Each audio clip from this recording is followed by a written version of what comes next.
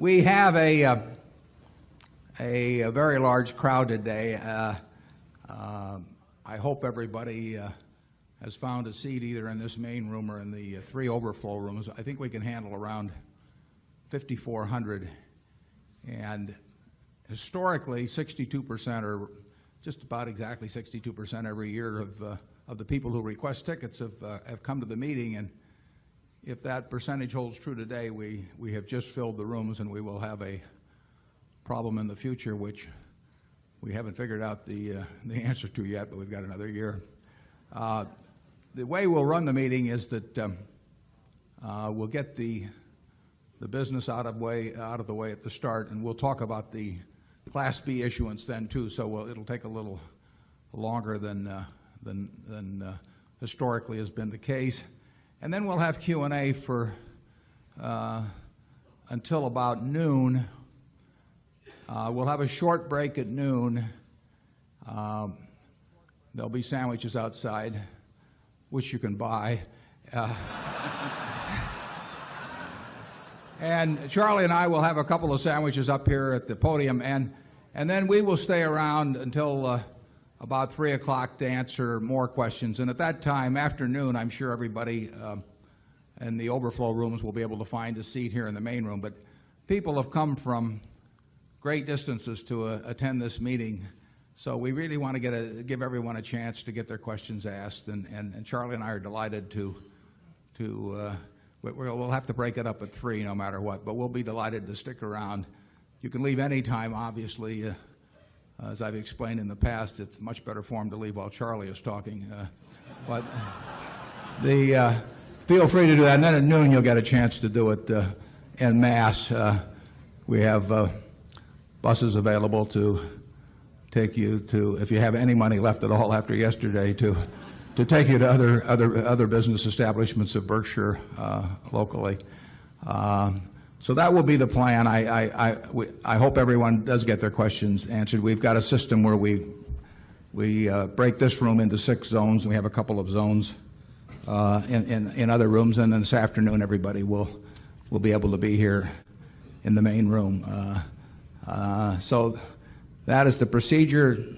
I'm sure you recognize Charlie Munger, the vice chairman of Berkshire Hathaway, who also I had not seen that movie before, showed. I think Mark was afraid to show it to us, but in any event, we will go on. I thought you might be interested. This is a list of people that came in for tickets, and we had, in addition to 99 from Canada, and of course the U.S., we had Australia, the Channel Islands, England, Greece, Hong Kong, Israel, Portugal, Puerto Rico, Singapore, Sweden, and Switzerland. I'm not sure all of those people are with us today, but they did send for tickets, and I've met a number that did come in from a distance. So with that introduction, I will call the meeting to order. I'm Warren Buffett, Chairman of the Board of Directors, and I do welcome you to this meeting. I hope everybody has a good time this weekend. And I'd like to introduce the directors in addition to myself and to Charlie. Now, you don't get quite your money's worth this year from our directors. Collectively, they've lost 100 pounds since our last meeting. I think they've been trying to live on the directors' fees. And to redesignate the company's current common stock as Class A common stock, and to make each share of Class A common stock convertible into 30 shares of the new Class B stock at the option of the holder.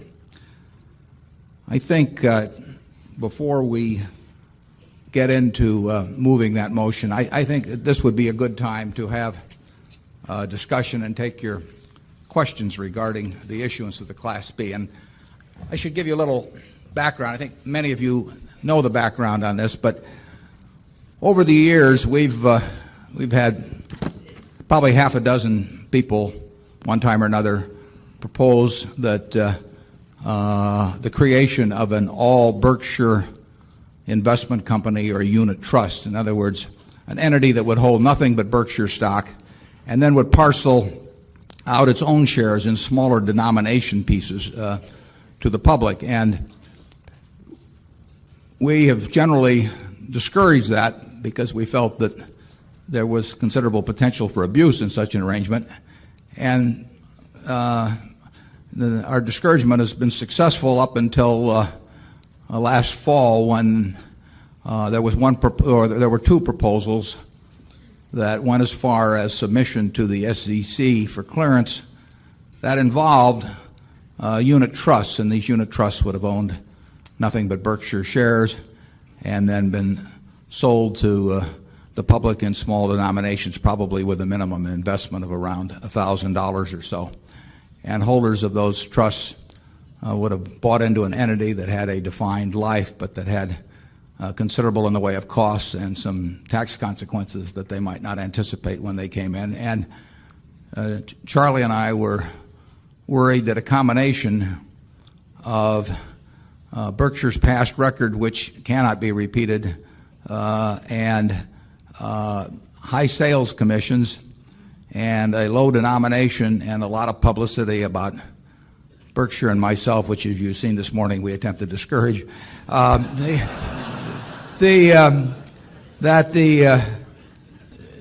great many people would end up buying these unit trust holdings without any idea really of what they were buying, and with unrealistic expectations as to the future, and that would in turn create a considerable demand, because these unit trusts would go out and buy Berkshire shares. That would create a considerable demand against a fixed supply, much of which is almost unavailable because people have a low tax basis and are reluctant to sell, and I hope they're reluctant to sell for other reasons. And that the very action of the creation of these and that push on the demand might very well create some speculative spurt in the stock, which in turn would induce people who had been approached about the trust to feel they were missing even more of a good thing by rushing in.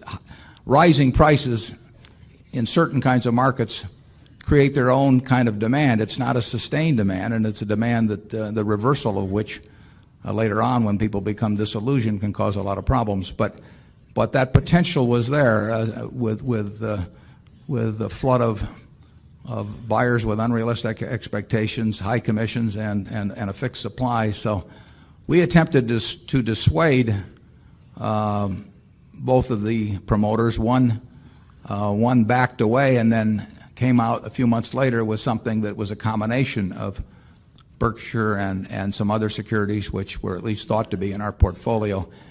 And we started hearing from people that it was clear had no understanding of what they were buying, or the costs involved, or the potential tax implications, or anything of the sort. So at that time we had to make a decision, and we had to make it rather quickly, as to what would be the best solution to this problem that in turn wouldn't create the same sort of thing that we felt had potential harm when being done by these promoters.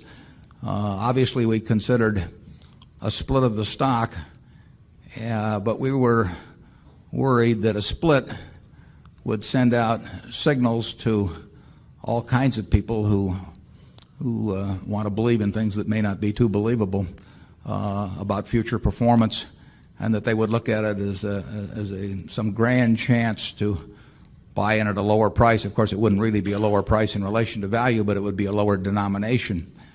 And that, again, against a fixed supply, might very well have created the same kind of problem, maybe even a greater problem than would occur with the unit trust. So we came upon the idea of the Class B shares, which would create a supply that would match the demand for, in effect, split shares, and that would be offered in a way that did not create special inducements or to create false inducements to people thinking of buying. And one of the things we did was we stuck a commission on it, on the issuance of the Class B shares, that was about as low as any I've ever seen in many years in Wall Street, because we did not want salespeople to have a great inducement to go out and sell the shares. We wanted anyone that was interested to read the prospectus and think about it and make their own decisions. And we did another thing which is quite counter to the normal commercial approach, which is that we said we would issue as many shares as people wanted to buy. And you do much better in this world if you're selling something to say only one to a customer, and you have to get in early, or you have to know somebody in order to get shares. And that's many new issues are sold that way. And it's very effective. I mean, it's like those old stories about in Russia where there'd be lines and people would get in them without knowing what they were going to buy when they got to the front of the line. And that's a very effective selling tool. And it's one that Wall Street is not unfamiliar with. But we decided that to reduce any of that feeling that you have to get in early or only the big guy's going to get it or something of the sort, that we would announce loud and clearly that we would have shares available for everyone that wanted. So there was no reason to assume that it couldn't be a hot stock in effect. And we've done various other things. So our hope is that the Class B shareholders that we attract are of the same quality as the people in this room, that they have an investment attitude that where they feel they are buying into part of a business, that they expect to stay with it for the indefinite future, maybe the rest of their lives, and they do not think of it as a little piece of paper that may be hot because it's a new issue or something of the sort. And it lets the people who are happy with the present shares stay in exactly the same position, which is what I'm going to do, what Charlie will do. We have made the B very slightly disadvantageous in two respects to the A. It has a lower vote, and it will not participate in the shareholder contributions programs. There were reasons for both of those, but in addition to the explicit reasons, there also is the desire that the B not be made fully. It's just a slight bit inferior, but it's not fully as attractive as the A, because we did not want to do anything that pushed everybody into converting into the B. If that started in a big way, the B would then enjoy the better market, and it would create its own dynamic where it made sense for everybody to do it. So we have left it so there is no reason for you, if you own the A, to convert to the B, unless you wish to sell or give away some portion of your holding that would be less than a full A share. And it will be convenient for that reason, but beyond that, there should be no incentive. If the B should trade slightly above 1/30th of the price of the A, there will be arbitrage activity that will keep that from being anything other than a negligible amount. It, of course, could trade well below 1/30th because the B is not convertible into the A. Charlie, would you like to add anything before we start taking questions on this? And No. I encourage everyone to ask.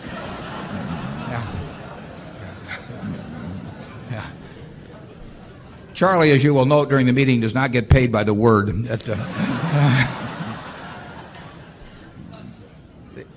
But I encourage anyone to ask any question. There are no bad questions about this. I mean, last year we talked about a preferred issue, and people had very valid questions. I might take those 2 points of difference between the A and B just to start with. On the shareholder designated contributions program, which was $12 a share last year, in addition to wanting the A to have a very small edge over the B, which would be a reason for not having the B participate, it also would get very impractical in terms of taking $12 and dividing it by 30 and soliciting the names of charities and to designate contributions. We can handle the present program fairly efficiently, but we would not want to be sending out checks for $1 or $2, and it would get very inefficient. So we have told prospective B holders that that's not going to happen, and so they're fully informed coming in. In connection with the vote, the issuance of the B does create more votes outstanding. So absent any change in the situation, through the issuance of shares, which we are not particularly eager to issue, the vote, my vote, will be diluted somewhat by this, and frankly, I had no desire to create a lot more shares, which would dilute the vote of the Buffett family. It will be diluted somewhat by this action because we will have all the present votes outstanding plus some votes from the B.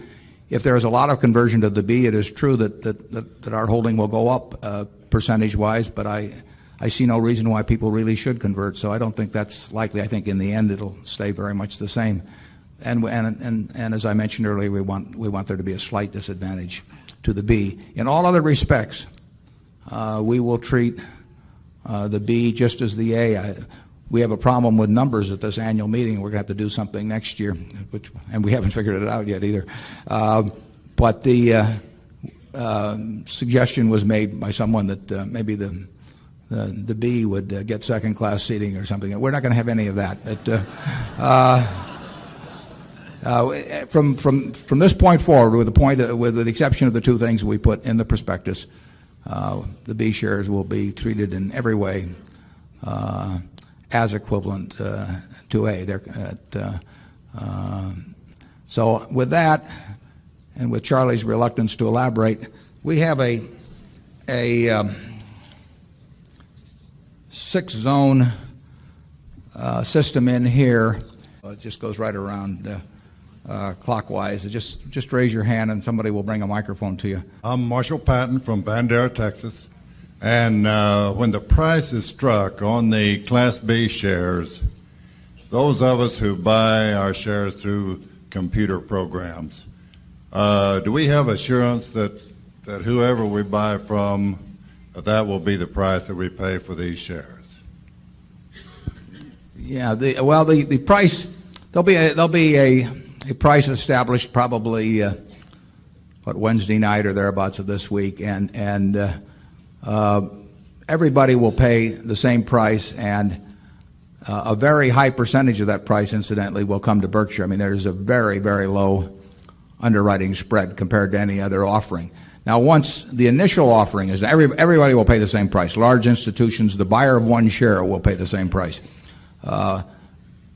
Subsequently, the stock we expect will be listed on the New York Stock Exchange probably Thursday morning, and we have the world's greatest specialist here, I believe, Jimmy McGuire, who handles the trading now of the common and will handle the trading of both the A and B. Jimmy, are you here? You want to stand up? Just so. There he is, the world's greatest specialist, Jimmy McGuire. Okay, thanks. I think he leads the singing of "Wait Till the Sun Shines," Nellie, too, annually. You can see him on CNBC occasionally, and the Nightly Business Report. I want to give equal time here. But Jimmy will be trading both classes of stock starting Thursday. As I said, it will be impossible after the first few days. It would be impossible for the B to sell much above 1/30th of the A, because people would buy the A and sell the B if more than a very small with even the smallest of arbitrage differentials. But there will be markets in two shares and in two classes. They will both trade in 10-share lots. That will be the round lot, so-called round lot. Usually the round lot on the New York Stock Exchange is 100 shares, but in the case of both Berkshire shares, the round lot will be 10 shares. Now, I read one or two press accounts that said, therefore, the minimum purchase is 10 shares. That's not true. The minimum purchase of each stock, each class of stock, is 1 share. I mean, you can buy 1 share or 2 shares, or you can sell 1 share or 2 shares, and you have an odd lot differential, just as you would if you were working with less than 100 shares of a company whose stock traded in 100-share round lots. But there's no minimum size in the case of either share. And you will see, when they get the mechanics straightened out, and they may have a little trouble with it, but you will see Berkshire A and Berkshire B and quoted in the papers, and I think that it'll be quite clear after Thursday what is going on that. I don't know about the computer purchases, but I don't certainly in terms of the initial offering, that will be through one of, I think, 137 people or brokers in the selling group, and it's the same no matter who you deal with. Zone 2.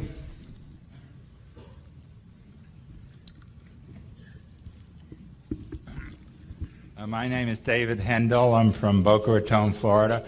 To your knowledge, will this program effectively discourage the unit trusts? Well, it's certainly designed to, and I think the answer to that is yes, because I see no way that a unit trust, either in connection with the initial offering or with the subsequent trading, I see no way that a unit trust could offer people as an efficient and inexpensive way of participating in Berkshire as direct purchase of the B. Bear in mind that the unit trust, if a unit trust were established, it would have to buy Berkshire shares in the market. So it would have the costs that people have in buying shares, and then on top of it, it would superimpose these other costs. And in addition to the initial commission, they even had a valuation fee. That was a job I wanted to have, because every 3 months or however often, maybe every day, their job was to evaluate this trust value, which involved the great skill of being able to locate it alphabetically in the newspaper. The figure was left blank as to what the evaluator's fee would be, but I had a feeling that it was one of the more cushy jobs available. And there was an added problem too. I mean, if these unit trusts started and did not get off the ground very far, they could have become something in the way of orphans, and they certainly would have become expensive to operate. And then with Berkshire paying nothing in the way of dividends, but with the trust incurring expenses, including this evaluator's fee, among others, but with the trust incurring expenses, they would have to sell small amounts periodically to pay the expenses, and that would create tax consequences for every unit trust holder. I mean, people would not know we felt they would not know what they were getting into. The more serious problem is that somebody would flash our past record in front of them or show them some chart on Berkshire stock price and say, this is your chance to do the same thing, and it obviously wouldn't have been.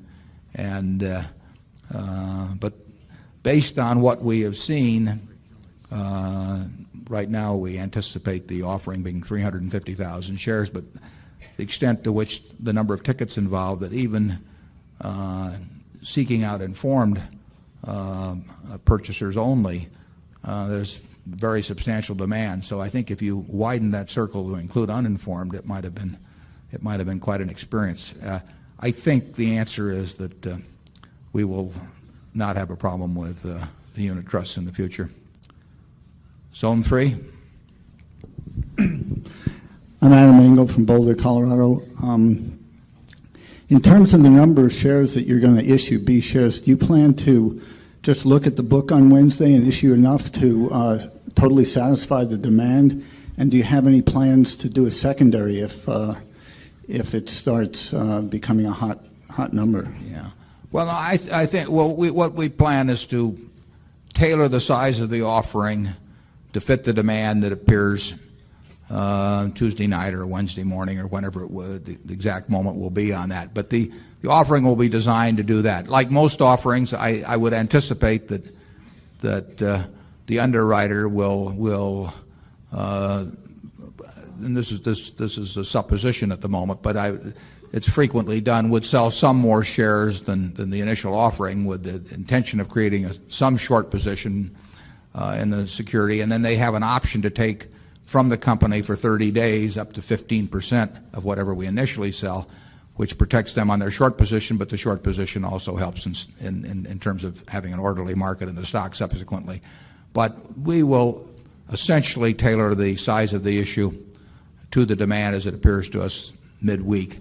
We have no plans for any secondary offering. I think this has been sufficiently publicized. There's a large network of selling group members, so that people that are interested but wanted to buy in a smaller denomination will have had their chance. I think there will be present indications there'd be 350,000 shares out. There would be a fairly large number of holders based on what we're seeing. So the market should, starting Thursday morning on the exchange, there should be, in my opinion, a reasonable market based on that kind of quantity and the number of people buying. And so I anticipate nothing subsequently. Zone 4.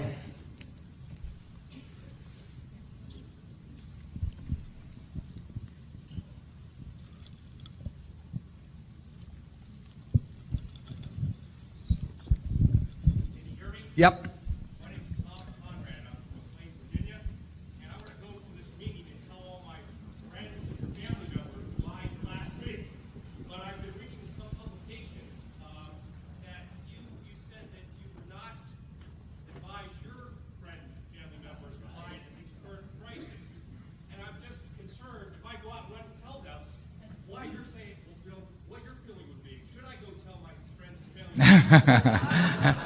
I think I'll leave that one up to you. What I said at present prices, Charlie and I do not think Berkshire stock is undervalued.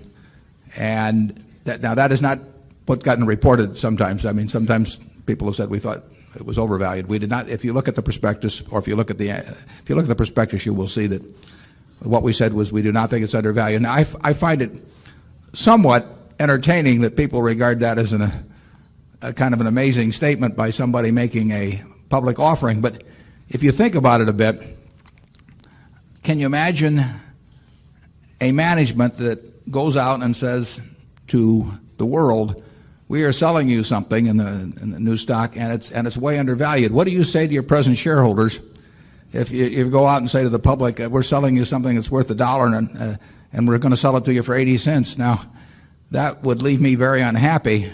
So I feel that any management that is talking about selling their stock and they say it's very undervalued either doesn't know what's good for their present shareholders, or they may have their tongue in cheek. We would not sell a part of your interest in Berkshire at a price which we feel was adequate for the present shareholders. It's that simple. If we sell 1% of the company, and 350,000 shares is close to that figure, a B, we are selling 1% of your ownership in See's Candy. We're selling 1% of your ownership in Geico. We're selling 1% of your ownership in the Buffalo News. Those are all valuable assets. We have no intention of selling 1% or 10% or the 100% of any of those entities at a price that is not fair to present shareholders. That doesn't mean it's unfair to new shareholders, but we would not be selling the stock if we thought it was undervalued. I'm not sure what we would have done if we'd had that position when the unit trust came along, but we have put in the perspective. But we are not selling any of our shares. Frequently on a new offering, you see present holders, but I have very close to 100% of my net worth in Berkshire, and it leaves me quite happy. I've got a trust I run, set up in 1964. I'm the sole trustee. I can do anything in that trust I want, and I am freed by the person who set up the trust of responsibility for a concentration of investments. And I have some members of my family who are beneficiaries of that trust. That trust owns nothing but Berkshire Hathaway stock. That doesn't bother me at all. I'm not recommending purchase, but I'm perfectly happy owning Berkshire. But we do not want.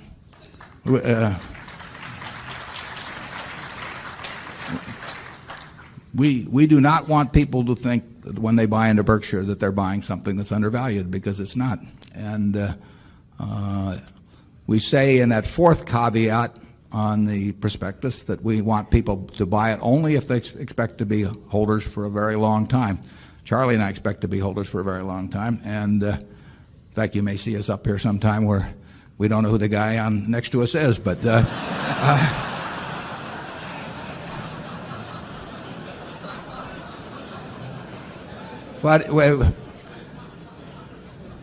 we'll put on an act, though. That is our attitude toward Berkshire. We do not want people to come in who think it's going to be a hot stock or selling for more a year from now, because we don't have the faintest idea whether it's going to be selling for more or less a year from now. Never have had. We do think that to the extent that Berkshire attracts a special class of shareholder that really looks at themselves as owning a part interest in a business, like they'd own a part of a farm or part of an apartment house, and they expect to hold it really for the rest of their lives, we think that it's a perfectly sensible thing to do because we're doing it ourselves. But we don't want to go beyond that. Now, I'm not sure whether we got Zone 4. Can we go back there? My name is Gordon Shepard from Montreal. I wondered whether you had any plans for what to do with the money. Well, the answer to that is in the prospectus, but we have no immediate plans for the money. But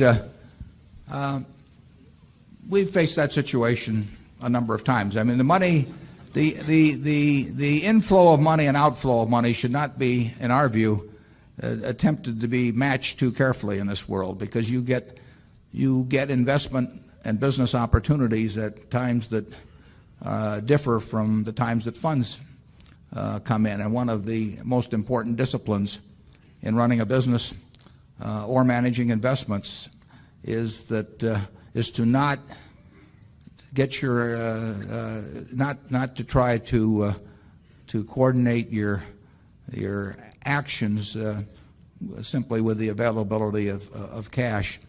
Over time, we found a way to use money. It's much tougher for us to run $17 billion than it was when we had $20 million in the business. There's no question about that, and we pointed that out many times. And it'll get tougher still if we get larger, which I hope we do. But the fact that if $400 million comes in on this offering or whatever, that's really no different than $400 million coming in some other manner. And when our float grows, we take in more money. When our earnings are retained, we take in more money. When we have, I forget what the check would have been on the Cap Cities transaction, but it was certainly well over $1 billion that came in on a single day. So money's fungible, and we have to keep looking for bigger and bigger things as we go along, and that's what we do focus on. But it doesn't bother me to take it in. It wouldn't bother me if we weren't taking it in. It wouldn't bother me if we took in 3 times as much. It doesn't make a lot of difference. And we will have the constant challenge for Charlie and me is to allocate capital as we go along. And it's a nice challenge. Zone 5. Hi there. Lee DeBroff, longtime shareholder, I think going back a number of years now to when it was a little more intimate affair.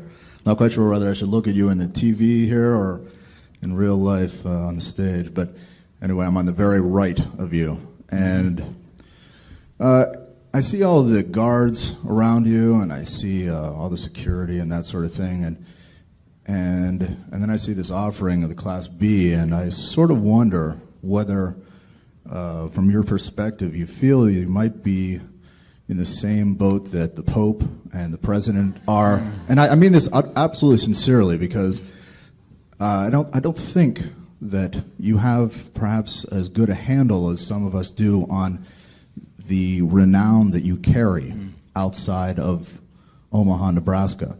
People who have no idea what investments are about are fully aware of who you are. And when they see this offering, I think you may find that there are substantially more people who are interested in just having a piece of you for the sake of saying they have a piece of you than having absolutely any idea what they're doing.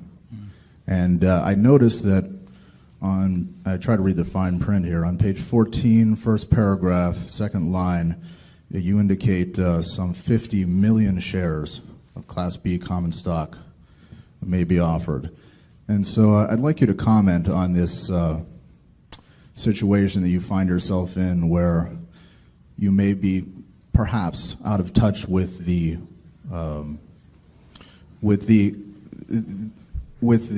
popularity that you have. Well, my first reaction is maybe I should tell my barber we could save the clippings and sell them. I don't think it's quite as extreme as you say, but in relation to the 50 million first, we have to authorize enough shares because we are going to allow every share of Class A or present common stock, but the Class A to convert to B. So we have to have the shares authorized to take care of 30 times the present almost 2 million shares. So 36 million shares in effect are reserved for the present common stock. And as long as we were authorizing it, we need that much, or we wouldn't have the shares actually available if everybody came around to convert. That's not going to happen, but we still have to be prepared for it. We have no plans to issue a lot of shares. But the point you mentioned, which I think you stressed a little more than I would have, but that is what we were worried about in terms of the unit trusts. There are people that think that it can all happen again from this kind of a base, which is mathematically a joke. And Charlie and I would settle for one whole lot less, right today. And we have done everything we can. I mean, if we hadn't done this, the unit trust would have moved forward, and I think they would have cashed in on that phenomenon you suggested. And in a few years, it would not. I would have been in a somewhat different position, because people can get very disillusioned if they have hopes that aren't realized. And we have done everything possible, I think, to filter out those who might have an unrealistic belief. And everyone should read a prospectus before they buy shares. And I think we've designed what we're doing about as well as we can to moderate that phenomenon you're talking about. There may be a few come in, but not too many. Charlie, do you have any thoughts on that? Well, if we only issue the amount we're now talking about, it's sort of a non-event around Berkshire. Be 1% or something it's 1%, like that of the. It solves the problem of these disreputable followers. And 1%, what does it matter? You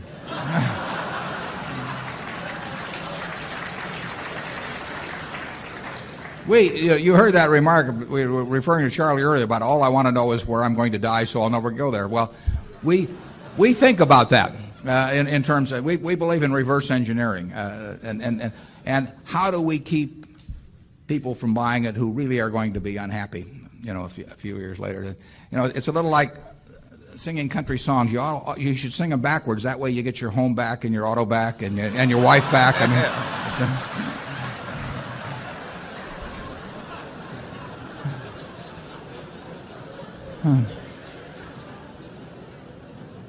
Zone 6, so we got...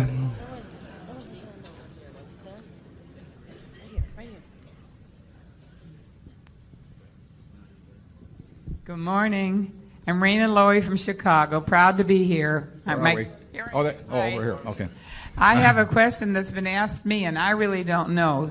Several people wanted to know if they could buy directly from the company. The answer to that is no, but Solomon Brothers is the underwriter of the issue. They have 137 or something broker dealers, virtually all the major ones in the country in the selling group.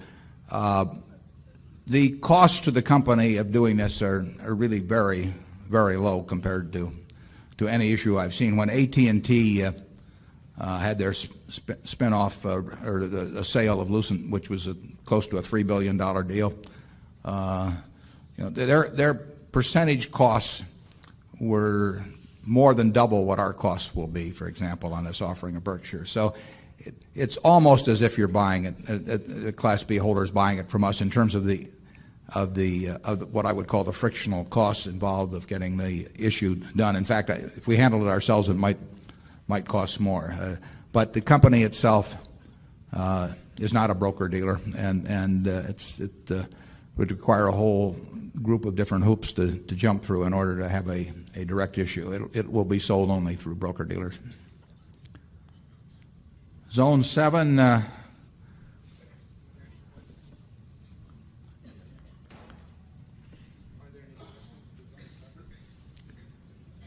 This will come in from another room. Here we are. There aren't any questions at Zone 7.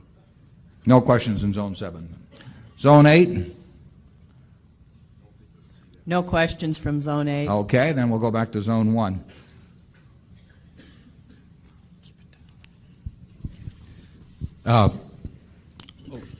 Mike Rocker from Flint, Michigan, God's country. I noticed in the press when this issue of the unit trust was going on that there apparently also were some people trying to form mutual funds to carry Berkshire stock, which I kind of thought was a good idea because there's one potential class of Berkshire owners that could only own Berkshire stock via either an open-end mutual fund or a closed-end mutual fund. And that is those thousands of teachers and hospital employees whose future retirement money is in 403B plans that are limited to investing in mutual funds only. And so I wonder if, first of all, if you were aware of that, and if so, if you considered that, and if not, if you might. Yeah, well, the answer is I wasn't aware of that, so it wasn't considered. There are, of course, some mutual funds that own Berkshire shares, but there's no all Berkshire fund outstanding. I would say this, that if the law was set up to, in some way, to restrict investments of this group you're talking about to options that involve mutual funds but that don't involve individual stocks, I would think it might even be regarded as a way around it if a fund owned nothing but one stock. Because if you can't buy General Motors directly under, I assume, the relevant rules or statutes on that, it would seem that a fund that owned nothing but General Motors might be regarded as a way of getting around that. But the answer is it was not considered. I don't know where the rules are derived, whether they can be changed by some organization or they're part of some statute. But if they're part of some organization, by a vote of their directors, they might be able to allow purchase of individual stocks within those plans that you describe. But if not, it does seem to me that an all one stock fund might be regarded as simply a way around the rules. Zone 2. Alan Rang, Pittsburgh, Pennsylvania. Have you determined what the symbol will be for the Class B? The symbol? No, we haven't. May I make a suggestion? As a broker, the stocks that have come out and given themselves Class A and Class B cause massive confusion. If there be any way to make the symbol something like BRB and just keep it a simple three-letter symbol, it aids people both in following it on the tape on CNBC. As brokers, four-letter symbols on the New York restrict a lot of things we can do as far as punching them in. If there's any way you could keep the symbol for the B a simple 1, 2, or 3 letter symbol, it would be greatly appreciated. Well, thanks for the suggestion on that. The exchange has generally been exceptionally cooperative in trying to work with us. I mean, a 10-share trading unit is no piece of cake for them, and I'm sure at times that they have wished we were a little more like some of the other companies that list on the exchange. But they've been very, very cooperative and helpful, and we are. They listen to things we suggest. We listen to things they suggest. So we will try to do whatever facilitates things at the exchange and the reporting of prices. And it's nothing we will try to impose on them. Believe me, I have no favorite name that I'm looking for. So we'll see what ideas they have, and we'll include that suggestion. Zone 3. Paula Finster from Tulsa, Oklahoma. Very glad to be here. I'm one of those few second generation finally finagled a ticket out of my dad. 3 years Her dad ago, has a soda fountain, incident. If you're ever in Tulsa, be sure to see him. He certainly does, and you're certainly invited to come back.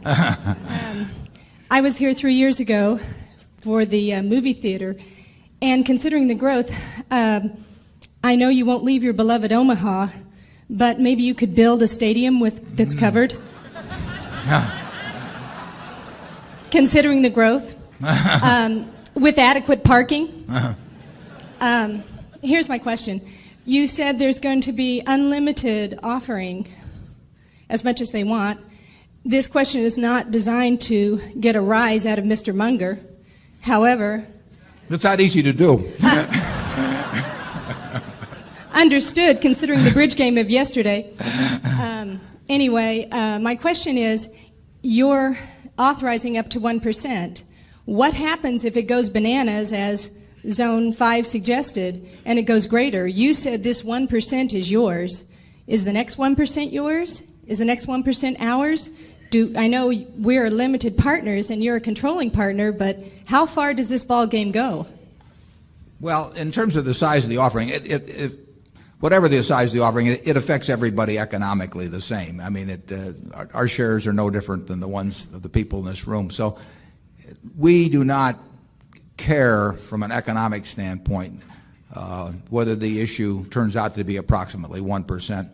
Or whether it was 1.5 or 0.75%. It simply, as long as we're not selling the stock below its true value, we are not going to be hurt by it. So it's inconsequential to us. We're not going to be helped in any significant way by a large sale. It would appear to me, and we're just a few days away from the offering, and it's been out there a while. So I would doubt if there's huge changes, but I don't know the answer to that. I mean, that could depend on what happens in the general stock market, but I don't think you'll see any huge change in the offering. If there were a big change, we obviously would very promptly let the SEC know. The SEC has wanted us, as we have seen changes in demand as we've gone along, promptly change the size of the offering and the covering page gets modified, and we've done that. As every day as indications come along, we've tried to be responsive to their instructions on that, and the 350,000 shares is our best estimate as of last Friday, and we'll look at it the next day or two. But I don't think it's going to change dramatically. I don't know, though. I don't want to. I'm giving you a definitive answer on that, but it's just it's a strong impression. Thank you. Zone 4.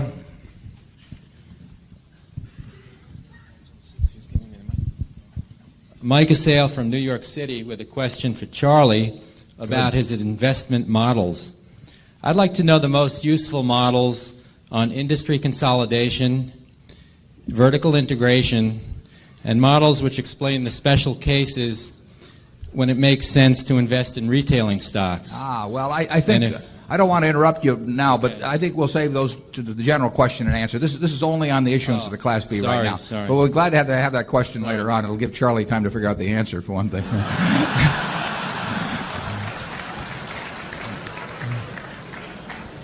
We'll go through all of the questions regarding the Class B, and then we'll have a vote on the class authorization of the Class B, and then we'll get into general questions and answers. Sir, somebody over there. Well, we'll take another one from Zone 4 if there's somebody. Monitor. Mark Venditti from Connecticut. I'll apologize ahead. This isn't meant to be an impotent question or in any way, shape, or form. Do you think that the issuance of the B in any way might in an effort to protect the folks who might be out there suckered in by the trust, if you will, in any way penalizes the A shareholders, either one, or might penalize them, either one financially or two philosophically? In the Burke experience, I don't mean that in any kind of elitist fashion, because I don't think you've ever propagated that. Burke doesn't propagate that, but clearly there's a room full of people, or rooms full of people, who have made a commitment financially to show that their philosophy is with you. Does that get diminished? The other part of the question is, the trust as you portrayed them didn't sound terribly attractive in a longer term. Would they perhaps have ultimately failed as folks realized that they hadn't gotten into what they thought? Well, they might have, but I think the rub-off would have been on us rather than the promoters of the trust. It might have been on the promoters too, but in terms of the failure of the trust. I don't mean failure in an absolute sense, but in terms of disappointing their investors. I really think if tens of thousands or hundreds of thousands of people had come into something that was sold as being an all Berkshire type trust, if people came away disappointed some years, I think they would tend to project that disappointment upon Berkshire fully as much as the promoter who sold the trust, who they might not even be able to find at that time. The first question, I don't think we wouldn't be doing this if we thought it would hurt present shareholders. We would, much as we might detest something else that was going on, and we designed it so we felt that it wouldn't hurt present shareholders. In terms of them having a philosophy, the new shareholders having a philosophy similar to the present ones, we've tried to filter those out coming in, but I intend after the offering to send out a booklet, kind of like freshmen at college, orientation, greetings to Siwash U, and we'll send it to everybody, new shareholders and the old shareholders, explaining our philosophy and just as an orientation course on the company, and we'll get that out probably in a month or so after the offering settles down. I don't see any reason that Berkshire has evolved over a long period of time. We had 12 shareholders at the annual meeting 15 years ago, and we seem to be able to retain the same class and group of shareholders in terms of people who really understand the business. It's a different group than you find at other companies, and I think we can, as long as we've had this filter in effect operating as new people join us, I think we can keep it. Charlie?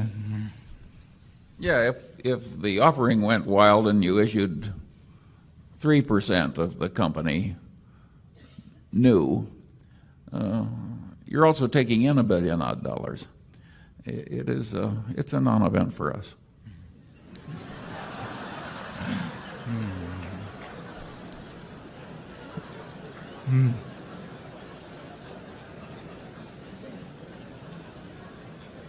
He's very excitable. Don't say anything to him. Zone 5. Ed Johnson from Park City, Utah. As you receive the proceeds of the Class B sale and generate other cash, are you seeing opportunities out in the marketplace to continue to provide the kinds of returns that we've been fortunate enough to experience in the past? With or without the sale of the B, we don't see things to do that can maintain anything close to the average returns of the past. We've tried to convey that, and it becomes a mathematical absurdity. Money just won't compound at that rate in this world, absent extraordinary inflation. Certainly won't compound in real terms. So, absent the issue of the B, we are not looking at things. We're not seeing things. We're not hoping to find things that match some of the things that we have found in the past relative to the capital base we've had in the past. But we have that problem with or without the B, and it has not changed in any even very minor degree by the issuance of the B. We are looking for things all of the time. Anytime we find anything that makes sense to us, we will do it. The harder part is to make sure that we don't do something when we don't find something that makes sense. I mean, that's the bigger worry. And when we find them, they'll come along, and you never know when it's going to happen. We run into businesses.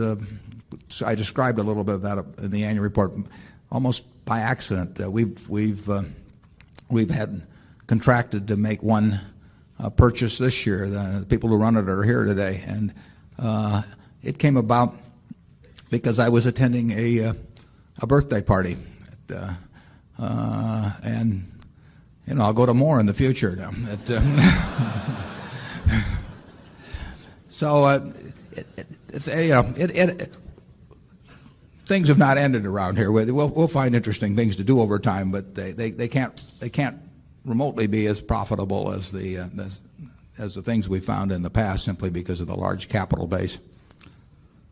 Zone 6.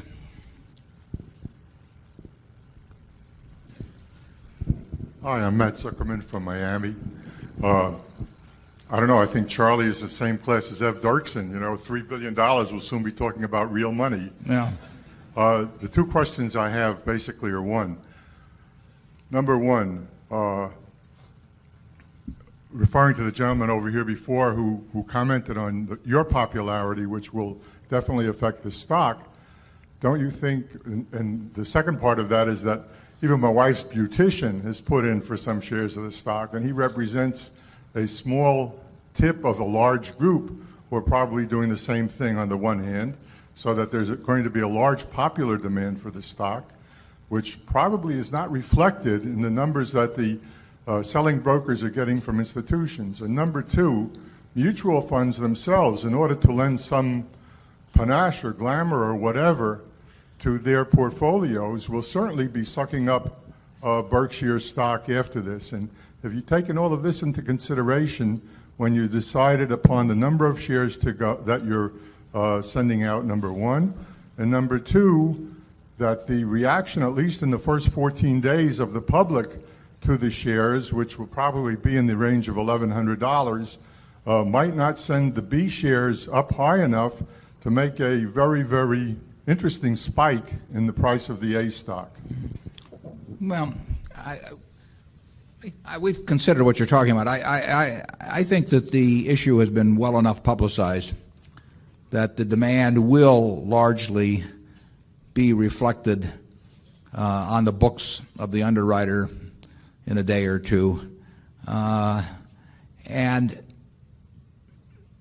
I see no reason at all for a spike in the stock. I mean, the way we've designed it should really prevent that. And we tell people not to expect it. If any institution wants to buy it, if any individual wants to buy it, they're going to have a chance to do it. I don't see any reason why there should be some huge influx of people immediately subsequent to the offering that didn't hear about it during the offering period. It's interesting. I think most of the demand will be retail and smaller holdings, not so much institutional.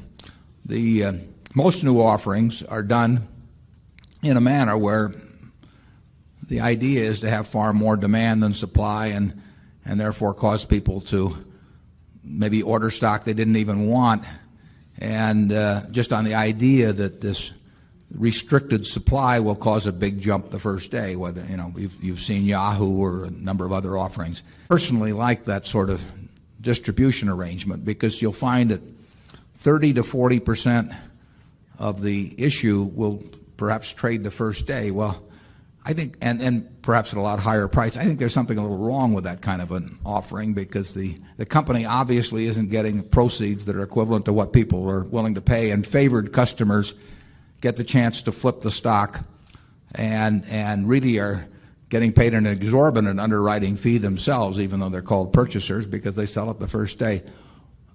We will be very interested in seeing the volume in the B stock the first couple of days relative to the amount of the issuance. And I will be disappointed and I'll be surprised if the trading volume in the B stock the first couple of days related to whatever the size of the issue is turns out to be anywhere near as high as with most new issues. I think that we will have a better success in finding people who really want to own it and who do not buy it to flip it, I think, by this method of distribution. But we'll have a test of that. We will see what happens on trading volume, and I invite you to look at the volume and compare it to the amount we issue, and then look at that relative to other new issues this year, and just see how successful we were in finding real investors rather than people who were buying it to sell it to somebody else the next day. Charlie says maybe we can vote, but I want people to have their questions. No? It just encourages them when you do that. I want to be sure people get their questions answered on this. I don't want to prolong it beyond. If you feel your question has been 95% answered by an earlier question, I hope you'll skip asking it. But we do want to have people who have questions about it answered, because I can tell by commentary and letters I've received that some people have genuine concerns. Yes? My name is Jan Anglin. I'm from Southern Indiana, and this is my first Berkshire meeting. Good. I did have a concern about the B shares that's less business and more, I guess it would be concerned with your and Mr. Munger's personal safety.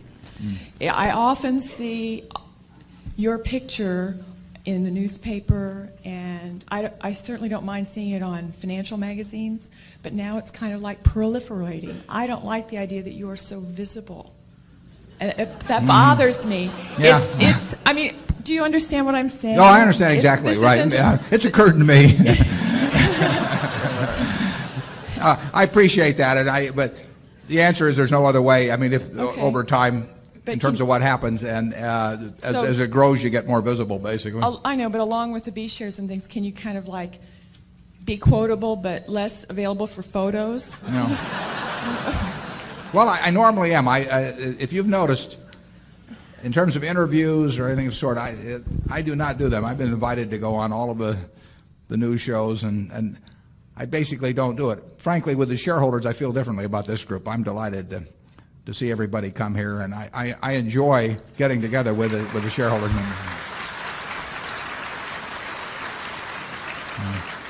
I think the real protection is if we'd done something that had caused the stock to balloon way up and then come way down, I might have had to be a little more careful. I think she has a very good idea. Having seen that acting, I think hereafter maybe you should be the voice of Mickey Mouse.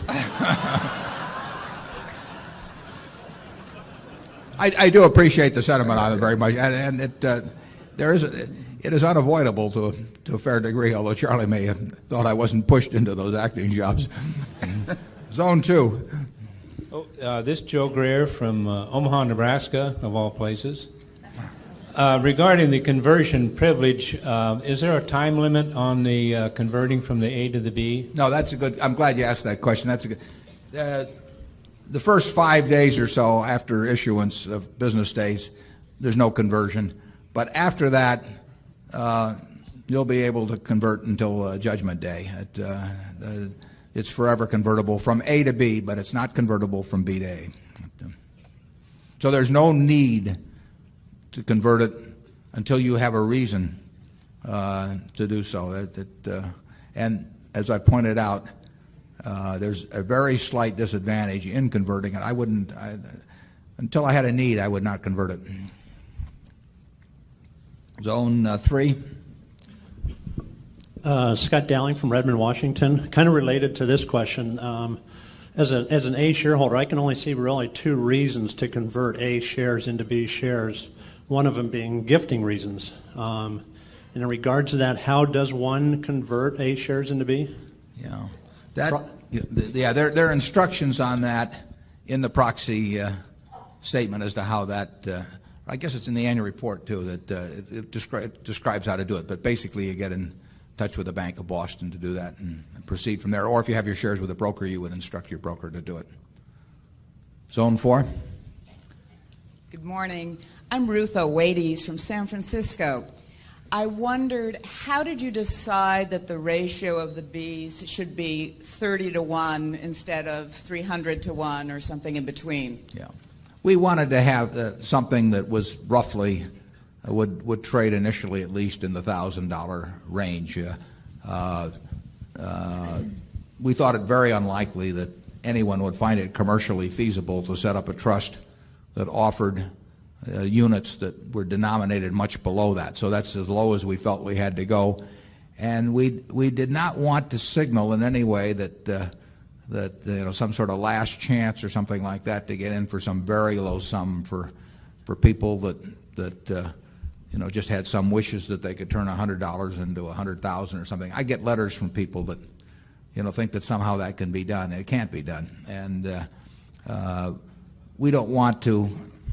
appeal subliminally or any other way to people who harbor those hopes. I'm sympathetic with them, but we don't have the answer to that. So we went down to the level to match the unit trust.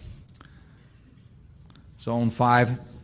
We'll try and do that. We'll try and end the questions on the B fairly soon, but I don't want anybody that feels that they've got some reservations about this not to have a shot at asking their question. My name is Bob McClure. I live in Singapore.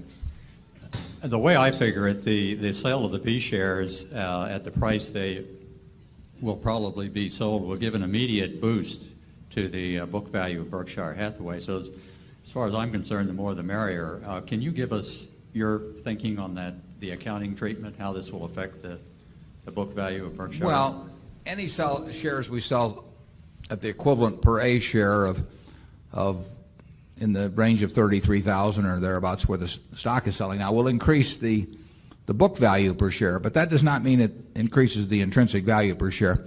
I've said many times in the report, we use book value as a proxy in tracking movement of intrinsic value, but it does not represent anything like intrinsic value per share. And the key is not what it does to book value per share, but what it does to intrinsic value per share. And we believe the intrinsic value is materially higher than the book value. We don't spoil your fun by ever giving you a number, but we do not regard the fact that it increases the book value per share as being any kind of a determinant in deciding to issue the shares, but it will have that consequence mathematically. The key is the relation to intrinsic value. Zone 6. There was a question over here.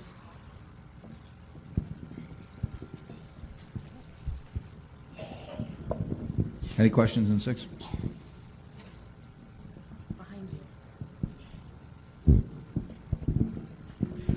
Your problem seems to be that you've attracted a fair number of potential shareholders that don't have a way of estimating intrinsic value or developing expectations about what Berkshire's future prospects are.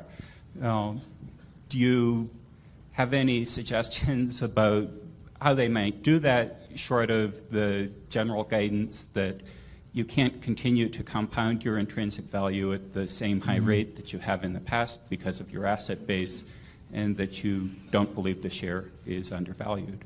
Yeah, well, we'll probably talk more in the general question and answer period about our various businesses, but we simply try to give you all of the information about our businesses in a large general way that Charlie and I consider important and that we would want if our positions were reversed. I can assure you that if all Charlie and I knew about our businesses, what we publicly disclosed, it would not change our estimates from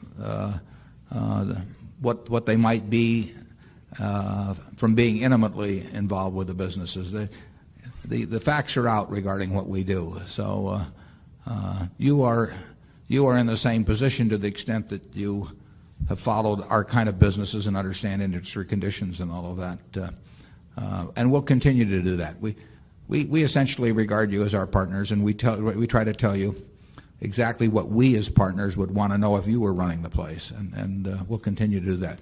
We won't tell you a number because we don't know the number. We have a range in our mind. Things change that range over time, and we'd probably get in all kinds of trouble if we tried to put out that range. But and Charlie and I would not come up with exactly the same range, but they'd be pretty close. We'll talk more about that a little later. We do have questions now from Zone 7 and 8 in the other room, so we'll take on Zone 7, please. I guess you've answered our questions in 7. Took care of Zone 7. How about Zone 8? No questions from Zone 8. Well, okay.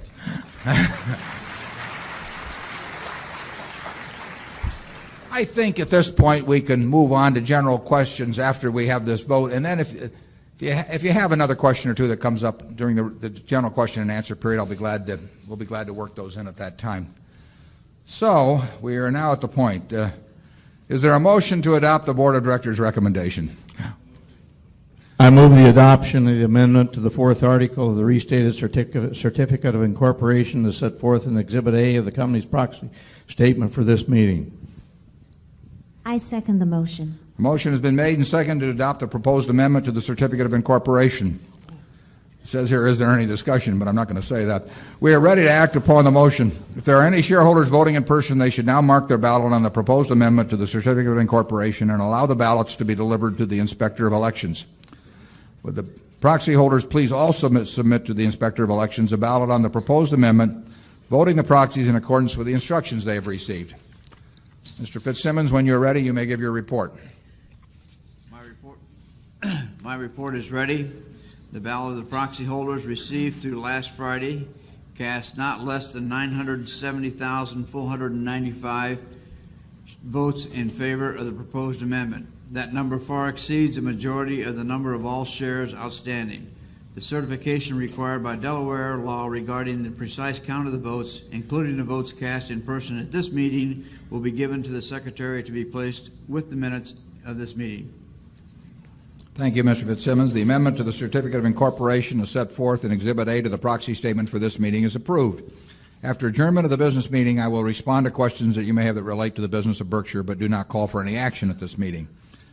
Anyone have any further business to come before this meeting before we adjourn? If not, I recognize Mr. Walter Scott, Jr. to place a motion before the meeting. I move this meeting be adjourned. I second the motion. A motion to adjourn has been made and seconded. We will vote by voice. Is there any discussion? If not, all in favor say aye. All opposed say no. The meeting's adjourned.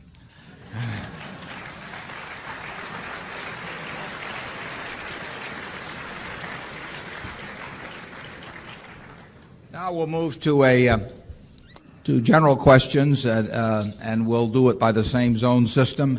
As I said earlier, any of you are free, obviously, to leave at any time. We will break formally at noon and reconvene about 15 minutes later after you've all had a chance to buy a sandwich. And you can, those in the other rooms can come in here, and we will go from then until about 3 o'clock. So we'll start in with Zone 1. I'm Will Jacks from Chicago. I'm sort of representing Benjamin Graham today. The question he might ask. You talked earlier about about the value of your shares, the A shares, let's say, because the B is tied to the A.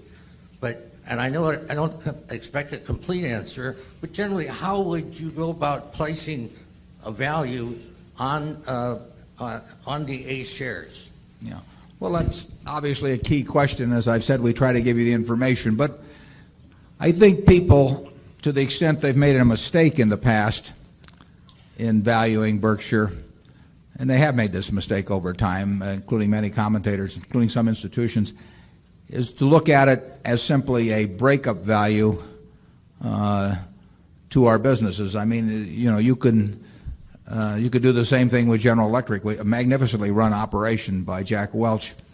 But I don't think the way you should look at a business like General Electric is to think about what would happen if they sold each division today, paid the taxes, and then distributed the proceeds. And that has tended to be the case with many people looking at Berkshire, looking at it on a static basis.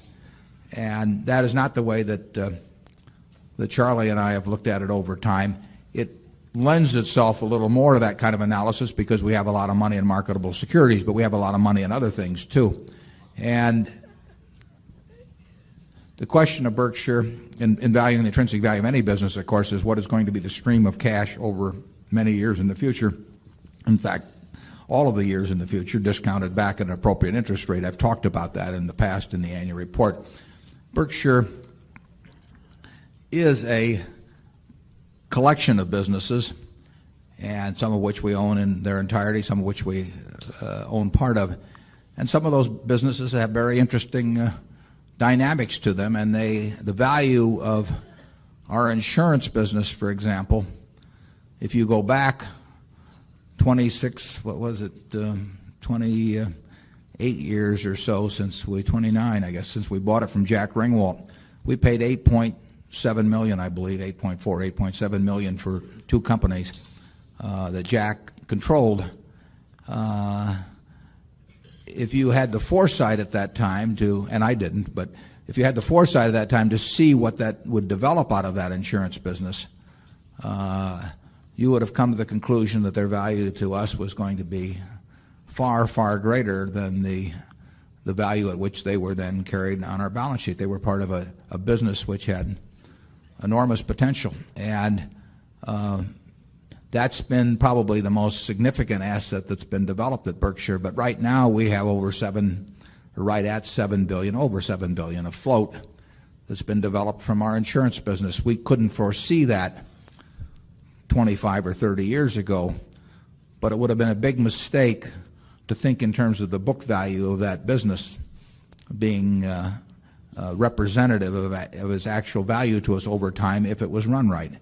And that situation probably prevails today. So Berkshire is a group of, on balance, very fine businesses to which we hope to add. The intrinsic value will be affected by the job we do in allocating capital. It'll be affected by the job our managers do in running their businesses. It'll be affected by some items that we don't foresee now and perhaps have no control over. But it is not measured essentially by what we could sell each separate business for and pay the tax on now. We haven't run it that way. We've run it so that we get the use of a lot of capital at very low cost. Between deferred taxes and our insurance float, we have some $12 billion or so on the liability side that we think will be a very low cost, and that doesn't show as an asset, but it can be quite valuable. Charlie, you want to? No, I don't think I've got anything to add to that. No. I was all set to write it down, too. Zone 2, please. Mr. Buffett, Mr. Munger, I'm Tim Medley from Jackson, Mississippi. My question is an allocation of capital one. You've indicated that one thing you like in companies is a willingness on the part of management to repurchase its own shares. Right. I wonder if you would talk for a minute about your own frame of reference on repurchases when it appears that the current price of the stock is rich in relation to its intrinsic value. And some have said that with the right company, ongoing repurchases of stock should be made irrespective of the price. So would you speak for a moment as to how you think it pencils out when the current price of the stock is rich in relation to its intrinsic value? Yeah, if you're repurchasing shares above a rationally calculated intrinsic value, you are harming your shareholders. Just as if you issue shares beneath that figure, you are harming your shareholders. That's a truism. Now, the tough part of that, of course, is coming up with the intrinsic value. And, for example, a good example might be Coca-Cola. I think a number of people might have thought Coca-Cola was repurchasing shares at a very high price because they'll look at book value or PE ratios. But there's a lot more to intrinsic value than book value and PE ratios. And anytime anybody gives you some simplified formula for figuring it out, forget it. You have to understand the business. The people who understood that business well, the management, have understood and been very forthright about saying so over the years that by repurchasing their shares, they are adding to the value per share for remaining shareholders. And like I say, people who didn't understand Coca-Cola or who thought mechanistic methods of valuation should take precedence really misjudged the value to the Coca-Cola company of those repurchases. So we favor, when you have a wonderful business, we favor using funds that are generated at that business to make the business even more wonderful And we favor repurchasing shares if those shares are below intrinsic value. And I would say that if it's a really wonderful business, we probably come up with higher intrinsic values than most people do. We have great respect, Charlie and I think it's developed over the years. We have enormous respect for the power of a really outstanding business, and we recognize how scarce they are. And if a management wishes to further intensify our ownership by repurchasing shares, we applaud. We just went over 8% of the Coca-Cola company, probably in the last 3 or so months, by a very tiny fraction. But we had a second purchase one time, but our percentage interest in the Coca-Cola company has gone up significantly through their repurchases, and we are better off because they have bought those shares at what looked like, to some people, perhaps, high prices. And we thought they were wrong at the time, and I think now it's been indicated that or proven.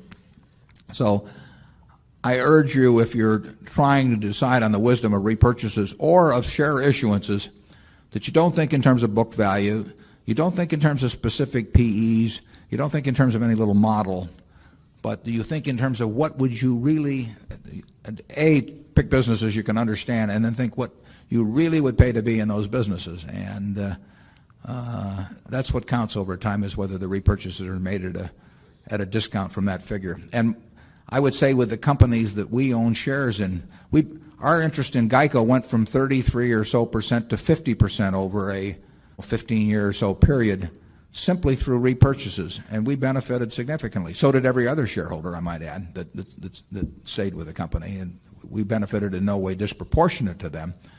But that was a very wise action on their part. And there, too, they were all usually buying that stock at least double book value, and you could compare it to other insurance stocks and say, well, that's too much to pay. But GEICO wasn't an insurance company that was comparable to other insurance companies. It was a very different sort of business, and they were very wise, in my view, to be following that course of action. Charlie? No. Zone 3. Oh, sorry. I'm Elaine Cohen from San Diego. I'm a little confused about how the B shares are going to be moving if they're 1/30th of the A shares when they get out on the market.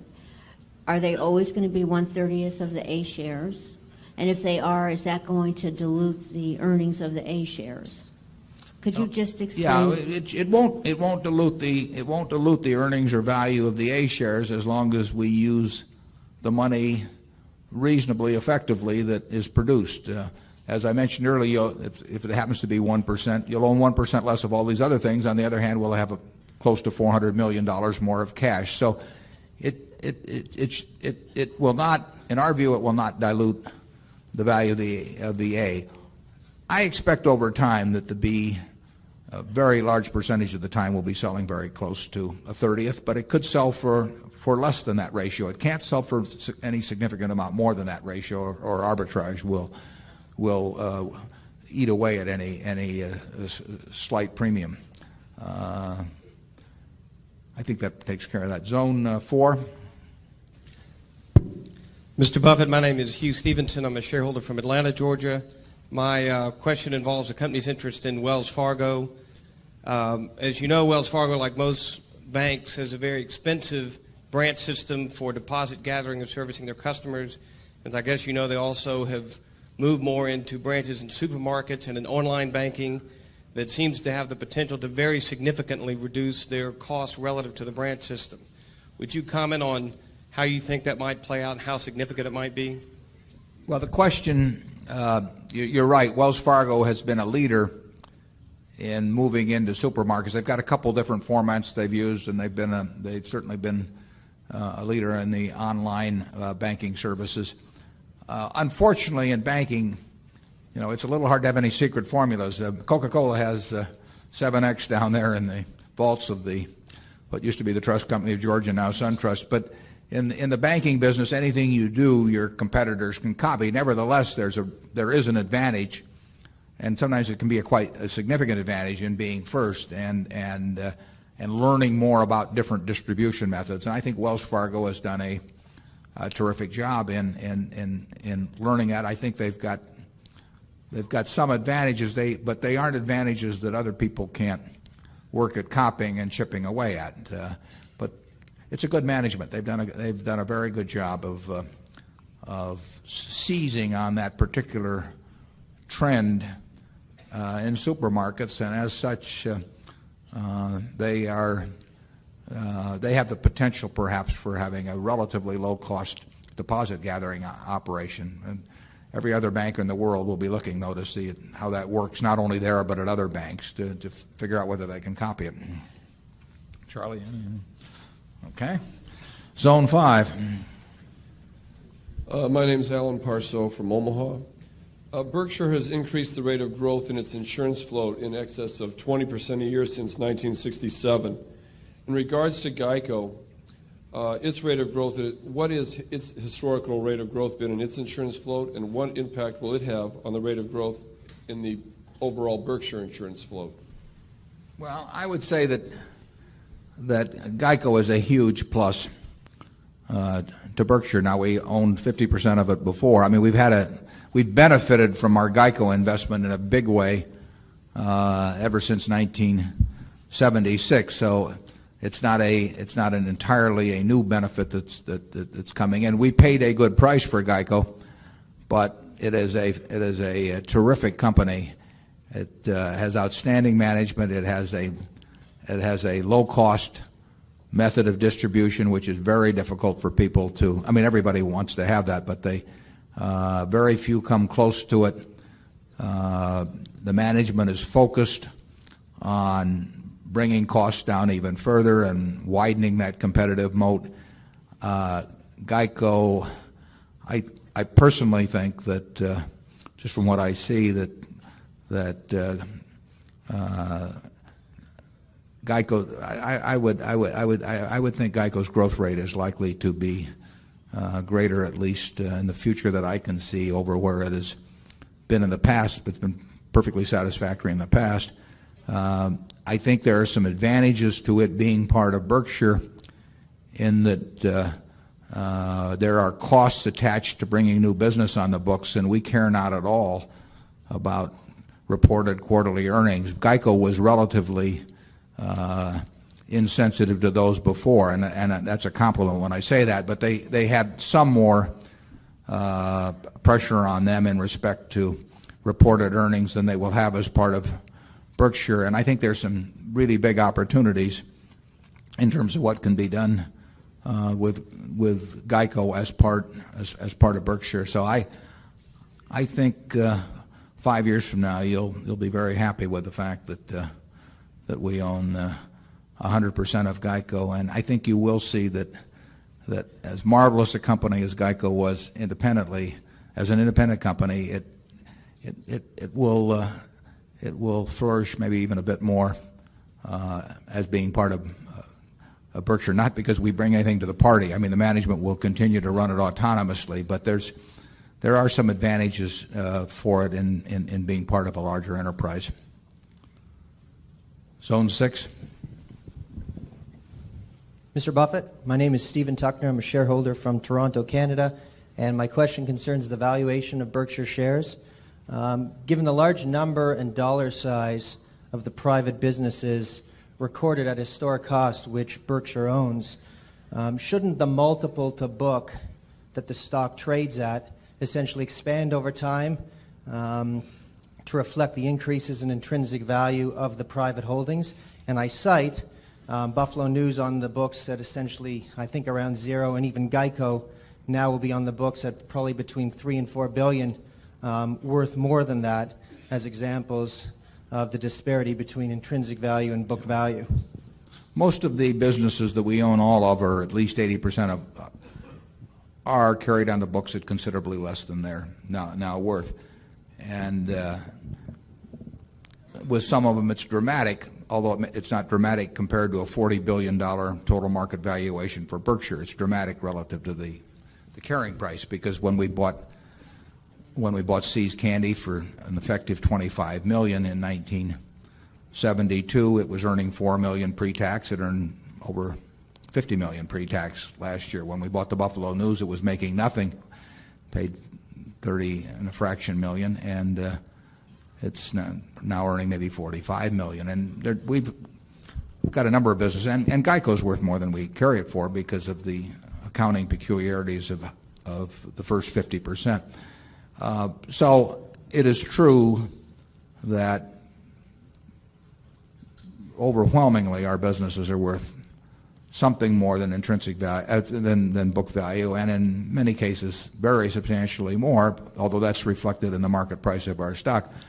I don't think you can go from year to year and trace the intrinsic value precisely by changes in book value. We use changes in book value as a very rough guide as to movement, and sometimes I comment.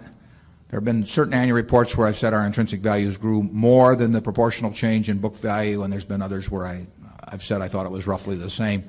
So I don't think you can use it stick some multiplier on it and come up with a precise guide, a precise number. But I do think it's a guide to movement.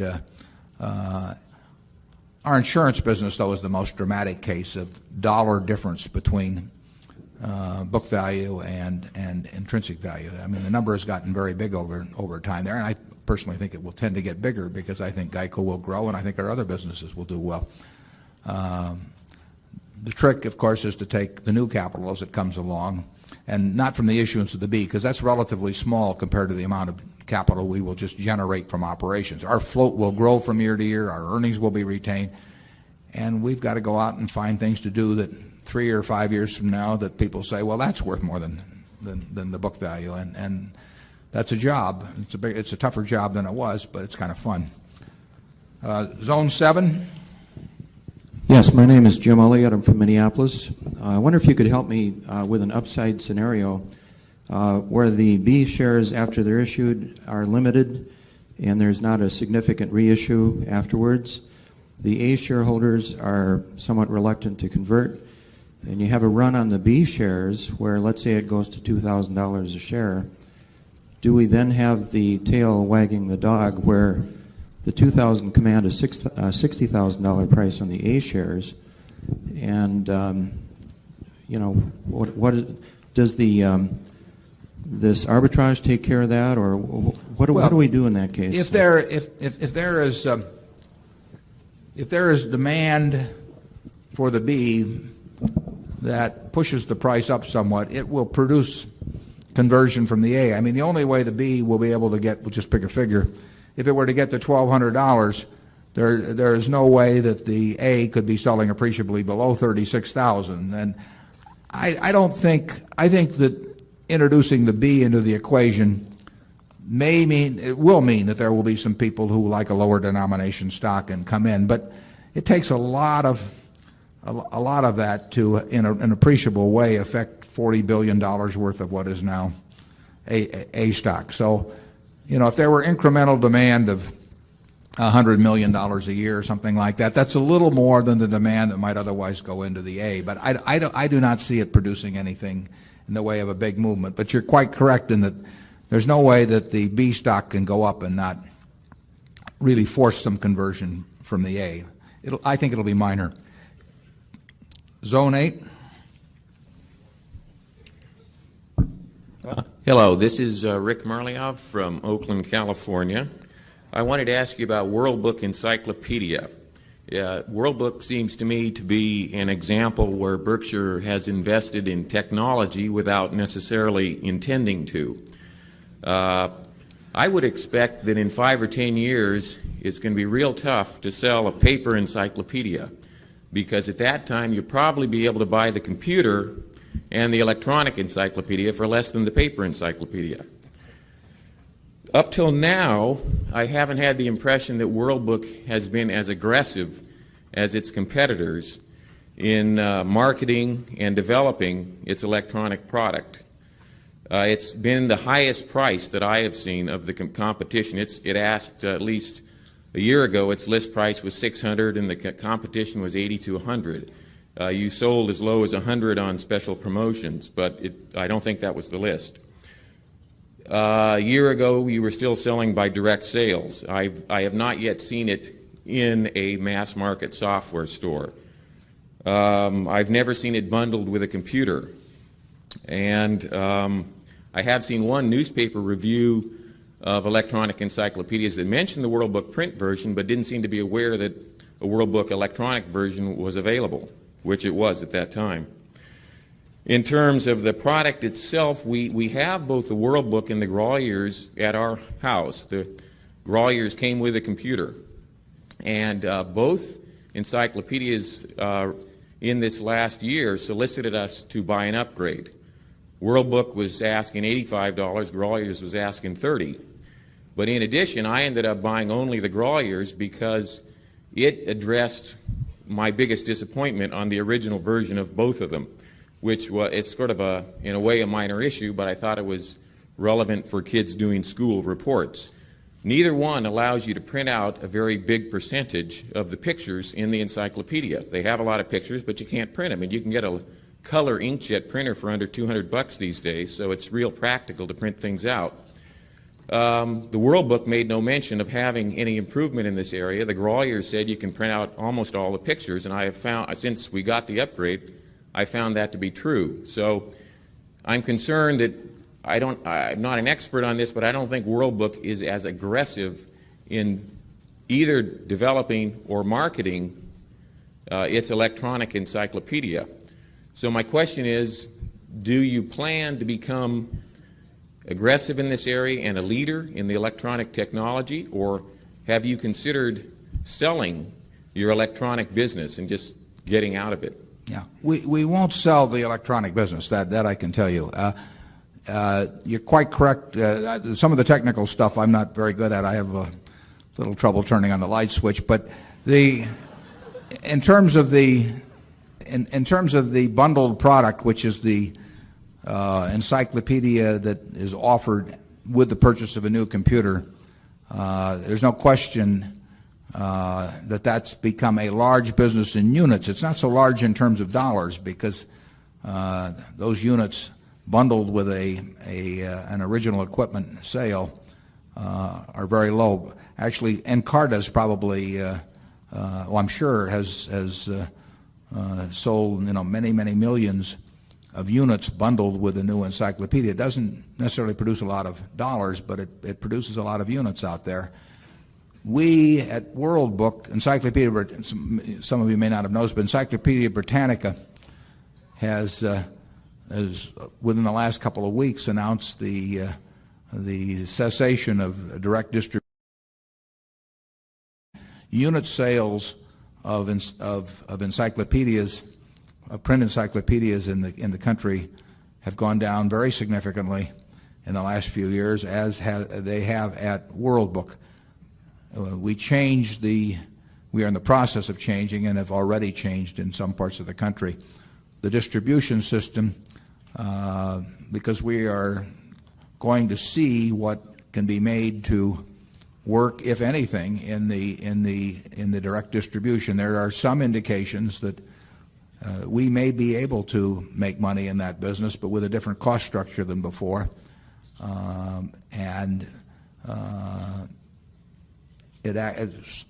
We'll know more about that. We're not that far along because we changed the distribution system or partially changed it within the last few months. It's not easy to figure out how to make money in either the electronic or print encyclopedia end of the business. And we have some ideas in the electronic end that we'll know a lot more about in about 6 months or so, but I don't want to go into any detail on those at present. I've got the electronic product myself. It's a first-class product. We've got ideas about how to make it an even better product, and we have taken a lot of costs out of the print end of the business. We'll be putting some of those into the electronic end, but we've taken a lot of costs out of it. It may well be that it'll be a workable business for us, even though it isn't for anybody else, but the jury's still out on that. It is not the business it was 5 years ago, and I don't think it will be the business that it was 5 years ago because the world has changed in some ways on that. But we will not sell World Book. That I'll state that unequivocally. We will not sell electronic World Book. We are in the business to stay, but we are groping a bit in terms of figuring out a configuration that will produce decent profits for us and sell a lot of World Books in the process. Charlie? Yeah, we don't have any way of avoiding declines in some of our businesses some of the time. Blue chip stamps once sold stamps at the rate of $120 million a year. Now it's about $200,000 a year. So we lose some. We were in the windmill business many years ago.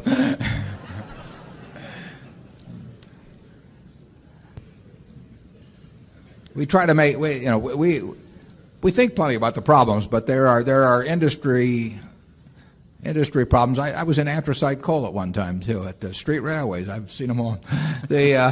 But World Book is a first-class product. It's a product I use, a product Charlie uses, and there is through an electronic means you can deliver information at costs far, far less than, unbelievably less than was the case not that many years ago. And the world in many forms will be adjusting to that, not just in encyclopedias. And it affects some of the businesses we're in. And it's something we think about, but it's very unlikely that Charlie and I are going to be smarter than the rest of the world in terms of the electronic world. I mean, we are looking at it as something where we're looking for the obvious and something that is within our capability of doing something about. But we're not trying to beat people at their own game where we're not very good at the game. Zone 1. Mr. Buffett, Richard Charlton from Canada. One of the highlights of good afternoon, Mr. Munger, also. One of the highlights for me in coming to the annual meeting for the past 7 or 8 years was the way that you dealt with the question that was inevitably asked by a new shareholder as to why you will not split your shares. I know how much it has meant to you to keep the shares trading in an exclusive way, and you have been my mentor for the last 17 years, and I think that what you're doing in splitting these shares in order to protect the public and indirectly Berkshire shareholders, but mostly to protect the public of your and Mr. Munger's tremendous integrity, and you're setting a fantastic example for corporate America, and I salute you, sir, and I thank you very much. Thank you. Thank you.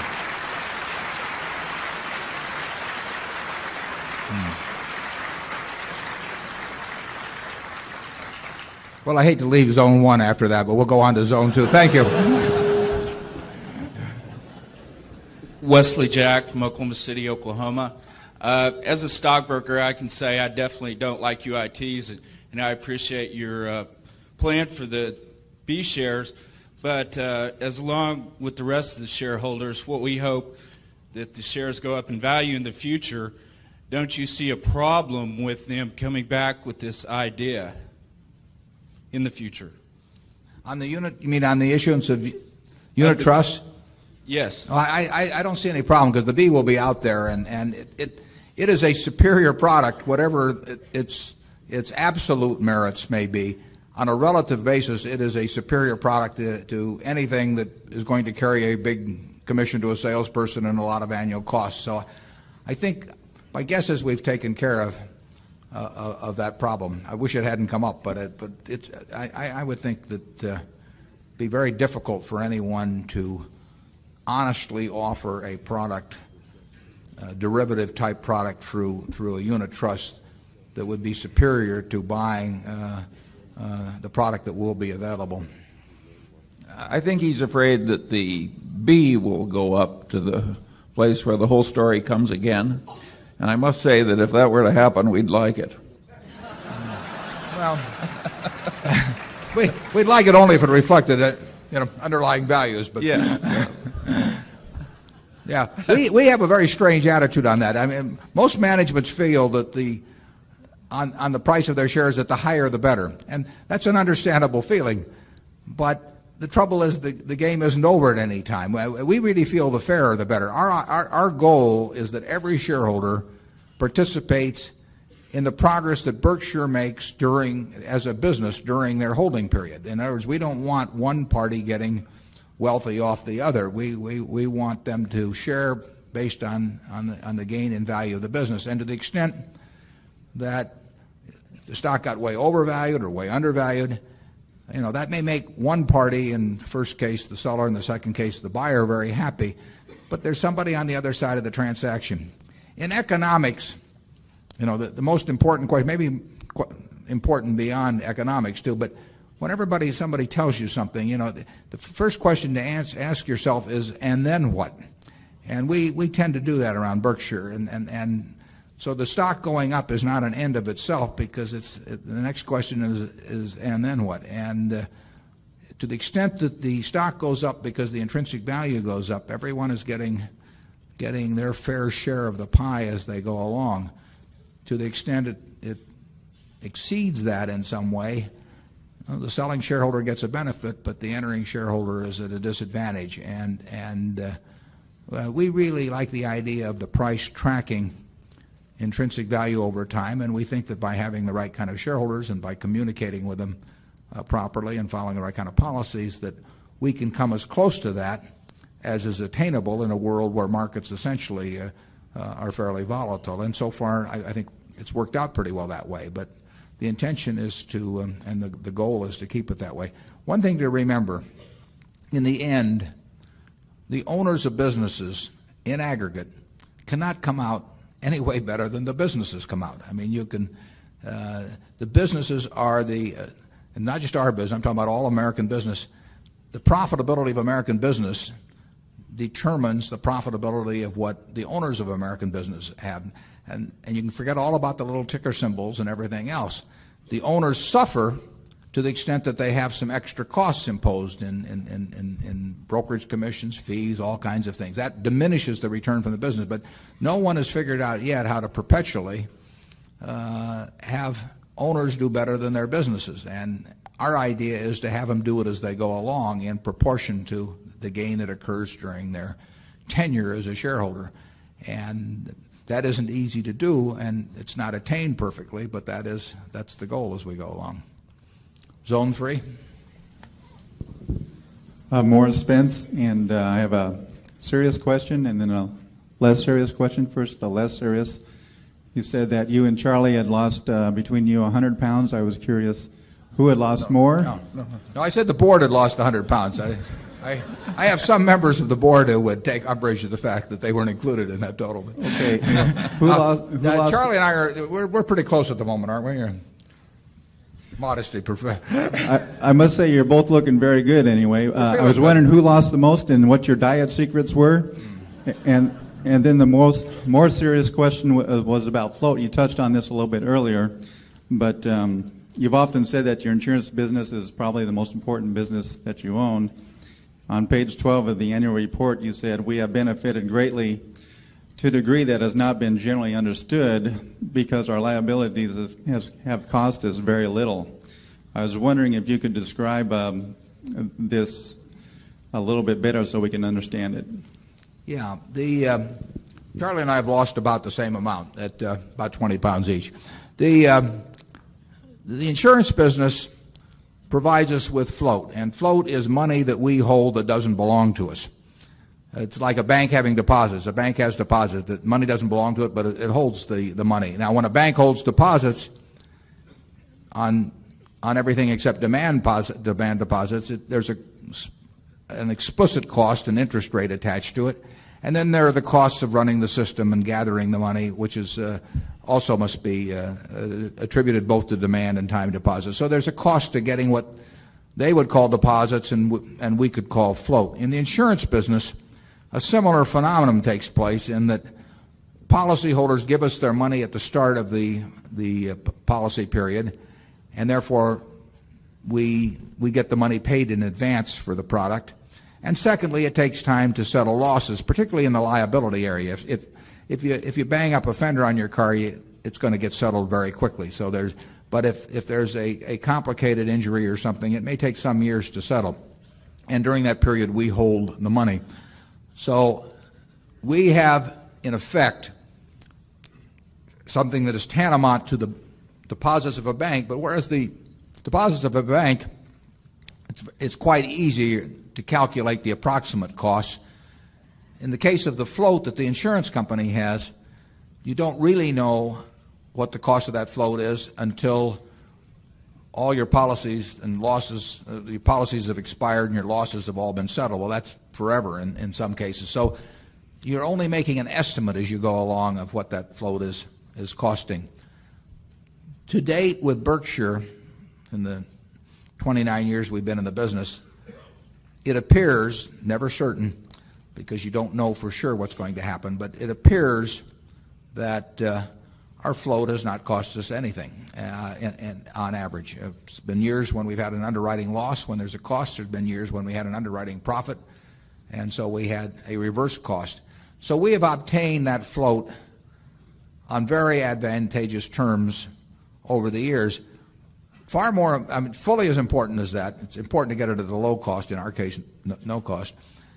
But the other important thing is that we've grown it dramatically, and so we've gotten more and more money without having any cost attached to it. And if we still had our 16 or 17 million, I guess, of float that we had in 1967, and it was no cost, it would be very nice. But 17 million of free money is worth something, but it's not worth a ton.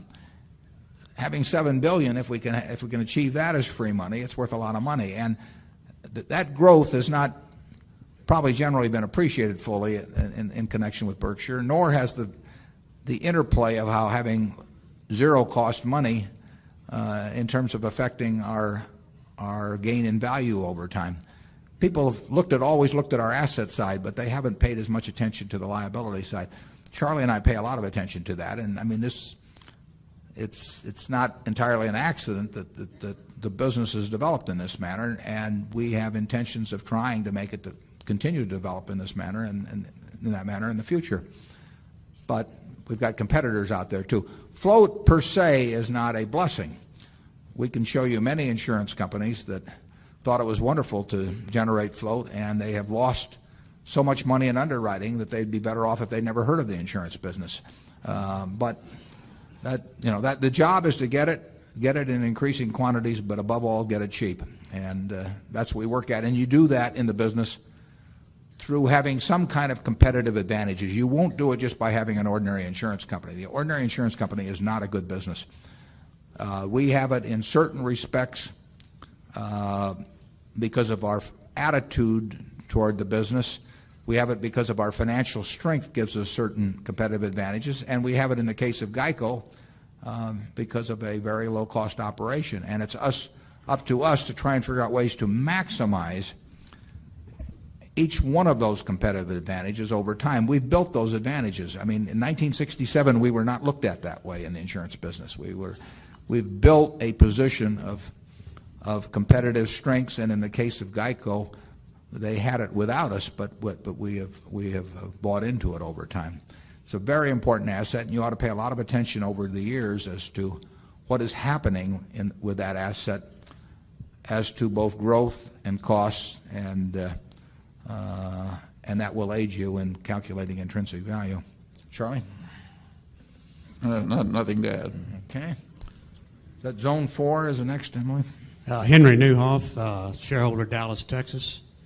My guess is that you consider the intrinsic value of the shares to be more than that represented by the price. By more than represented by what? More than represented by the current price of the shares.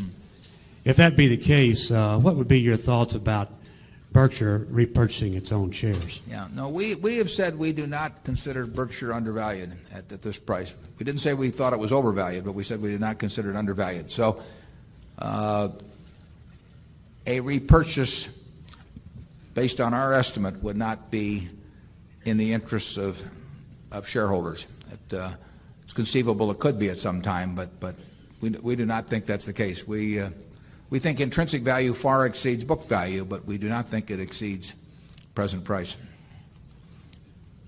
We're not selling any shares, though, either.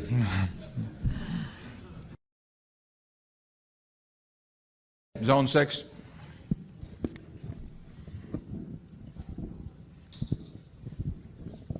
My name is Carlos Lucero. I'm from Idaho. And my question relates to street names. Our stock at Berkshire Hathaway is in a family limited partnership. And in addition to that, it's in a street name. Now, what is the reason and the rationale behind the reason for street name shares not being able to participate in the charitable contributions by Berkshire Hathaway? Yeah, we submitted a request for ruling to the IRS, I don't know, 15 or so years ago in connection with the shareholder designated contribution program, and the ruling we received specifies record holders and not street name holders. Now, that doesn't mean that a different ruling might not be obtained, but frankly, when we get into the multitude of indirect holdings and the problems we have with those indirect holdings in other respects, I think it would be a bit of a nightmare for us to attempt to get that program extended through into street name holders. I think the costs would far exceed the benefits, and I think that it is the situation that anybody with it in street name can move it into their own name if they want to. So I think with very small amount of effort on the part of an individual shareholder, it would offset an enormous set of problems that we would encounter at Berkshire. We can handle the present system. We've got 12 people there, and they run the annual meeting, they make movies, they do all kinds of things, and it would be very tough. And if an extra 10,000 shares participated, it'd be $120,000 of contributions. I just don't think it would be worthwhile. Our ruling doesn't presently cover the subject in any event. It's something we've thought about. Charlie? Yeah, I think even if they changed the ruling, we wouldn't change the policy. Yeah, it would be administratively very difficult. Yeah. We run into other problems in terms of people getting their material, just the material on the annual meeting, and we've heard from a number of shareholders that they can't get it from their broker, and they don't know what the B is all about because they didn't get their proxies, and it just street name posed more problems. Although we probably have more than, forget about the B, we have more than twice as many, I believe, holders in street name as in direct ownership, although the number of shares is far, I mean, it'd be less than 20% of the shares, but it's probably double the number of holders. Zone 7. Good afternoon. My name is Bill Guerra. I'm from the San Francisco Bay Area. I've owned your shares for many years and appreciate the good job you've done. However, in this year's chairman's letter, you developed a concept a few years ago called look-through earnings. Right. And I failed to see that this year, and I'm wondering if that no longer is a valid concept or why you refrained from showing the data. Yeah, that's a good question. I should have actually covered that in the annual report in terms of mentioning what, because I've talked about it and we'll talk about it in the future, and we do have a goal on look-through earnings of $2 billion in the year 2000, and that's going to be adjusted upward to allow for the fact there are more shares outstanding. It'll be the same basic goal.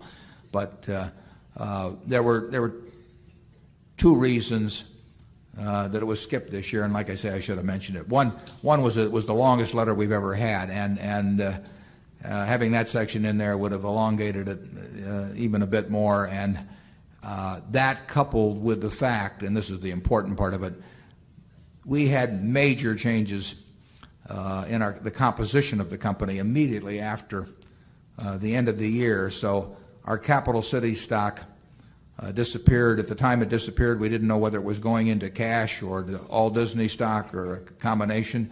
We had the acquisition of the other half of Geico, where even now the accounting treatment isn't clear. And I felt that the look-through earnings last year were fine, but I felt that by the time I got through explaining all of the adjustments you would have to make for the transactions then pending, that adding it to already the longest letter I've written would have slowed things down a lot and not been particularly helpful. It will be back in this year, this upcoming report and future reports, because it's a very important concept and it's something that we're focused on. It's just that last year's number would have been a mess by the time I got through trying to explain it. I normally, the accounting stuff I know puts a lot of you to sleep, but believe me, it isn't so much fun writing it either. So I skipped it this year. We'll have it next year. And the number would have been okay last year, but there would have been a lot of asterisks attached. Zone 8, please. Yes, Mr. Buffett, good morning. My name is Ed Wolzak from New York. I'm a student and admirer of your investment philosophy. I have a question. In determining a company's intrinsic value, you seem to write or indicate that you project out a company's owner earnings for a number of years and then discount that back by prevailing rates. My question is, how much of a premium, if any, to prevailing risk-free rates do you demand when you discount back the owner earnings of a company? Or stated differently, for example, today with long rates at about 7%, if you did the same exercise with Coca-Cola, at what rate of interest would you discount back their owner earnings? Yeah, we get asked that question a lot, and we've answered it to some extent in past annual reports about what discount rate to use. We basically think in terms of the long-term government rate, and there may be times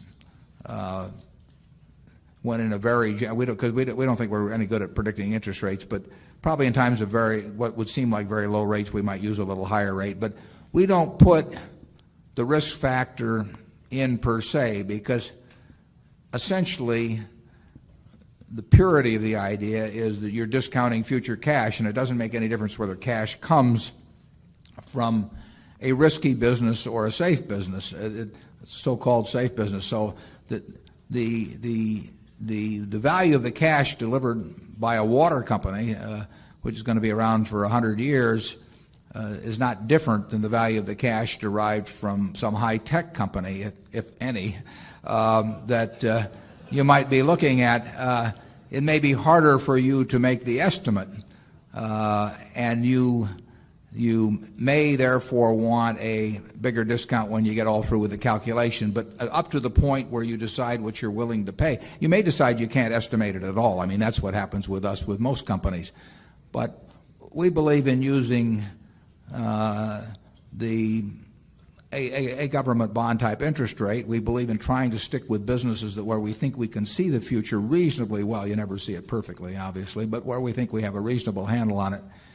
And we would differentiate to some extent. We don't want to go below a certain threshold of understanding, so we want to stick with businesses we think we understand quite well and not try to have the whole panoply with all different kinds of risk rates, because frankly we think that'd just be playing games with numbers. I mean, I don't think you can stick numbers on a highly speculative business where the whole industry is going to change in 5 years and have them mean anything when you get through. If you say I'm going to stick an extra 6% in on the interest rate to allow for the fact, I tend to think that's kind of nonsense. I mean, it may look mathematical, but it's mathematical gibberish in my view. You better just stick with businesses that you can understand.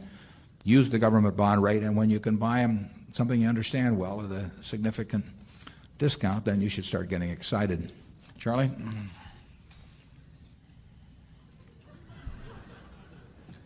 Yeah, the discounts were once greater than we now see.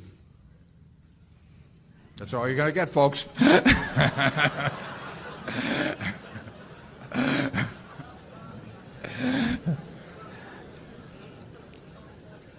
Zone 1. Hi, Warren. It's Peter Newman, Nick and Racky's son. You can't see me because I'm on your hard left over here. And by the way, Racky says to send her love to you and Susie. I'm going to take a cue from something that the guy who asked the questions about the World Book. I know you're loath to normally interfere in the running of your individual corporations because they do so well on their own. And I am particularly fond of See's Candy and their products. And you may or may not know that we have a chocoholic in our family, as you do in yours. Yeah. Makes good chocolate syrup, too. Yeah, I won't mention who. However, when I was in there this Christmas buying some gifts, I noted that with the exception of the little candy canes, there's nothing in that store that is fat-free. And we are facing a trend in the world, especially in dessert items and ice cream and candy items, of fat-freeness. And I just thought that perhaps it would be worth a word to management to consider expanding the hard candy line. Yeah. Well, we look at a lot of things. One of the problems, as you probably know, for example, in using aspartame, is it doesn't interact well with heat, and so that's been sort of tough. Now, Charlie and I have kept getting our regular boxes of candy during this weight loss program, and we've devoured them. And candy, it's maybe on average 100 and depends on whether it's the sugared product or not, but take the lollipop, it'd be about 110 calories per ounce, but that's 1.5 or 1 1.25 lollipops or something like that. Most things are, in that 100 per ounce to 150 per ounce range. So the candy is not a specific no-no. If we can find something that the customer likes that makes them think they're getting skinnier by eating it, that will be a breakthrough, and we look forward to it. And we test everything that comes along. I can assure you. In fact, Charlie and I may be the main testers, but Chuck Huggins is here today, and if you've got any ideas on it, who runs Seas, done a terrific job of running Seas ever since we took over in 1972. He'd appreciate ideas, but we are looking for things that appeal to the consumer, that taste good, and that they'll go for. I mean, just as is the Coca-Cola company in terms of carbonated soft drinks. So it's a constant subject, and there were high hopes on aspartame originally, but it just hasn't panned out in terms of candy. And I read a few articles about the fat-free stuff. It should be the fat substitute, which didn't get me too excited about trying it, but I'm not sure whether some of you read those articles or not. We'll keep looking, Peter. I appreciate it. Zone 2. Good morning, Mr. Buffett and Mr. Munger. As an aspiring shareholder, I'm very happy and proud to be here. Maybe I can encourage Mr. Munger to respond to my question this morning. In regards to your purchase of the other half of Geico, would you comment on your reasoning behind paying the premium above market value, and why you instead did not purchase shares in the open market? Very many shares in the open market at the quoted price. And the price we paid for the large number of shares we got, we thought was a very satisfactory price. Yeah, put Charles at 100% rate. We also had a restriction that we agreed to many years ago, almost 20 years ago, as to the number of shares we would own without the consent of the directors and I believe the insurance department. So we actually had some special restrictions on us in the case of Geico, but if we hadn't had those restrictions, we'd have behaved in exactly the same manner. And we didn't think we could buy it any cheaper than that price, and we gulped a few times and paid it, and I think we will be happy that we did as it's turning out. Geico is doing very well. I knew it would do well, but I feel very good about it. Zone 3. Mr. Buffett, my name is David Lowe from Ventura, California.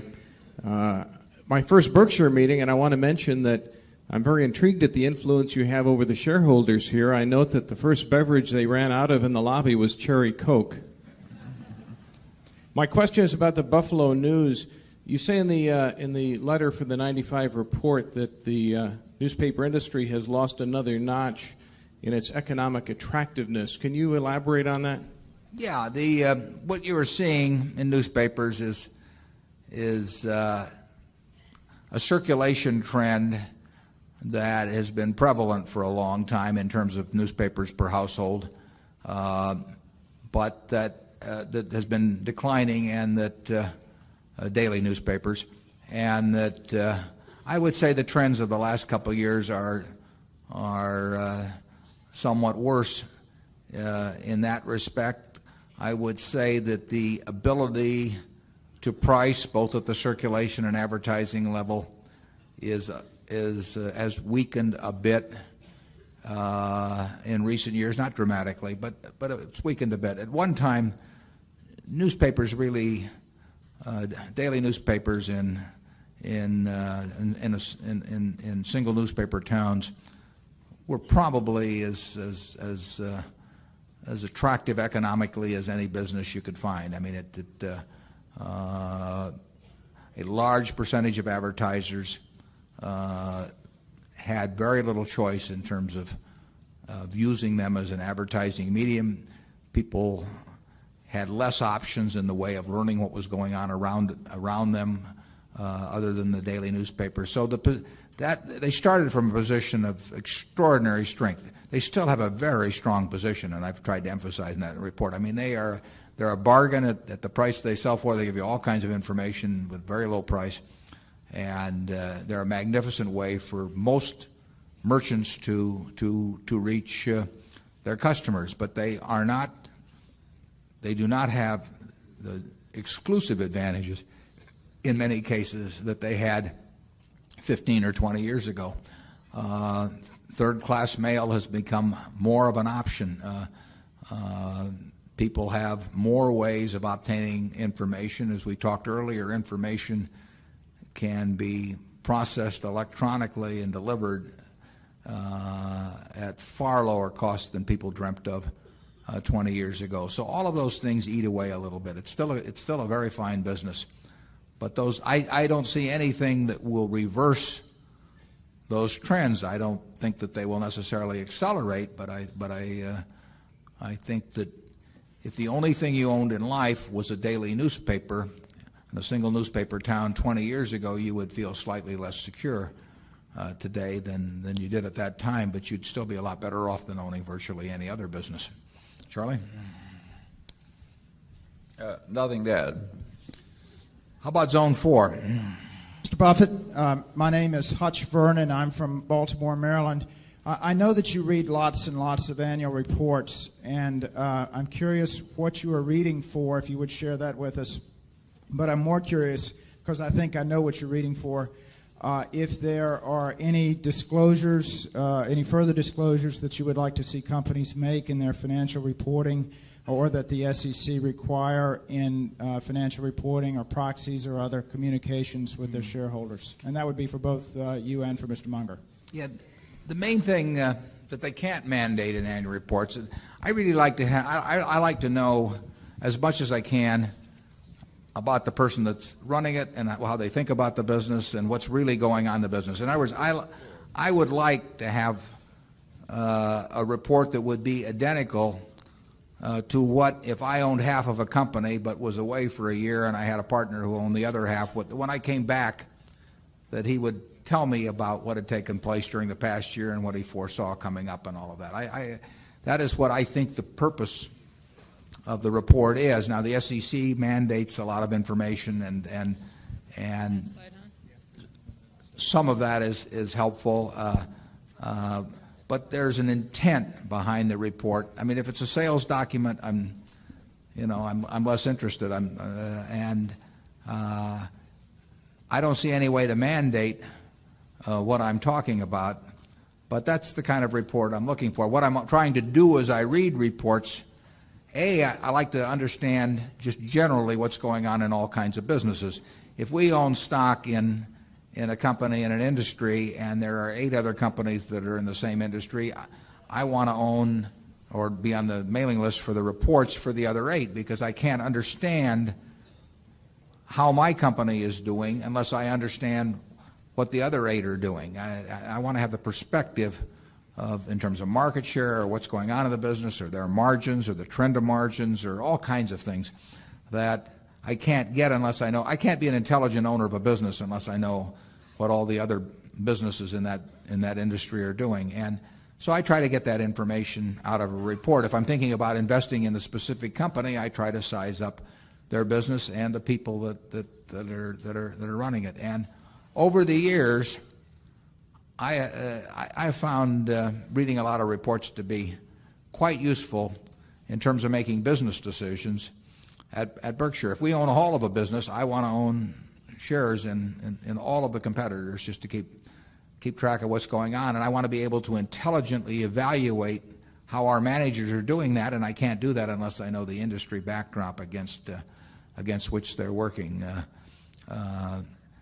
It's amazing, how well you can do in investing really with what I would call outside information. I find inside information, I'm not sure how useful that is, but outside information, there's all kinds of information around as to businesses, and you don't have to understand all of them, and you just have to understand the ones that you're thinking about getting in, and you can do it if you just, nobody will do it for you. You can't read.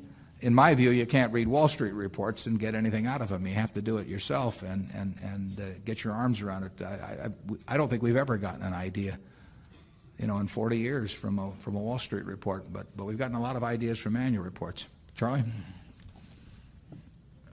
What I find is that it takes a long time to read the annual report, even if it's a comparatively simple business. Because if you really are trying to understand it, it's not a bit easy.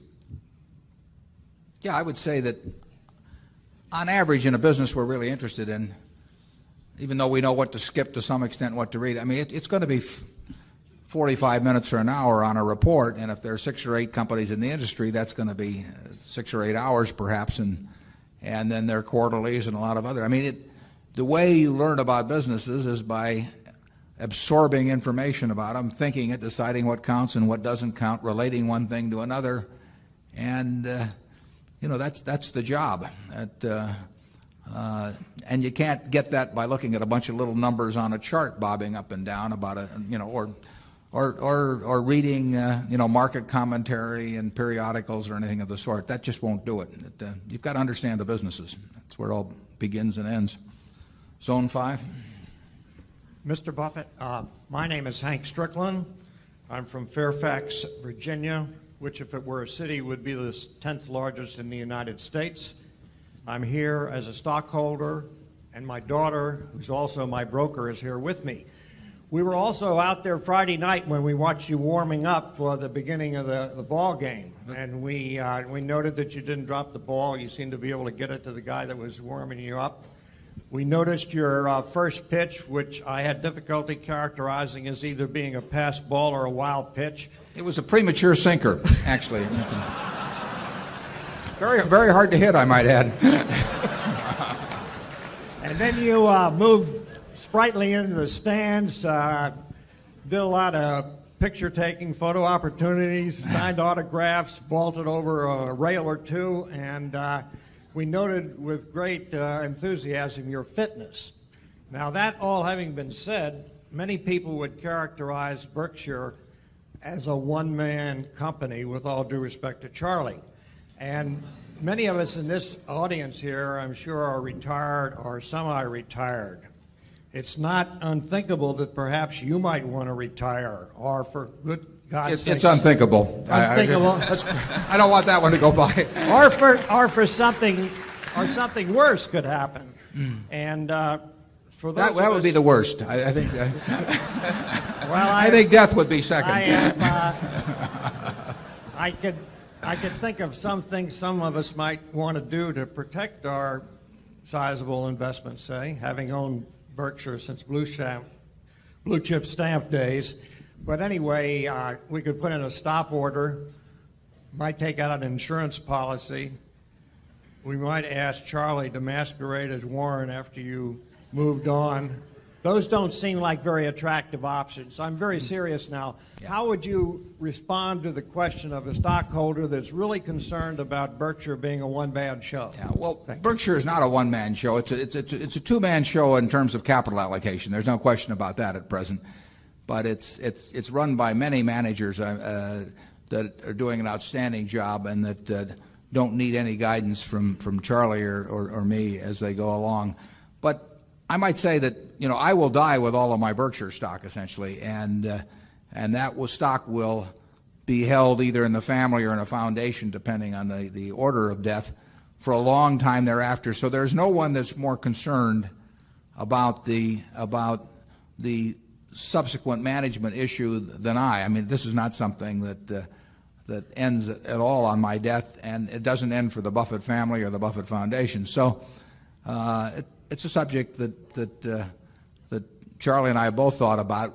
The most likely situation, you got to get away from the idea that it's a one-man show, because right now we've got 33,000 people working for Berkshire out there, as we speak. And I'm sitting around, watching movies about myself or something. I mean, you can see how vital I am to the place. But the question, and the other thing we do besides allocate capital is we do identify these managers, and hopefully we make it attractive for them to stay and work for Berkshire. But that doesn't require 150 IQ or anything to do that. It does require a certain sensitivity to why people want to get up in the morning and do what they do. And when I'm not around, the logical, at some point, depends on exactly when it happens, but Charlie's a little older than I am, and it's likely that it will be broken into a two-person function again, but not exactly the way Charlie and I function, and that is that there will be someone in charge of investments and capital allocation. I mentioned Lou Simpson's position because he is younger than I am in the annual report, and then someone in charge of operations, and we have that person in the organization now. Now, I don't know what the situation will be when I die, because it could be in 20 minutes or it could be in 20 years, and when that, so I can't specifically name the individuals. We have the individuals now for both those functions. We'll have the individuals for the same functions 20 years from now. I don't know whether they'll be the same people. But it's quite a logical way to run the business. GEICO was run that way and still is run that way, and has been for some years. It's always struck me as terribly illogical the way property casualty insurance companies are run, because they've been dominated by the underwriting side of the business, and here they have this important investment side. But it's always been, virtually every company's been subservient to the underwriting. And GEICO very logically set up a co-CEO arrangement some years back, where originally Bill Snyder and before that, but Tony Nicely ran the underwriting end of the business, and Lou Simpson ran the investment side, and those are two very different functions. Same person logically doesn't fit both functions in most cases. I mean, it's a rarity when the same person happens to hit for both functions. So GEICO worked very well that way, still works that way. Lou runs investments, Tony runs underwriting, and Berkshire, slightly different.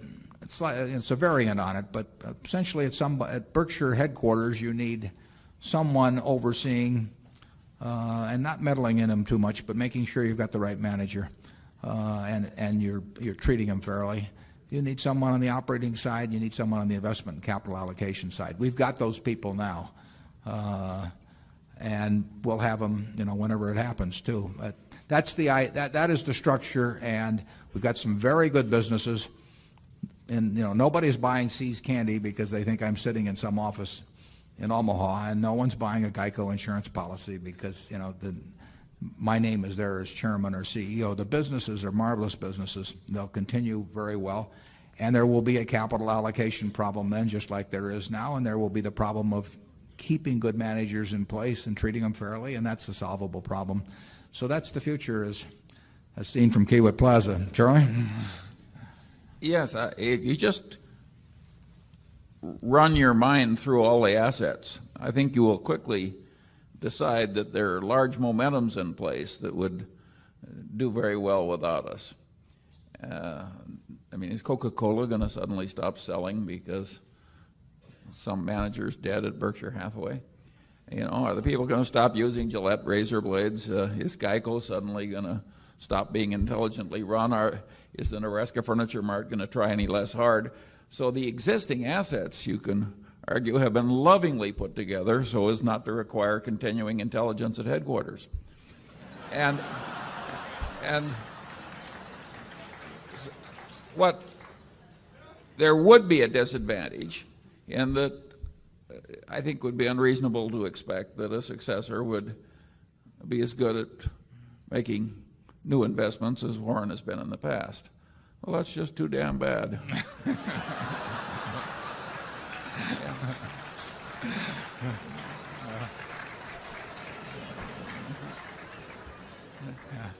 The sympathetic ear over here. Let's see, where are we? Zone 6 now? Or,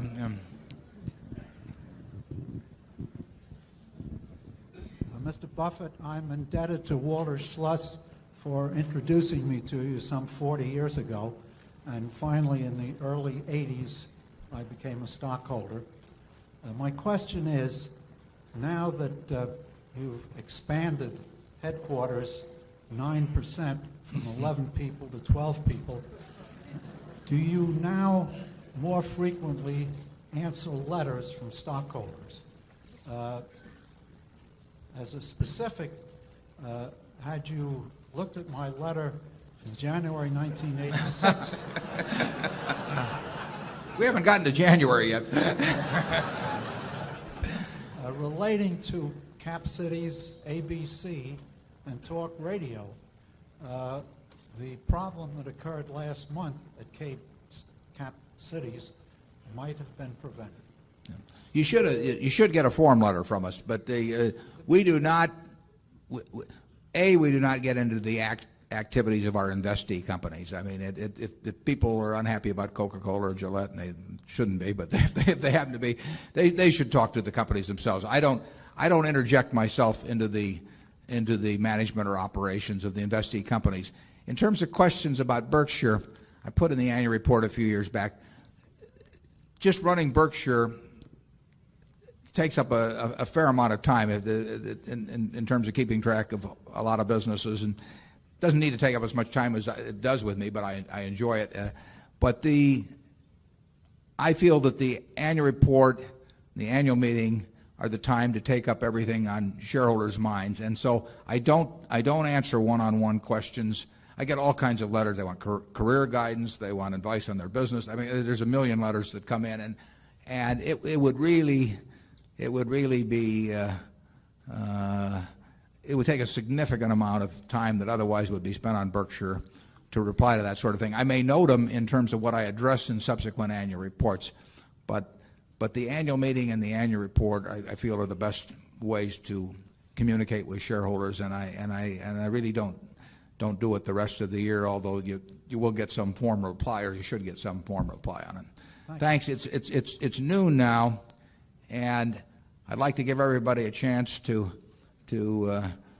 visit our other stores and everything, but we will be back here at 12:15, and all of you in the outside, the overflow rooms, can come join us in the main room, and we'll just continue these questions at that time. Thank you.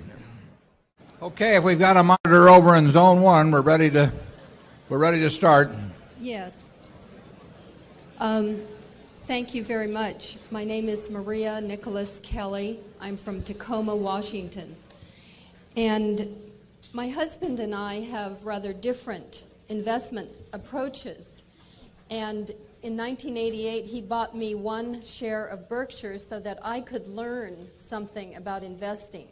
We both started about that same time, and he has chosen to invest in, let's say, about 40 different stocks and buying and selling, and doing rather well for us, frankly.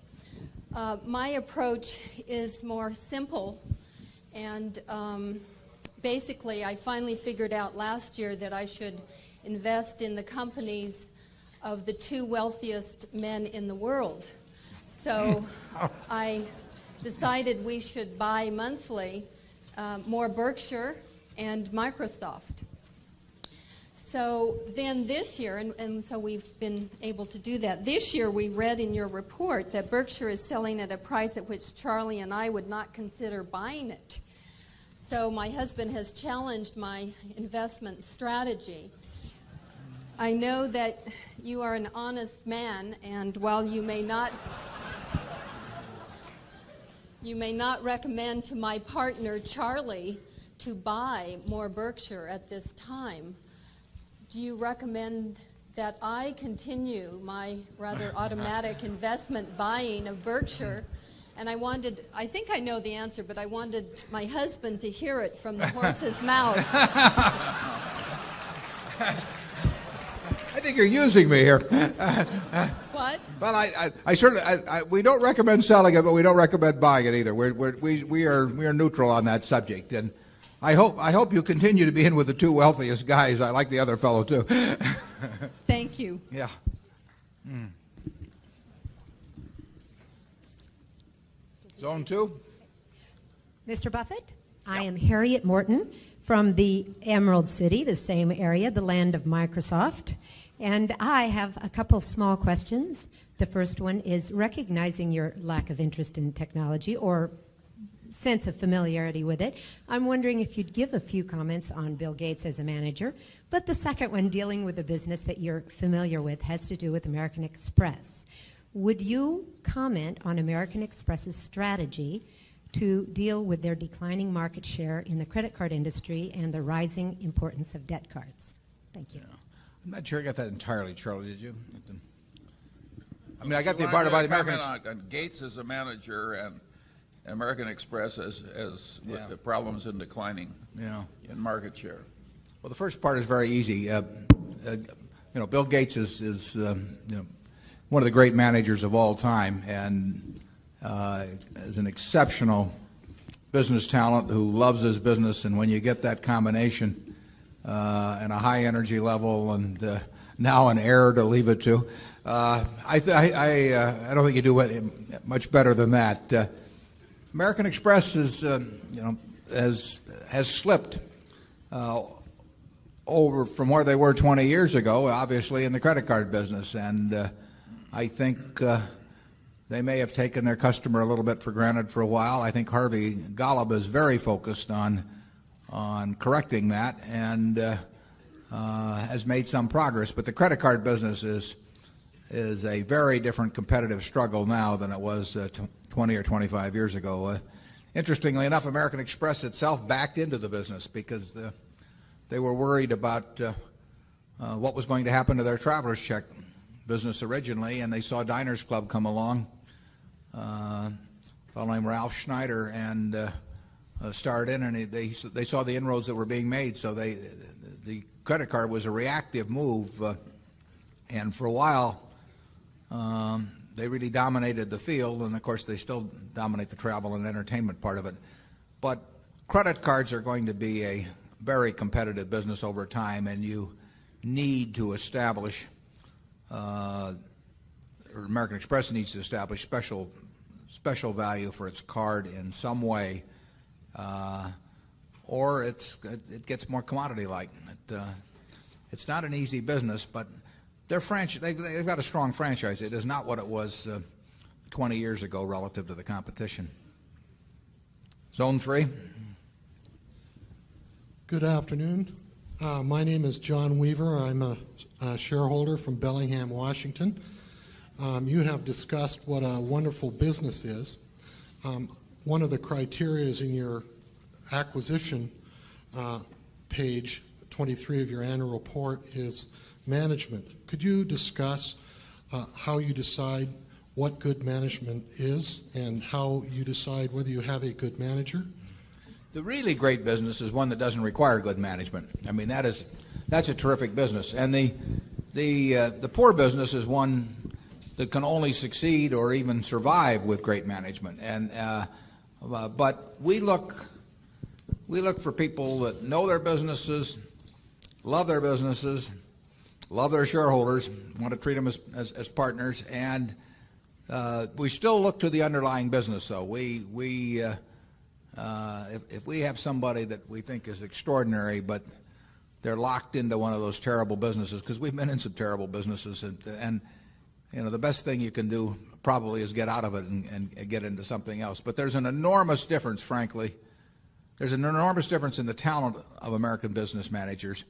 The CEOs of the Fortune 500 are not selected like 500 members of the American Olympic track and field team, and it is not the same process, and you do not have the uniformity of top quality that you get with the American Olympic team in any sport. You do not get that in top management in American business. You get some very able people, some terrific people, like a Bill Gates that we just mentioned, but you get a lot of mediocrity too. And the test, I think, in some cases that it's fairly identifiable who has done an extraordinary job. And we like people that have batted 350 or 360 in terms of predicting that they're going to bat over 300 in the future. And some guy says, I batted 127 last year, but I've got a new bat or a new batting coach. Some management consultant has come in and told them how to do it, supposedly. We're very suspicious of that. So we don't like banjo hitters who suddenly proclaim that they can become power hitters, and then we try to figure out what their attitude is toward shareholders, and that isn't uniform either throughout corporate America. It's far from uniform. We still want them to be in a good business, though. I would emphasize that, and we feel that when I gave the illustration of Tom Murphy in the annual report. No one had either the ability, no one could top his ability or integrity in terms of the way he ran Cap Cities for decades. And you could see it in 50 different ways. He was thinking about the shareholders, and he not only thought about them, he knew what to do to forward their interests. And in terms of building the business, he only built it when it made sense, not when it did something for his ego or to make it larger alone. He did it when it was in his shareholders' interests. And they're not all Tom Murphys, but when you find them and they're in a decent business, you want to bet very heavily and not make the same mistake I made by selling out once or twice too. Was that zone 3 or zone 4? My name is Mark Hake. I'm from Scottsdale, Arizona, and I am very interested in your policies on diversification and also how you concentrate your investments. And I've studied your annual reports going back a good number of years, and there's been years where you had a lot of stocks in your marketable equitable securities portfolio, and there was one year where you only had 3 in 1987. So I have 2 questions. Given the number of stocks that you have in the portfolio now, what does that imply about your view of the market in terms of, is it fairly valued, that kind of idea? And second of all, it seems that whenever you take a new investment, you never take less than about 5% and never more than about 10% of the total portfolio with that new position. And I wanted to see if I'm correct about that. Yeah, well, on the second point, that really isn't correct. We have positions which you don't even see because we only listed the ones above $600 million in the last report, and obviously those are all smaller positions. Sometimes that's because they're smaller companies and we couldn't get that much money in. Sometimes it's because the prices moved up after we bought them. And sometimes it's because we may be selling the position down even. But so there's nothing magic. We like to put a lot of money in things that we feel strongly about, and that gets back to the diversification question. We think diversification is, as practiced generally, makes very little sense for anyone that knows what they're doing. Diversification is a protection against ignorance. If you want to make sure that nothing bad happens to you relative to the market, you own everything. There's nothing wrong with that. That is a perfectly sound approach for somebody who does not feel they know how to analyze businesses. If you know how to analyze businesses and value businesses, it's crazy to own 50 stocks or 40 stocks or 30 stocks probably, because there aren't that many wonderful businesses that are understandable to a single human being in all likelihood, and to have some super wonderful business and then put money in number 30 or 35 on your list of attractiveness and forego putting more money into number 1 just strikes Charlie and me as madness. And it's conventional practice, and it may, if all you have to achieve is average, it may preserve your job, but it's a confession, in our view, that you don't really understand the businesses that you own. On a personal portfolio basis, I own one stock, but it's a business I know, and it leaves me very comfortable. So, do I need to own 28 stocks in order to, have proper diversification? It'd be nonsense. And within Berkshire, I could pick out 3 of our businesses, and I would be very happy if they were the only businesses we owned and I had all my money in Berkshire. Now, I love it, the fact that we can find more than that and that we keep adding to it. But 3 wonderful businesses is more than you need in this life to do very well. And the average person isn't going to run into that. I mean, if you look at how the fortunes were built in this country, they weren't built out of a portfolio of 50 companies. They were built by someone who identified with a wonderful business. Coca-Cola is a great example. A lot of fortunes have been built on that. And there aren't 50 Coca-Colas.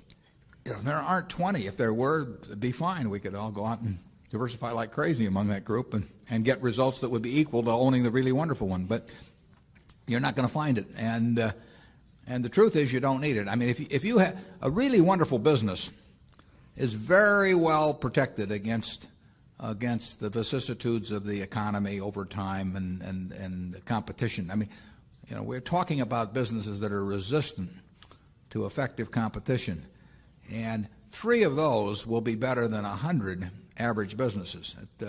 And they'll be safer, incidentally. I mean, there is less risk in owning 3 easy-to-identify wonderful businesses than there is in owning 50 well-known big businesses. And it's amazing what has been taught over the years in finance classes about that. But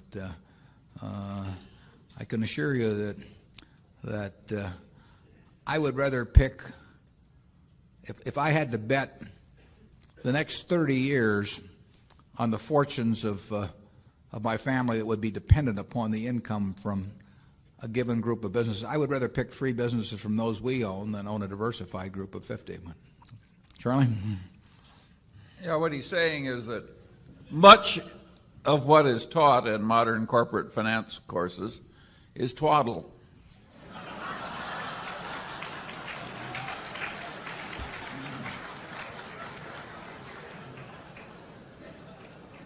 You want to elaborate on that, Charlie?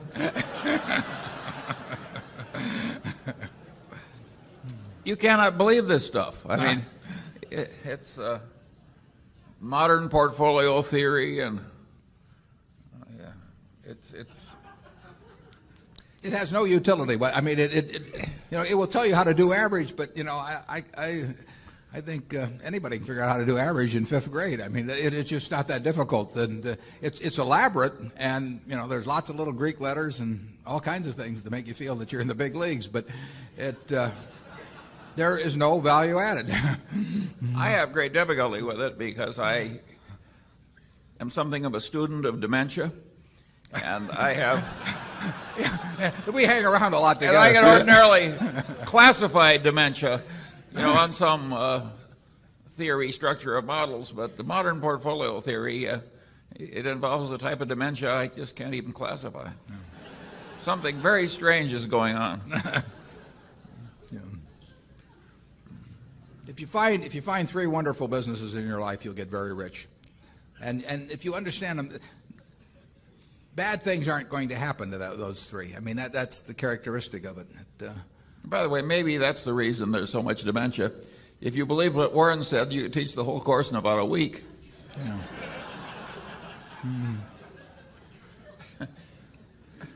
Yeah, and the high priest wouldn't have any edge over the lay people, and that never sells well. Right. Okay, zone 5? Are we over there? Yes, good afternoon, Mr. Buffett, Mr. Munger, Board of Directors. Wanted to ask, in looking ahead, do you see the trends of extensive outsizing, the offshoring, the downsizing, the expendable workforce, the right-sizing, the diminished commitment to company loyalty, and the greater emphasis on the short-term, quick buck bottom line versus your commitment to the long-term investment affecting your pool of investment possibilities and your decision processes? And do you possibly think of creating new companies on your own? Well, I think that the trends you talk about, or the attention devoted to them, could have some effect just in terms of how the public and Congress may feel toward business. Historically, every industry at all times is interested in downsizing or becoming more efficient. Now, if the industry is growing, you can achieve efficiency by doing more work or turning out more output with the same people. But if you go back 150 years and look at the percentage of people in farming, for example, farming has downsized from being a very appreciable percentage of the American workforce to a very small percentage, and essentially that's released people to do other things. So it's in the interests of society to get as much output in anything as it can per unit of labor input. It's very difficult on the individual involved, and it's no fun. I guess it's no fun being a horse when the tractor comes along, or a blacksmith, and when the car comes along. But so I don't quarrel with the activities. I quarrel sometimes with how it's done, and I do think there's been a certain lack of, in certain cases, some empathy or sensitivity in terms of the way it's being done. You should try to make your businesses more efficient. We hope we're not in businesses that will require us to lay off people over time, because we hope that physical output grows and that we become more productive and can keep the same number of people to get greater output. Dexter Shoe has done a great job of that over time. They've become more and more productive, but they've sold more shoes instead of selling the same number of shoes and letting people go. But sometimes industry trends, I mean, at World Book we have fewer people than we had a year or two ago, and we don't have any answer to that. Over time we got out of the textile business. I wish we didn't have to, but we did not know how to run a textile company in New England and compete effectively. Like I say, I love avoiding those businesses, and to the extent we can, we will. I mean, Geico is going to add people over time, and I think Berkshire Hathaway is going to add people over time. But it is in the interests of society to do jobs more effectively. It's also in the interest of society, it seems to me, to take care in some way of the people that are affected by that activity. And either in some cases it may be retraining, but in other cases, it doesn't work so well if you're 55 years old and you've been working in a textile mill all your life, and all of a sudden the guy that runs the place can't make any money out of selling your output. I mean, that's not the fellow's fault that's been working in the textile mill for 30 years. So there's a balance in that. I think that the attention that's come about lately, I think there's, to some degree, it was a media fad based on some particularly dramatic examples at a couple of companies. I don't think there is more displacement going on now as a percentage of the labor force annually than there was 10 years ago in terms of reconstituting what people do. But it's gotten a lot of attention lately. There could be a backlash on that in terms of corporate tax rates or a number of things, and we might feel it in that direction. We want at Berkshire to do everything as efficiently as we can. Part of that, in a big way, is not taking on a lot of people we don't need. A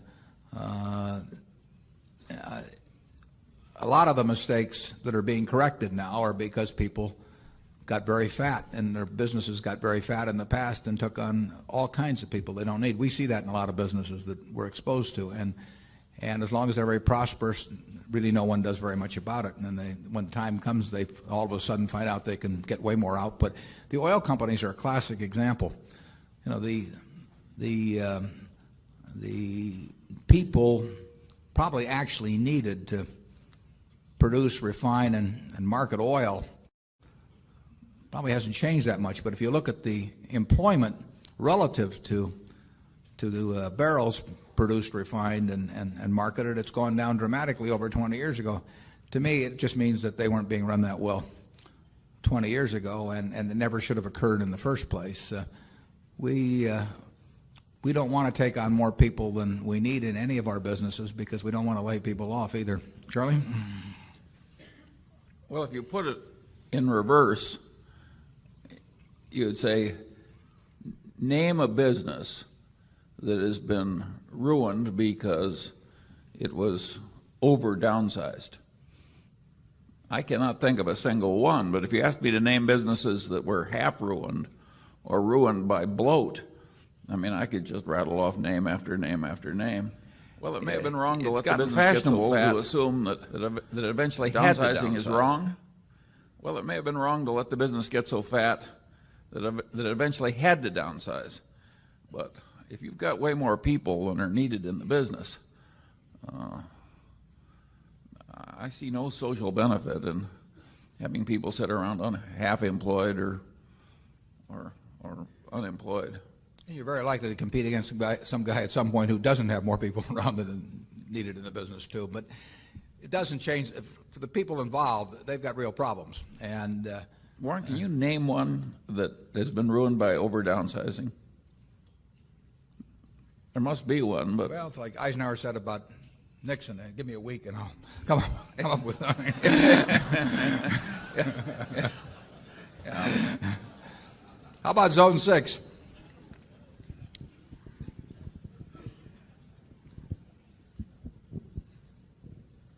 Mr. Buffett, Mr. Munger, I'm Walter Kay of New York City. We're glad to have you here, Walter. What? We're glad to have you here. Walter's been a good friend. Thank you very, very much. You just make me more of an egomaniac, a humble egomaniac by saying that. I don't know if Mr. Munger's wife is here and Mrs. Buffett is here, but back east where I come from in New York, they say when men are successful, it's their wife's doing. But if they're a failure, it's because they're lazy. But anyhow, I just wanted to, again, thank you very much. You've done such great things for our family. It's absolutely incredible. And to those of you who don't know these two gentlemen, besides being financial geniuses, and you all know Mr. Buffett and Mr. Munger too, they're the finest human beings you'll ever meet. I mean, just the way they explain this downsizing is the most intelligent thing I've ever heard. And eventually, these people eventually find work. They have to be re-educated and everything like that. But one point of business I'd like to ask you, if you don't mind. I have been noticing that there have been a tremendous amount of new capital going into reinsurance carriers. And I was wondering if you could make a few comments about that, if you think that will affect the reinsurance business, have any effect on the insurance business in general, because, as you know better than I, we're still in a very soft market, and there isn't a month that goes by that I don't hear of some new reinsurance carrier, whether in Bermuda or London or somewhere. Thank you. Okay. Walter knows more about insurance than I do, but I'll nevertheless comment on that. There has been a fair amount of capital, and there was a rush of it about, I'd say maybe 3 years ago into the reinsurance business, but there's been capital come in, and that is negative for our business. I mean, because any capital that's brought in basically will get employed. We are willing at Berkshire, and we do it, we are willing to sit on the sidelines in the reinsurance business. We'll offer quotes, but somebody that will cut those prices substantially if they've got a lot of capital and want to keep busy. And if you've got a lot of capital in this business, or if you attracted a lot of capital, you will do something. You might like to do something smart, but if need be, you'll do something dumb. You'll rationalize it so you think it's smart, but you will do it. You won't just sit there and write to shareholders at the end of the year and said, we asked you for $300 million last year, and we'd like to report that it's all safely in a bank account at Citicorp. It just doesn't work that way. So they will go out and do something. People don't like to sit around all day and do nothing. And that means that prices will get cut under certain circumstances, and that's happening now.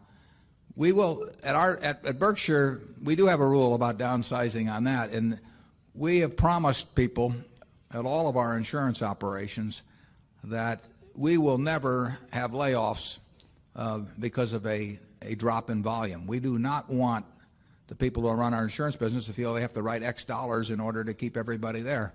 We can afford from overhead around that's costing us a little money from for lack of using it at full capacity, because it isn't that much relative to the size of our insurance operation.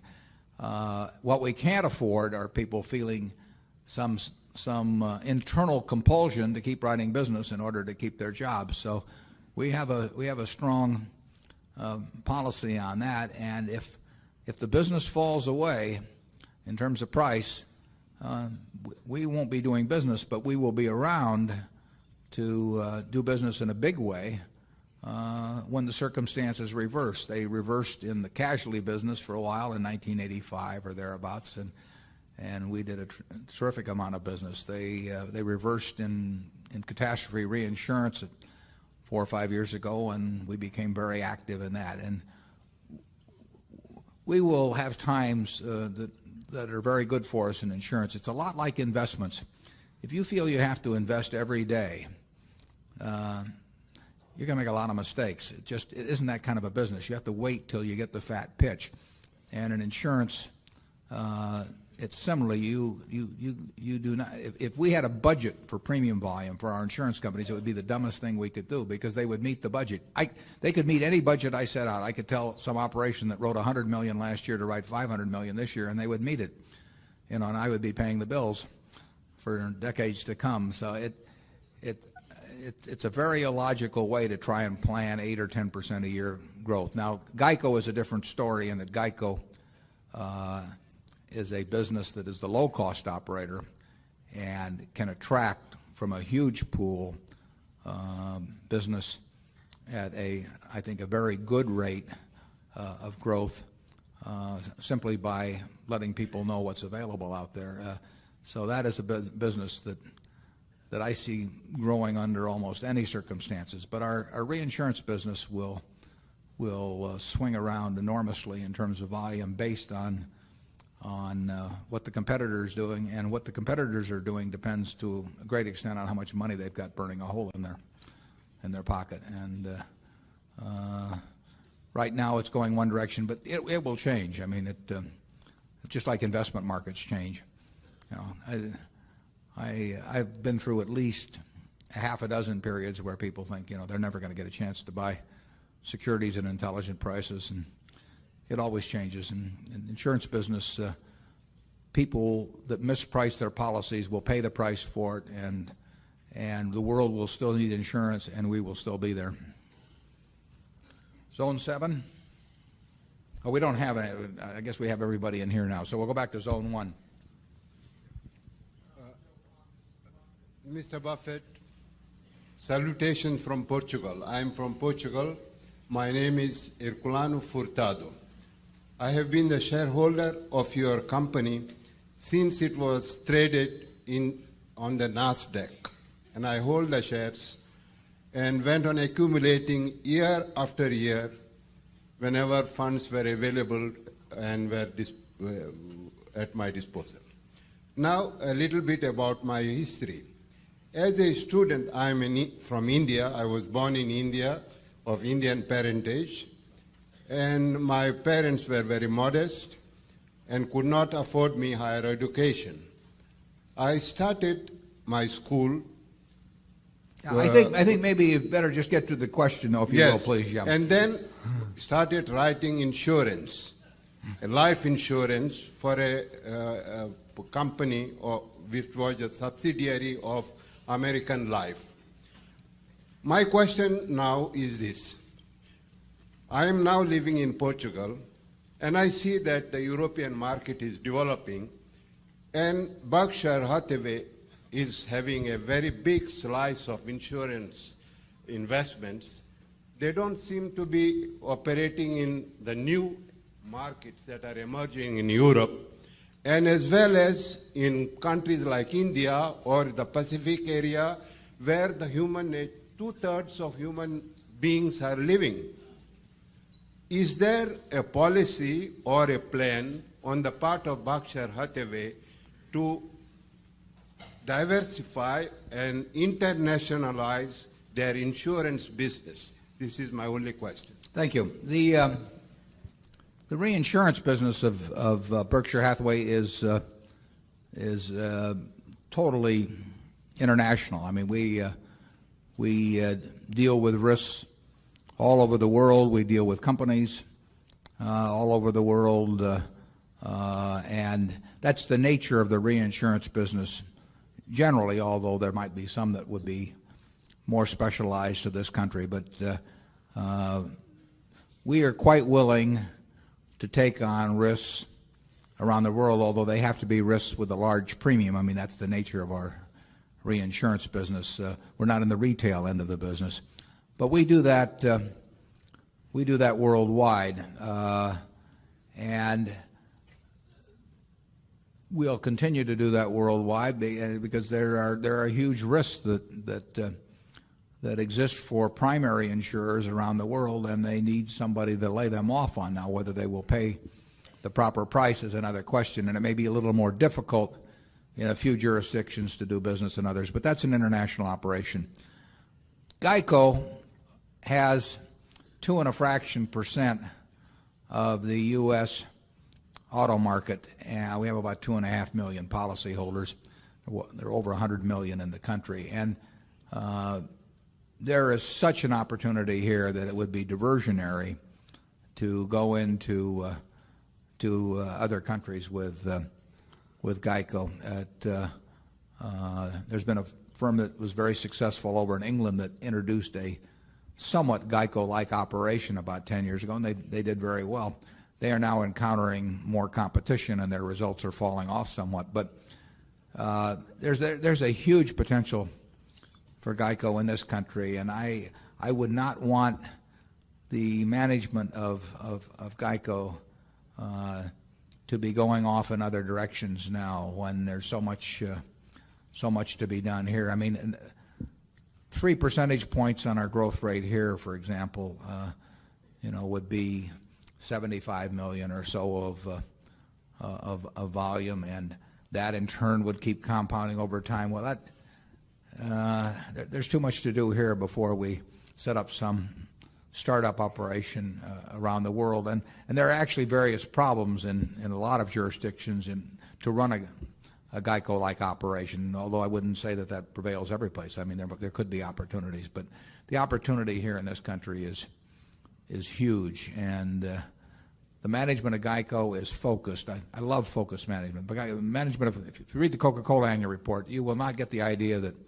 Roberto Goizueta is thinking about a whole lot of things other than Coca-Cola, and I have seen that work time after time, and when they lose that focus, as actually did Coke and Gillette both at one point 20 to 30 years ago somewhat, it shows up. I mean, two great organizations were not hitting their potential 20 years ago, and then they became refocused. And what a difference it makes. It makes tens of billions of dollars worth of difference in terms of market value.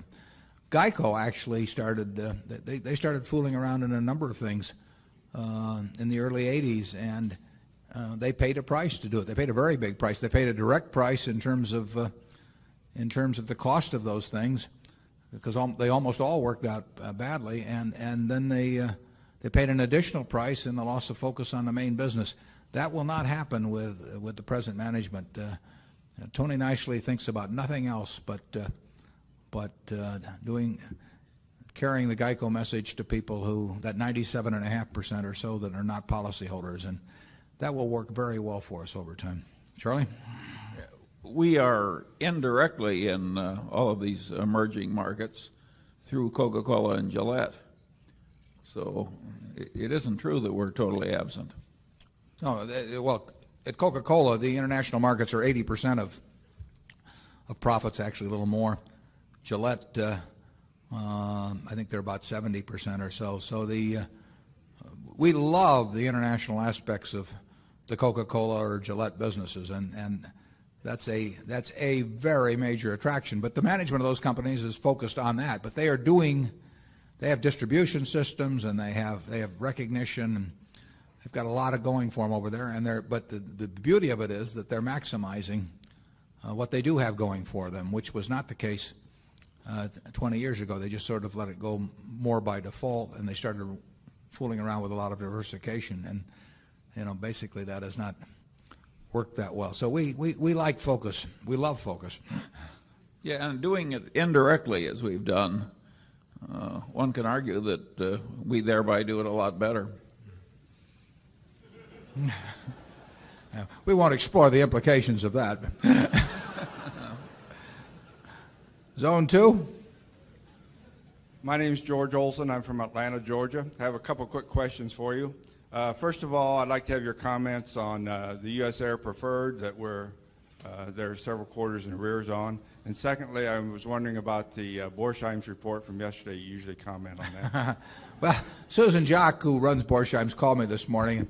Her voice was hoarse but happy. And Borsheim's, that comparable day last year was the biggest day of the year, and it was about 60% up this year. So you've done your part.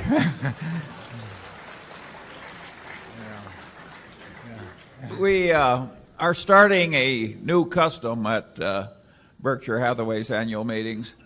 A shareholder came up to me and asked for my autograph on his sales slip from Borsheim's, which was a $54,000 watch. Now, that is the kind of autographs we like to give. And so our message to you all is go thou and do likewise. It wasn't a member of Charlie's family, incidentally. The U.S. Air Preferred, as I mentioned in the annual report, it looks considerably better than it did 18 months ago or thereabouts. But their fundamental problem, and Steve Wolf has said this, the new CEO of U.S. Air, the fundamental problems are there, and they either address and correct those fundamental problems, or those problems will address and correct them.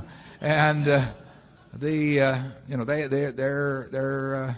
costs are out of line. Their costs are those that are relics of a regulated, protected environment, and they are not in a regulated, protected environment. And so far, they have not had any great success in correcting the situation. Knowing Mr. Wolf, I'm sure he is, focused entirely on getting that changed, and he will need to get it changed. And his record has been pretty successful at that. So we're a lot better off with our U.S. Air Preferred than we were 18 months ago, but it still is a mistake I made, and we would have been a lot better off if I'd just, as Charlie says, gone out to a bar that night instead. You got any comments, Charlie? Yes, sir. He doesn't want to comment. It may sound like it's his deal, but it's plainly worth a lot more than it was last year.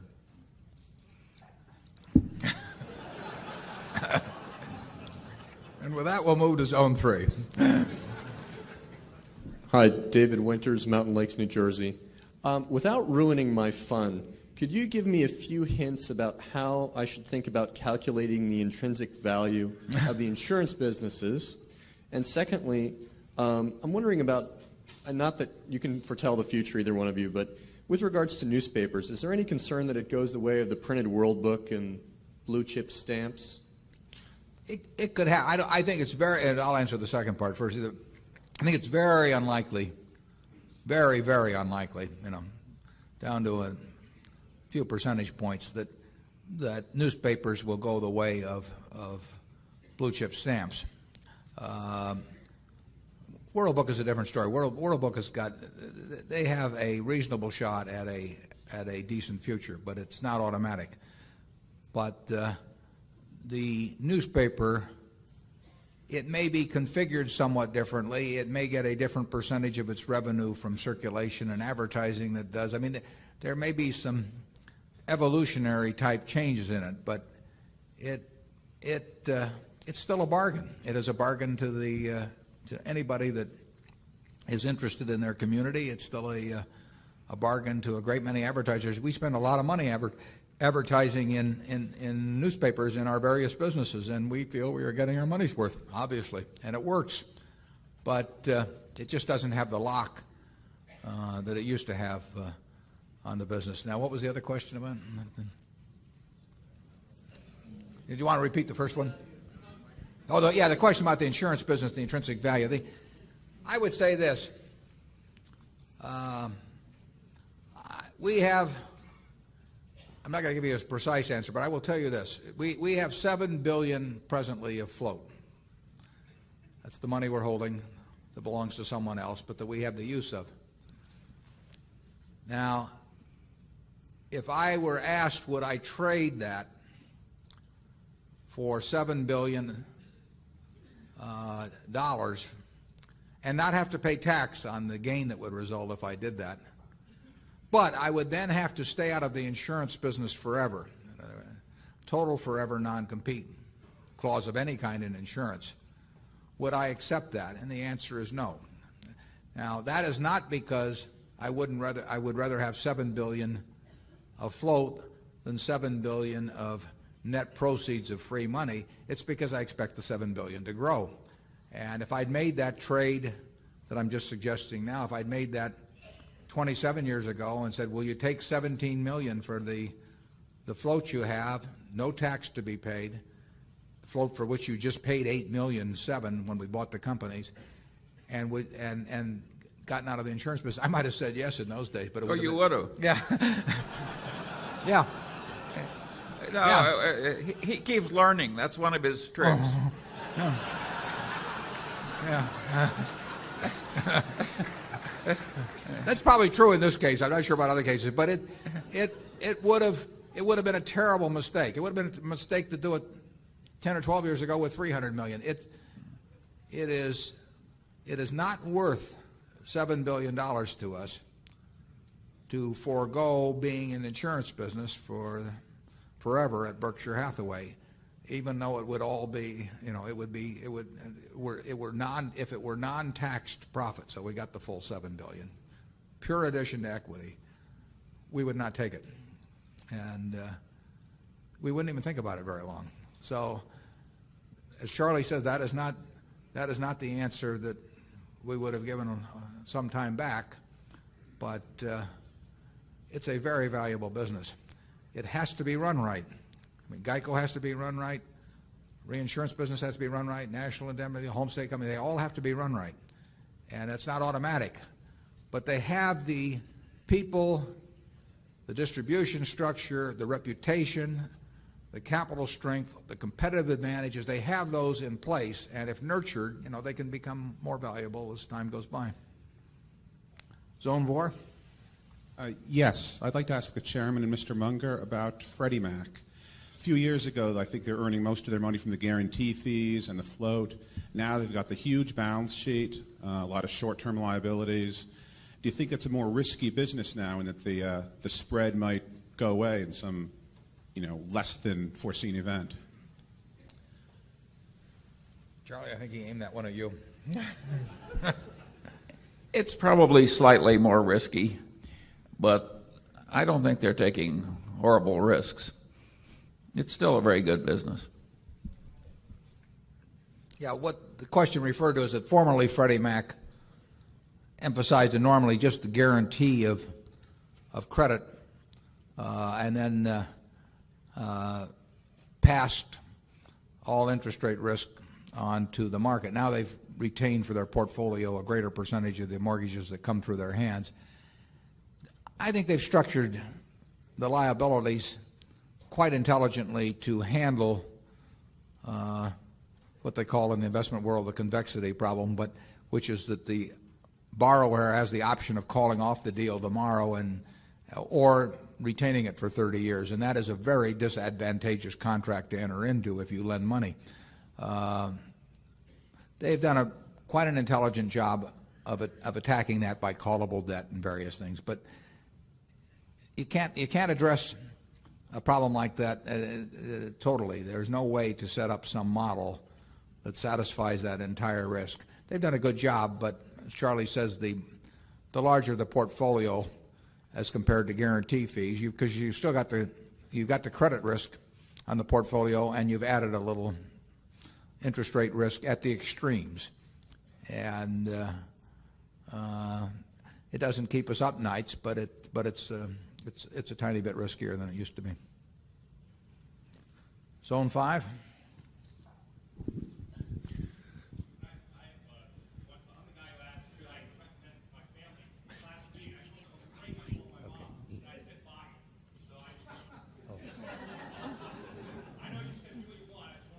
Well, you did what you wanted. I mean, you followed my advice.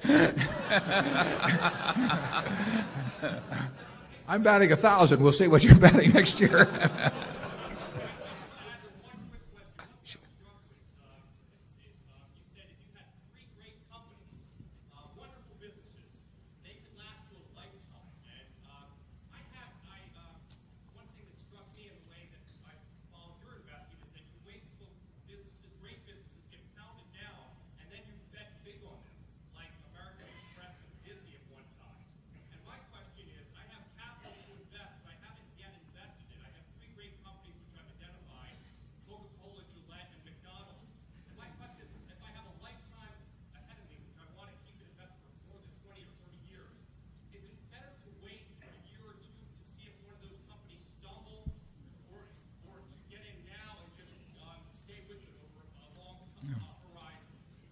Yeah. Well, I won't comment on the three companies that you've named, but in general terms, unless you find the prices of a great company really offensive, if you feel you've identified it, and by definition, a great company is one that's going to remain great for 30 years. If it's going to be a great company for 3 years, it ain't a great company. I mean, so you really want to go along with the idea of something that if you were going to take a trip for 20 years, you wouldn't feel bad leaving the money in with no orders with your broker and no power of attorney or anything, and you just go on the trip and you come back and it's going to be a terribly strong company. I think it's better just to own them. I mean, we could attempt to buy and sell some of the things that we own that we think are fine businesses, but they're too hard to find. I mean, we found See's Candy in 1972, where we find here and there we get the opportunity to do something, but they're too hard to find. So to sit there and hope that you buy them in the throes of some panic, that you sort of take the attitude of a mortician, waiting for a flu epidemic or something. I mean, I'm not sure that I'm not sure will be a great technique. I mean, it may be great if you inherit. Paul Getty inherited the money at the bottom in 32. I mean, he didn't inherit it exactly. He talked his mother out of it, but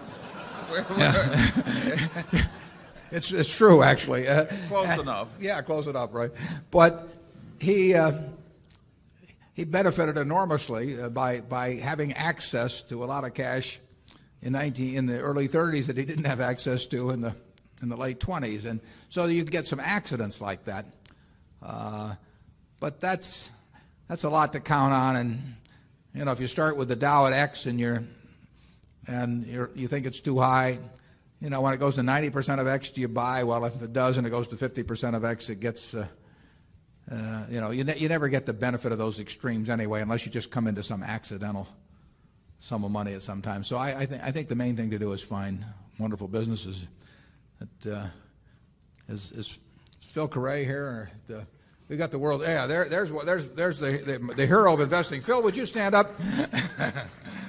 Phil is 99. He wrote a book on investing in 1924.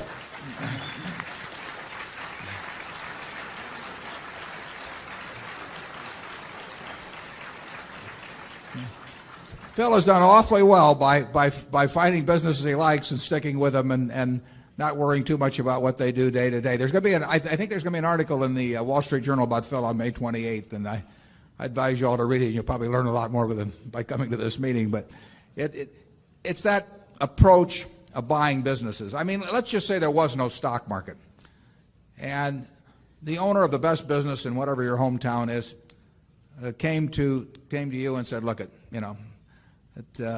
my brother just died, and he owned 20% of the business, and I want somebody to go in with me to buy that 20%. And the price looks a little high, maybe, but this is what I think I can get for it. Do you want to buy in?" I think if you like the business and you like the person who's coming to you, and the price sounds reasonable, and you really know the business, I think probably the thing to do is to take it and don't worry about how it's quoted. And it won't be quoted tomorrow or next week or next month. I think people's investment would be more intelligent if stocks were quoted about once a year, but it isn't going to happen that way. So, and if you happen to come into some some added money at some time when something dramatic has happened. I mean, we did well back in 1964 because American Express ran into a crook. You know, we did well in 1976 because Geico's managers and auditors didn't know what the loss reserve should have been the previous couple of years. So we've had our share of flu epidemics, but you don't want to spend your life waiting around for them. Zone 6. I'm Joe Condon from London. Both Mr. Buffett and Mr. Munger have addressed my question in annual reports and at previous meetings here. This is my first time. It has to do with investment in a few great high technology stocks. I know your answer has been that if you don't understand it, and I can't, after this performance, can't really believe that both of you don't understand most of the high technology questions. But I'm thinking about not only Microsoft, but say Pfizer and J&J, all three companies which have already proven that not only do they have a great product, proven management over 10 to 15 years, great market share positions, which are not easy to get into. And I frankly don't see a big difference in the PE ratios, for example, if you say Coca-Cola, or against Johnson & Johnson or Pfizer, which are very powerful companies. I wonder if either or both of you would address that question again. Charlie, why don't you? If you have something you think you understand that looks very attractive to you, we think it's smart to do what you understand. If we'd been unable to find companies that fit our slender talents, we well might have been in the Pfizers and Microsofts and so forth, but we've never had to revert to it. We don't sneer at it. Other people with more talent have found that a wonderful course of action. We generally look at businesses. We feel change is likely to work against us. We do not have great ability. We do not think we have great ability to predict where change is going to lead. We think we have some ability to find businesses where we don't think change is going to be very important. Now, at a Gillette, the product is going to be better 10 years from now than now, or 20 years from now than 10 years from now. You saw those earlier ads going back to the Blue Blade and all that. The Blue Blade seemed great at the time, but the shaving technology gets better and better.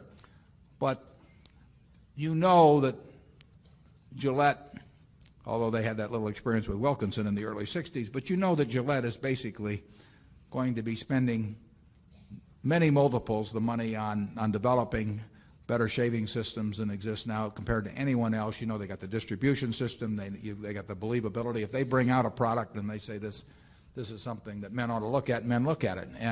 And they found out here a few years ago that the same thing happened when they said to women to look at it. In the shaving field, they wouldn't have that same credibility someplace else, but in the shaving field they have it. Those are assets that can't be built, and they're very hard to destroy.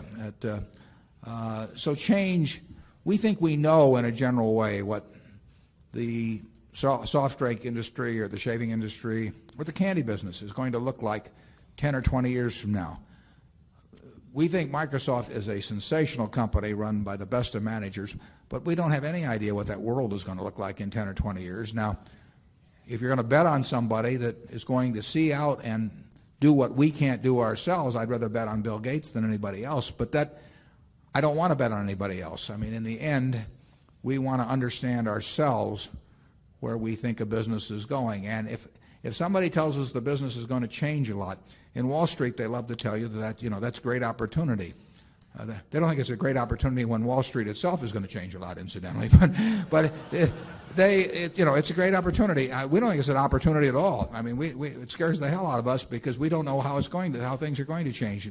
We are looking, when people are chewing gum, we have a pretty good idea how they chewed it 20 years ago and how they'll chew it 20 years from now. And we don't really see a lot of technology going into the art of the chew, as long as we don't have to make those other decisions, why in the world should we? I mean, if I all kinds of things we don't know. And so why go around trying to bet on things we don't know when we can bet on the simple things? Zone 1. I can see the shareholders like us sticking with the simple ones so they understand us. Yeah. Good afternoon, Warren. Jerry Zucker, Los Angeles, California. In the annual report, the second largest holdings of unsecured securities are labeled others.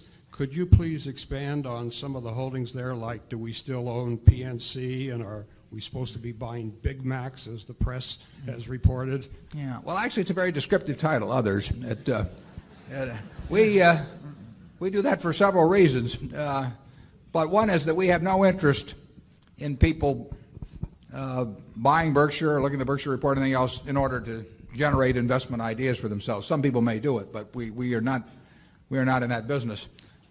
Berkshire Hathaway shareholders are not being paid for that. There's no way it benefits the owners of the company. So we will not disclose in the way of our security holdings more than we feel we have to disclose in order to be fair about things that can be material to the company. And we certainly have no interest in disclosing them to people who essentially want to use the information to try and figure out where our buying power may be subsequently or something of the sort. So we will keep raising the cutoff level, and you may see more and more in others. And I will say this: there's a lot of speculation about what we do in the press, and I'd say about half of it's accurate and about half of it's inaccurate. And again, we leave to you the fun of figuring out which half is right.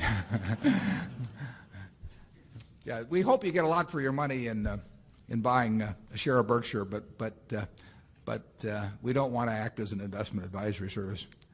Zone 2. David Coles, Appleton, Wisconsin. Earlier you made reference to the vicissitudes of time.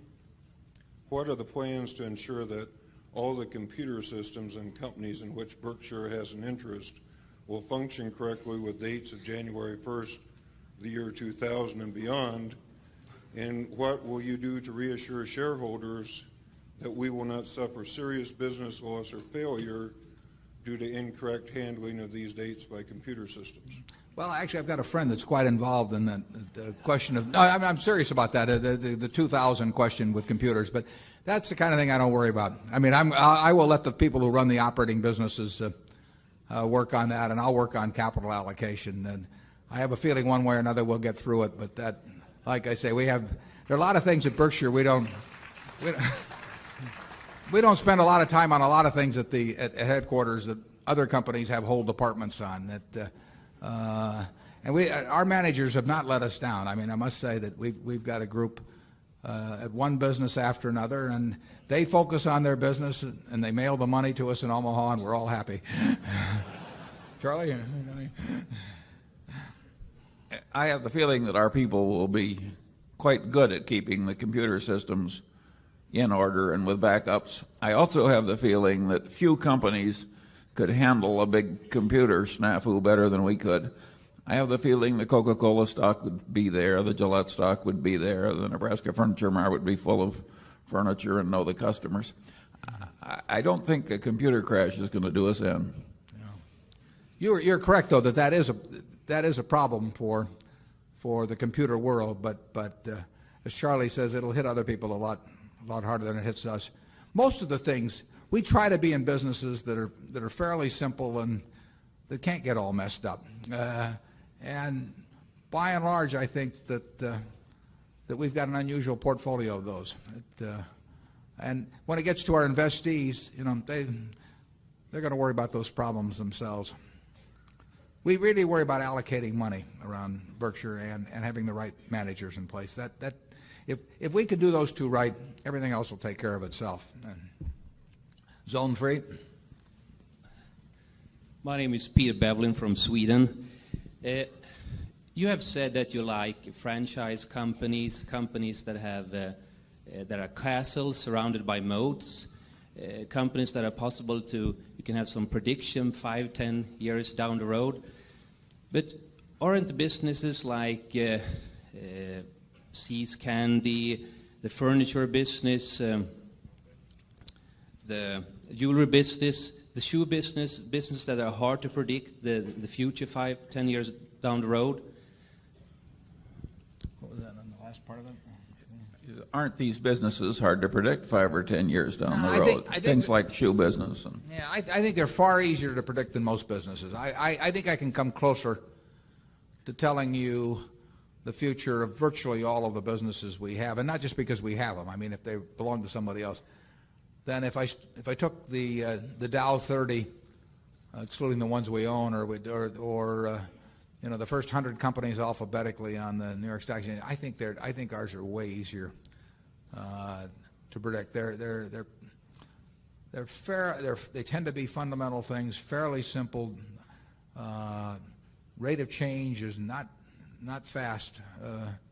So I feel pretty comfortable. I think when you look at Berkshire 5 years from now, the businesses we have now will be performing pretty much as we've anticipated at this time.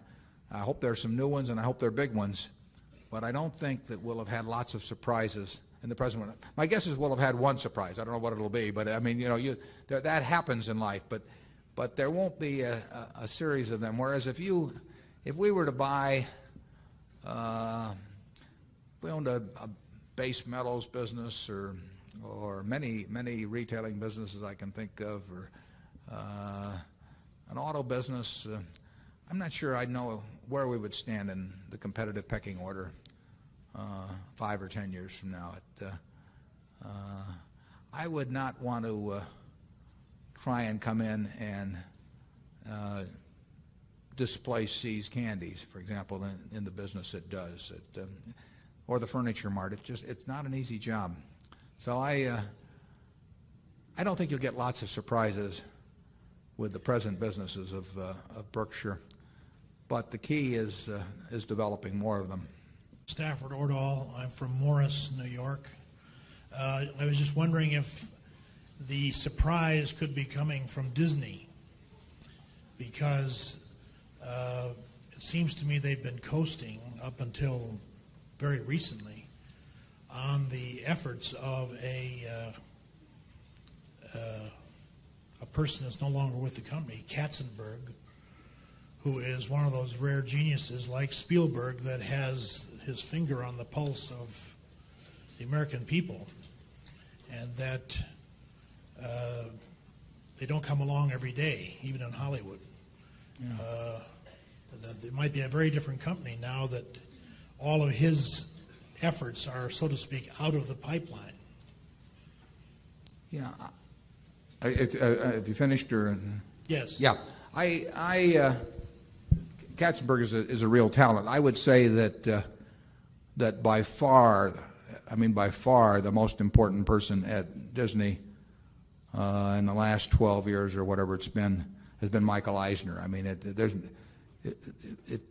if you know him and what he has done in the business, there's no one. Frank Wells did a terrific job in conjunction with Eisner, but Eisner has been the Walt Disney, in effect, of his tenure. He knows the business. He loves the business.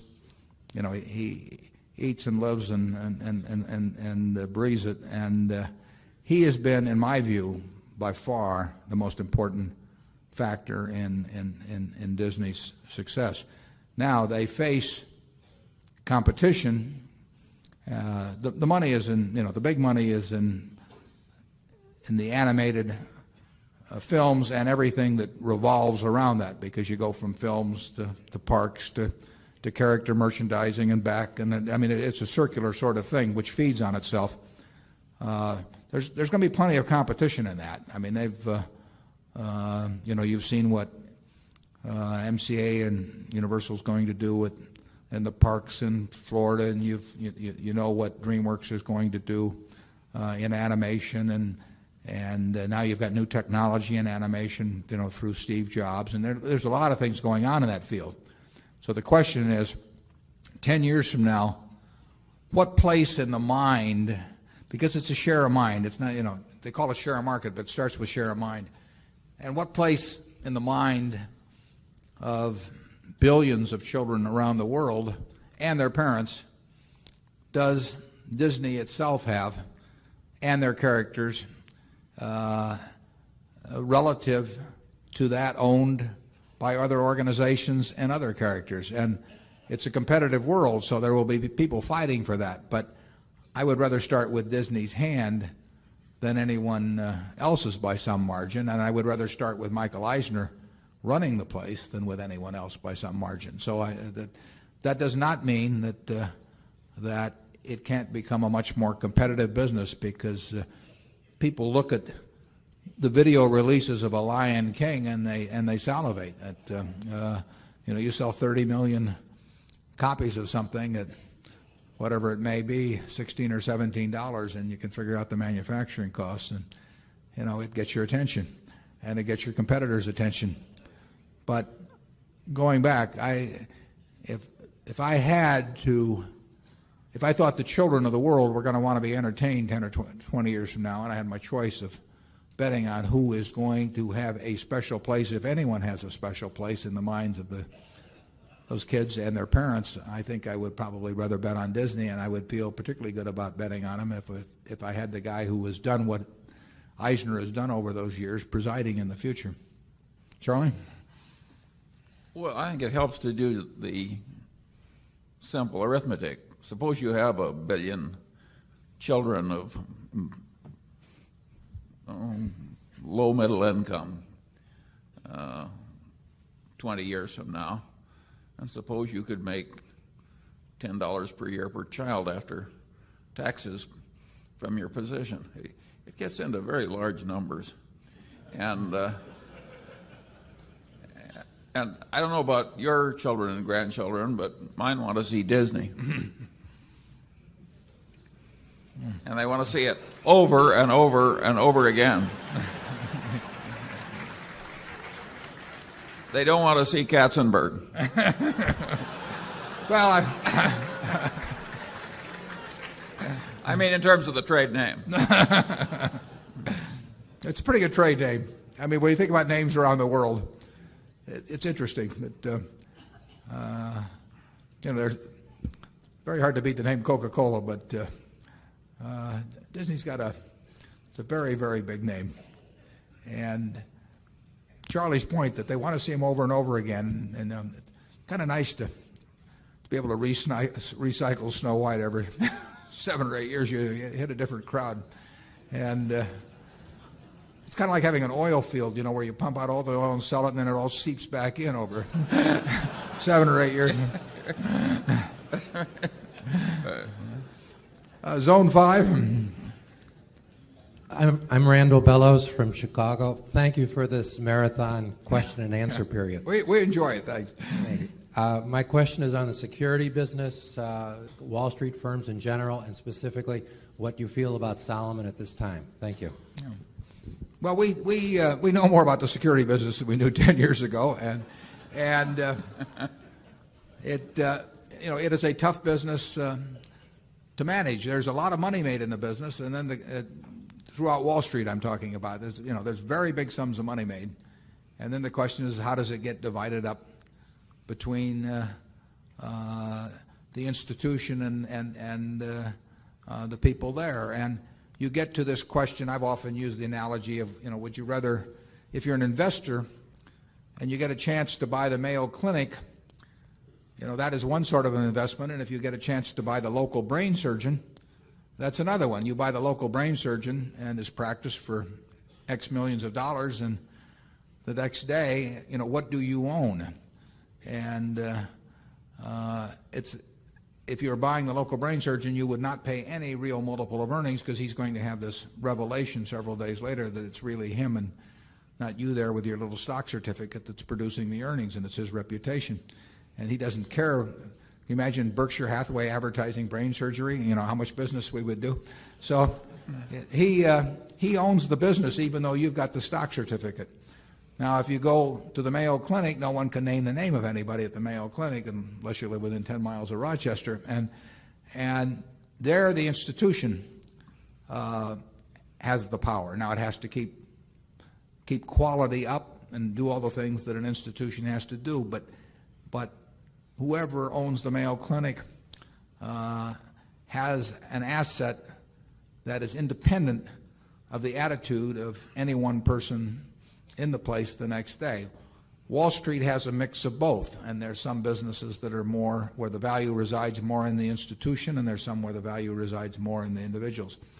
We've got a couple of sensational people running Solomon, and they wrestle with this problem as they go along, and they seem to be wrestling considerably more successfully currently than was the case close to a year ago. But it is not an easy business to run, and it's not an easy business to predict unless you have a business that's very institutional in character, and there aren't many of those in Wall Street. Zone 6.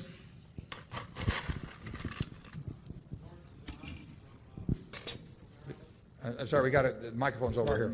Yeah, just raise your hand, and the monitor will supply the microphone. Thank you. Howard Winston from Cincinnati, Ohio. One question. Are you concerned about the rising valuations on the NASDAQ market where companies trade at multiples of revenues instead of multiples of earnings? The rising value of what did you say? The NASDAQ market. Oh. Where they trade at 10 times revenues or more, 30 times revenues instead of 10 times earnings. Yeah. Well, we don't pay much attention to that because throughout the careers Charlie and I have had in investing, there have always been hundreds of cases or thousands of cases of things that are ridiculously priced and phony stock promotions and the gullible being led into to believe in things that just can't come true. So that's always gone on. It always will go on, and it doesn't make any difference to us. I mean, we are not trying to predict markets. We never will try and predict markets. We're trying to find wonderful businesses, and the fact that a part of the market is kind of screwy, that's unimportant to us. We tried a few times shorting some of those things in our innocence of youth, and it's very tough to make money shorting even the obvious frauds, and there are some obvious frauds. And it really is. It's not so tough to find the obvious frauds, and it's not tough to be right over 10 years, but it's very tough to make money being short them. Although we tried a few times way back,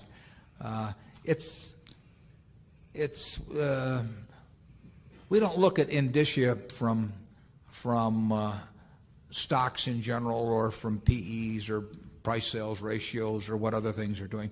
We really just focus on businesses. We don't care if there's a stock market. I mean, would we want to own Coca-Cola, the 8% we own of Coca-Cola, the 11% of Gillette, if they said we're just going to delist the stock and we're never going to, we'll open it again in 20 years. It's fine with us, and then if it goes down on the news, we'll buy more of it. So we care about what the business does. Yeah. Norton, why don't you give him the microphone there?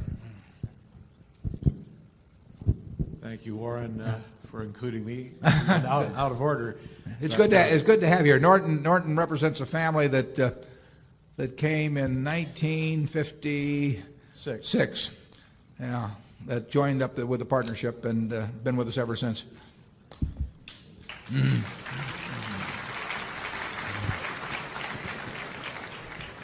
Very, very fortunate connection.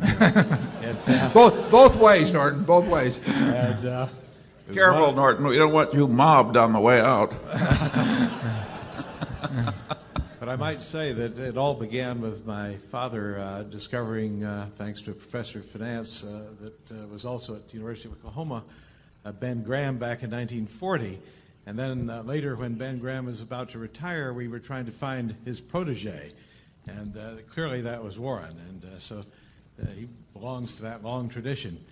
But the question I wanted to ask was, you've mentioned the very strong companies that Berkshire has that are really international companies like Coca-Cola and the Gillette. But are you considering, or have you ever thought of considering the foreign companies that are undervalued, or have you for some reason not included that in your universe of companies to consider? We've looked at companies domiciled in other countries, and we continue to look at companies domiciled in other countries. we wouldn't, we're happy for the U.S. and for Atlanta that Coca-Cola is domiciled in Atlanta, but would we pass on it if it happened to be domiciled in England? No, we'd love it if it were domiciled in England too. And we feel that the important thing is the business, not the domicile, although it's we're more familiar in a general way with domestic companies that are domiciled here, although they may make their money internationally.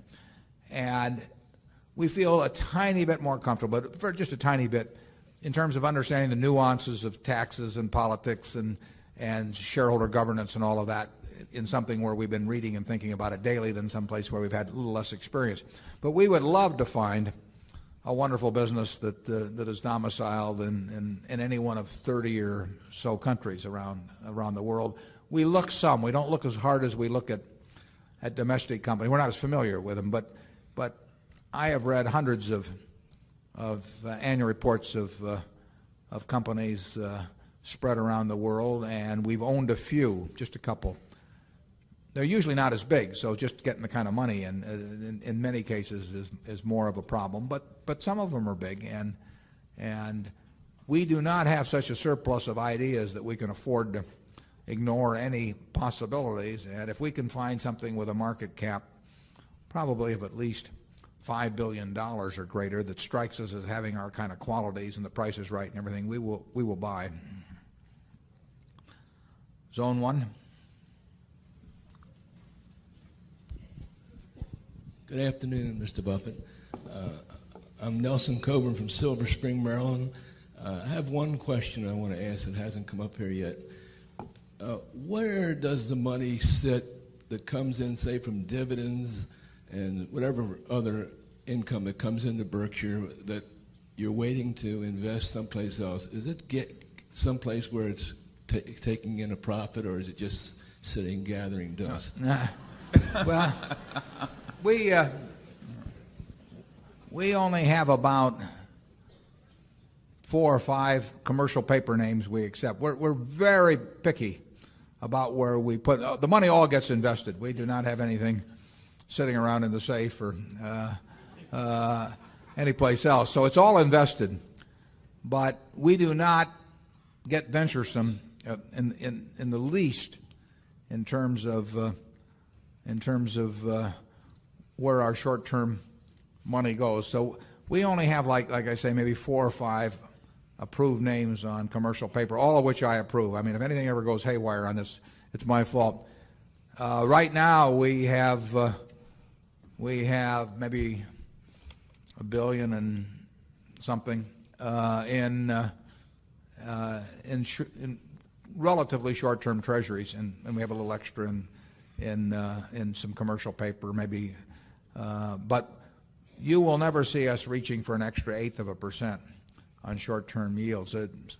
Some of you may remember the fiasco in Penn Central in the commercial paper market, and Penn Central around 1970 or thereabouts was paying 1/4 point, as I remember, more than other commercial paper issuers. And of course, they one day, despite showing a positive net worth, I think of $1.5 billion or so, they said they had a lot of net worth but no cash. Turned out cash was more important, and so they defaulted. Now, the interesting thing about doing that is if you're getting 1/4 point extra, and you came over on the Mayflower and you landed and you said, well, I'm going to apply myself to getting 1/4 point extra on short-term money, and you didn't make any mistake until you got to Penn Central, you would, aside from the compounding aspect, you would be behind at that point. And I don't like a business that you can do right for 300 years and then make one mistake and be behind. So we are very picky about short-term paper, but it is all invested, and when it's large amounts, it probably will be in treasuries. A couple firms use commercial paper we take. Zone 2, please. My name is George Gatti from Zurich, Switzerland. I've got a question with respect to Solomon. Solomon experienced quite a large volatility in profits and even revenues in the past years. What are your views on how this will develop in the future with respect to volatility in profits and revenues? I didn't get 100% of Charlie. Yeah, well, I can see, he can hear. That's a, we make a great combination.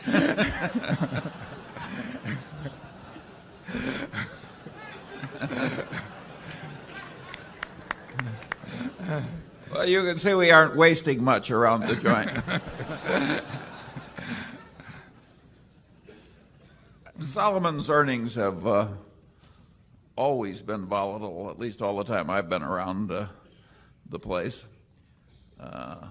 And I don't think that volatility is likely to disappear.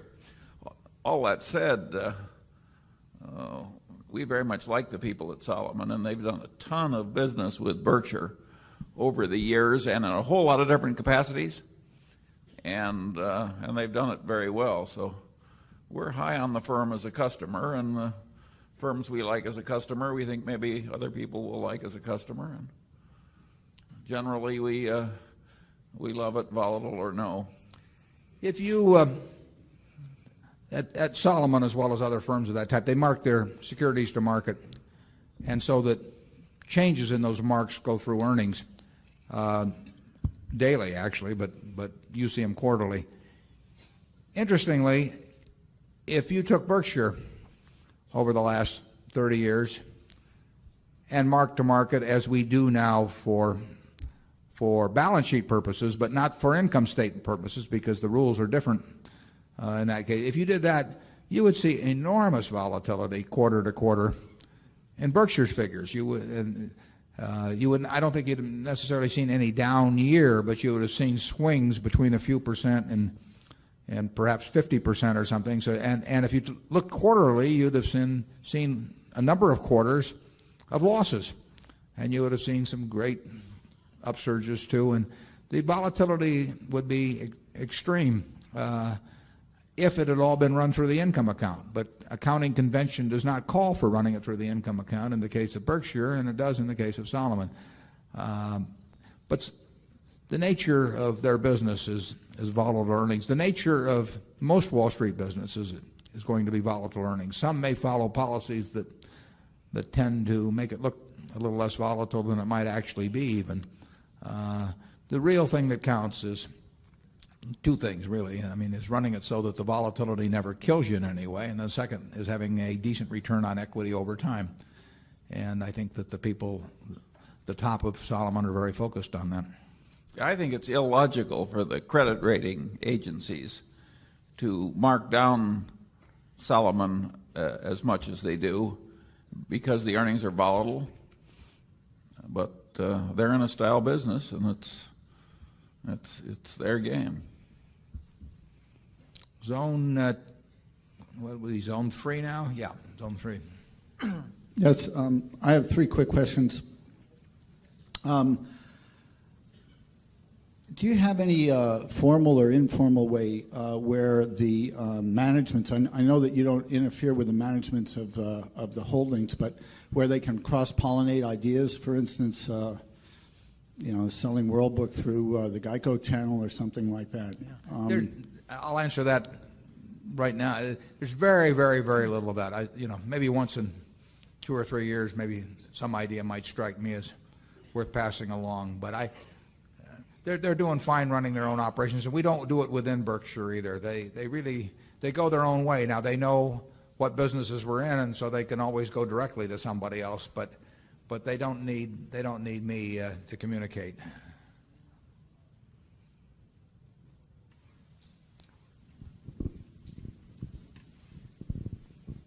Zone 4. My name is Mike Macy from Las Vegas, Nevada. My question is this. There have been some recent news articles on the problems at Lloyd's. What effect, if any, do you see the problems at Lloyd's having on an increase in the Berkshire insurance or reinsurance business? Well, I think probably I think it's fair to say that the problems of Lloyd's have helped us because Lloyd's had a terrific reputation It was the first stop and usually the last stop for all kinds of unusual risks and large risks 20 years ago, and the fact that they have lost some of their luster in that period has helped us. And we didn't do anything to contribute to it, but it obviously benefits us as a competitor when questions develop about an organization which has been a premier player in the industry. So Berkshire probably possesses more capital than all of Lloyd's put together, and it has established a reputation for being willing to quote on very large risks very quickly and to do exactly what it says. And it might very well be that in many cases we would get a call before they would get the call now. So we've been a beneficiary and probably in a fairly good sized way from their problems. And it's more difficult for them to make inroads on us now than would have been the case 10 years ago. We have a, I don't like to lay it on too strong, but we do have a preeminent position in a certain area of really large-scale reinsurance that will be difficult for anyone else to replicate. Now, they may not like our prices. There may not be demand for some of the things we can do, but if there is demand, we are very likely to get some very significant business out of that position, and we've seen it some in recent years, and we'll see it more in the future. Zone 5. Mike Assail from New York City with a question for Charlie about the 100 or so models we ought to have in our head. Here we go. Mentioned at the end of the excellent worldly wisdom speech. I'd like to know the most useful models on industry consolidation, on product extension, on vertical integration, and any models which explain the special cases when it makes sense to invest in retailing stocks. And if Warren has anything to add or subtract, I'd love to hear it. Thank you very much. Well, I'm glad to answer such a modest question.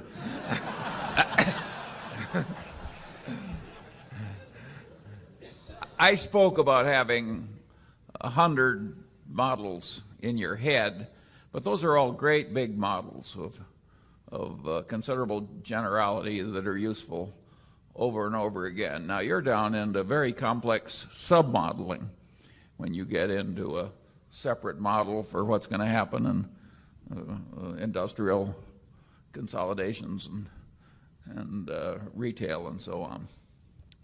And I'm not up to all those sub-models.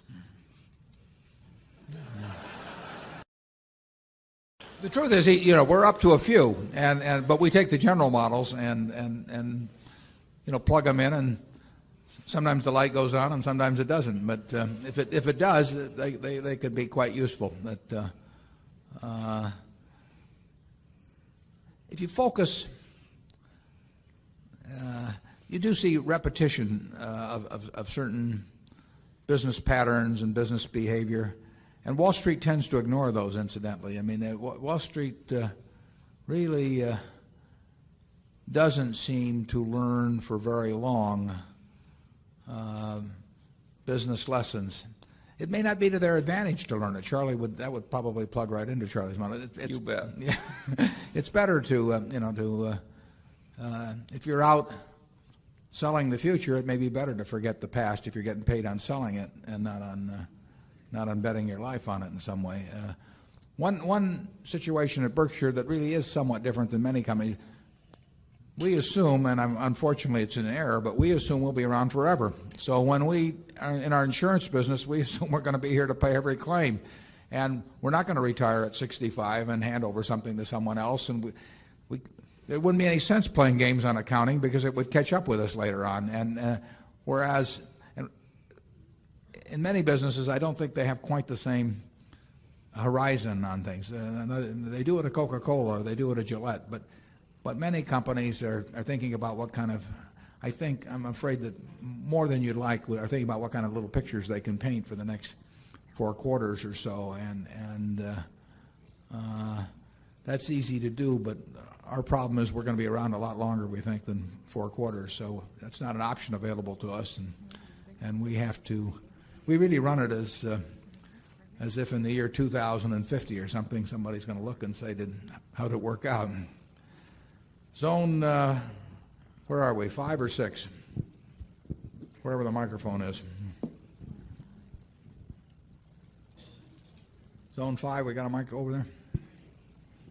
Maybe that was it. 6, okay, we'll go to 6. Could you get the microphone, or do we have one in there? Yeah. Want to bring in the microphone? Particularly for the people behind you, it's a little difficult. Glenn Rollins, Atlanta, Georgia. You state in your letters to shareholders that with your wholly owned companies, you reward them at a high rate when they release capital to you, and you likewise charge them a high rate when they need capital. Could you elaborate on that?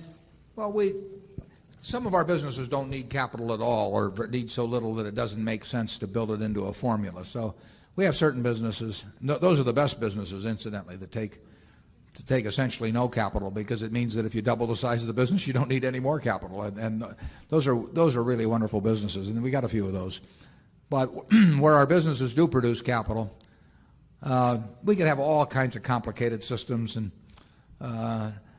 have capital budgeting groups at headquarters and do all kinds of things. But we just figure it's simpler to charge people a fair amount for the money and then let them figure out, whether they really want to buy a new slitter or whatever it may be in their business. And it varies a little bit. It varies on the history of when we came in. It varies on the interest rates of but we generally will be charging people something in the area of 15% in terms of working out compensation arrangements for capital. Now, 15% pre-tax, depending on state income taxes, is only 9 to 9.5% after tax. So you can say that isn't even enough to charge people. But we find that 15% gets their attention. And it should get their attention, but it shouldn't be such a high hurdle rate that things that we want to do don't get done. Our managers expect to be running their businesses for a long, long time. So we don't worry about them doing something that works for them in the next year but doesn't work 5 years out, or vice versa, where they don't make longer plans, because they see themselves as part owners of the business. But we want them to be owners with a cost attached to capital. We think it's awful, frankly, the way businesses reward executives with absolutely no regard for the cost of capital. I mean, a fixed price option for 10 years, imagine giving somebody an interest-free loan for 10 years. You're not going to do it. And if a company is retaining a significant part of its earnings and you give out a fixed price option for 10 years, they can do nothing with it but put it in a savings account, and they'll make some money off of it. So we like attaching a cost to the capital. If we had options for me and Charlie at Berkshire, which it's not going to happen, but it would not be illogical. We have responsibility for the whole place. You could have some kind of a compensation arrangement that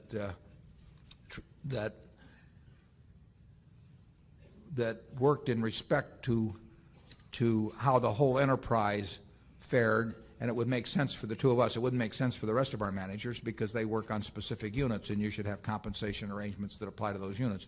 But assuming you had it for the two of us, which we're not going to have, I want to assure you. But we would say the fair way to do that would be to have an option at not less than present intrinsic value. Forget what the market price is, because believe me, the idea of having the more depressed your market price be, the better your option price be, does not make any sense. So we would have it at not less than intrinsic value. And then we would have it step up yearly based on something relating to a cost of capital, because we would say, why should we get free use of the shareholders' capital? And we could work out a fair stock option. That would be perfectly appropriate. We won't do it, but it'd be a perfectly appropriate way to have us compensated that involved an initial price of not less than intrinsic value and involved carrying costs.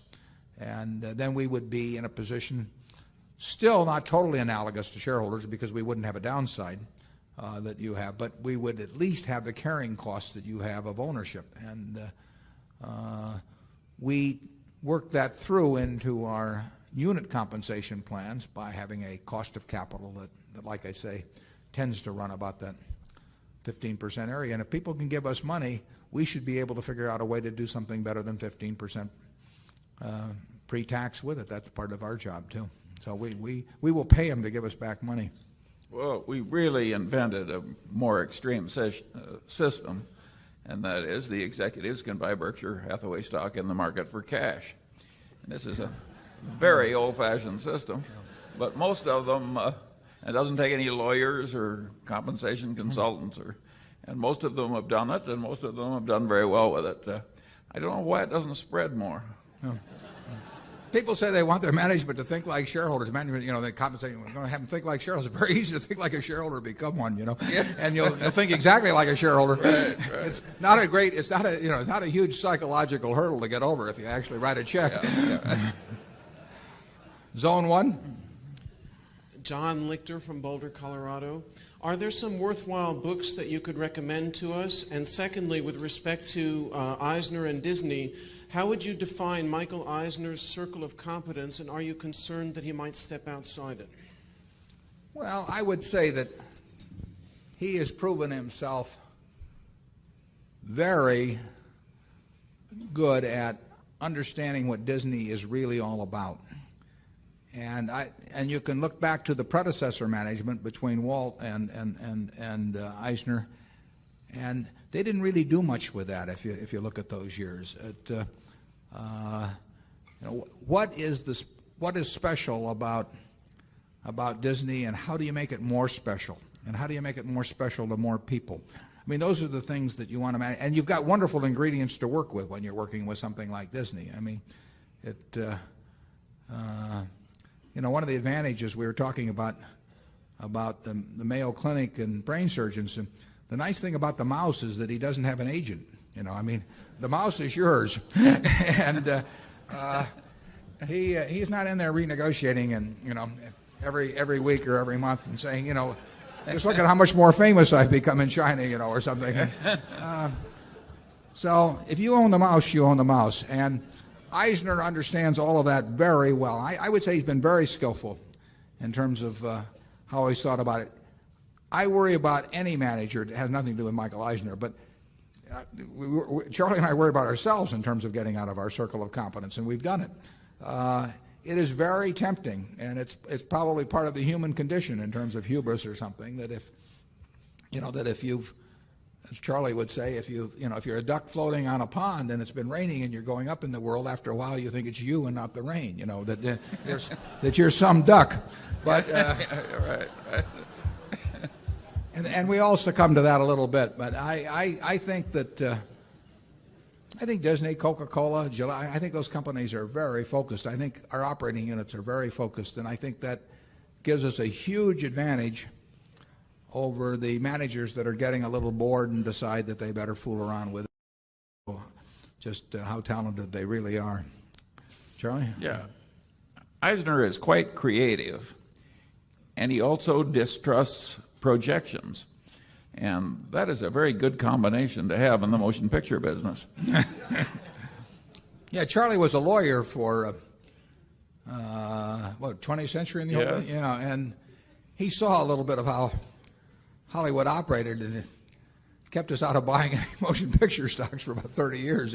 Every time I'd go near one, he'd regale me with a few stories of the past. So it's a business where people can trade other people's money for their own significance in their world, and that is a dangerous combination where if I can buy significance in my world with your money, there's no telling what I'll do. Part of the business reminds me of an oil company in California, and it was controlled by one individual, and people used to say about it, if they ever do find any oil, that old man will steal it. And the motion picture business, it's only about half of it that has normal commercial morals. Mm-hmm. No, we're not applying that to Disney. No. Disney is really Disney's done an extraordinary job for the shareholders, and they make real money out of movies. Most movie companies they made money for everybody associated with it, but not a lot is stuck to the shareholders. Zone 2. Well, the books. Charlie, what are you reading these days? Well, I'm almost ashamed to report because I've gone back and picked up the part of biology that I should have picked up 10 or 15 years earlier. And if any of you haven't done it, it's a total circus what they figured out over the last 20 or 30 years in biology. And if you take Dawkins, The Selfish Gene, and The Blind Watchmaker, I mean, these are marvelous books. And there are words in those books that are entering the English language that are going to be in the next Oxford Dictionary. I mean, these are powerful books, and they're a lot of fun.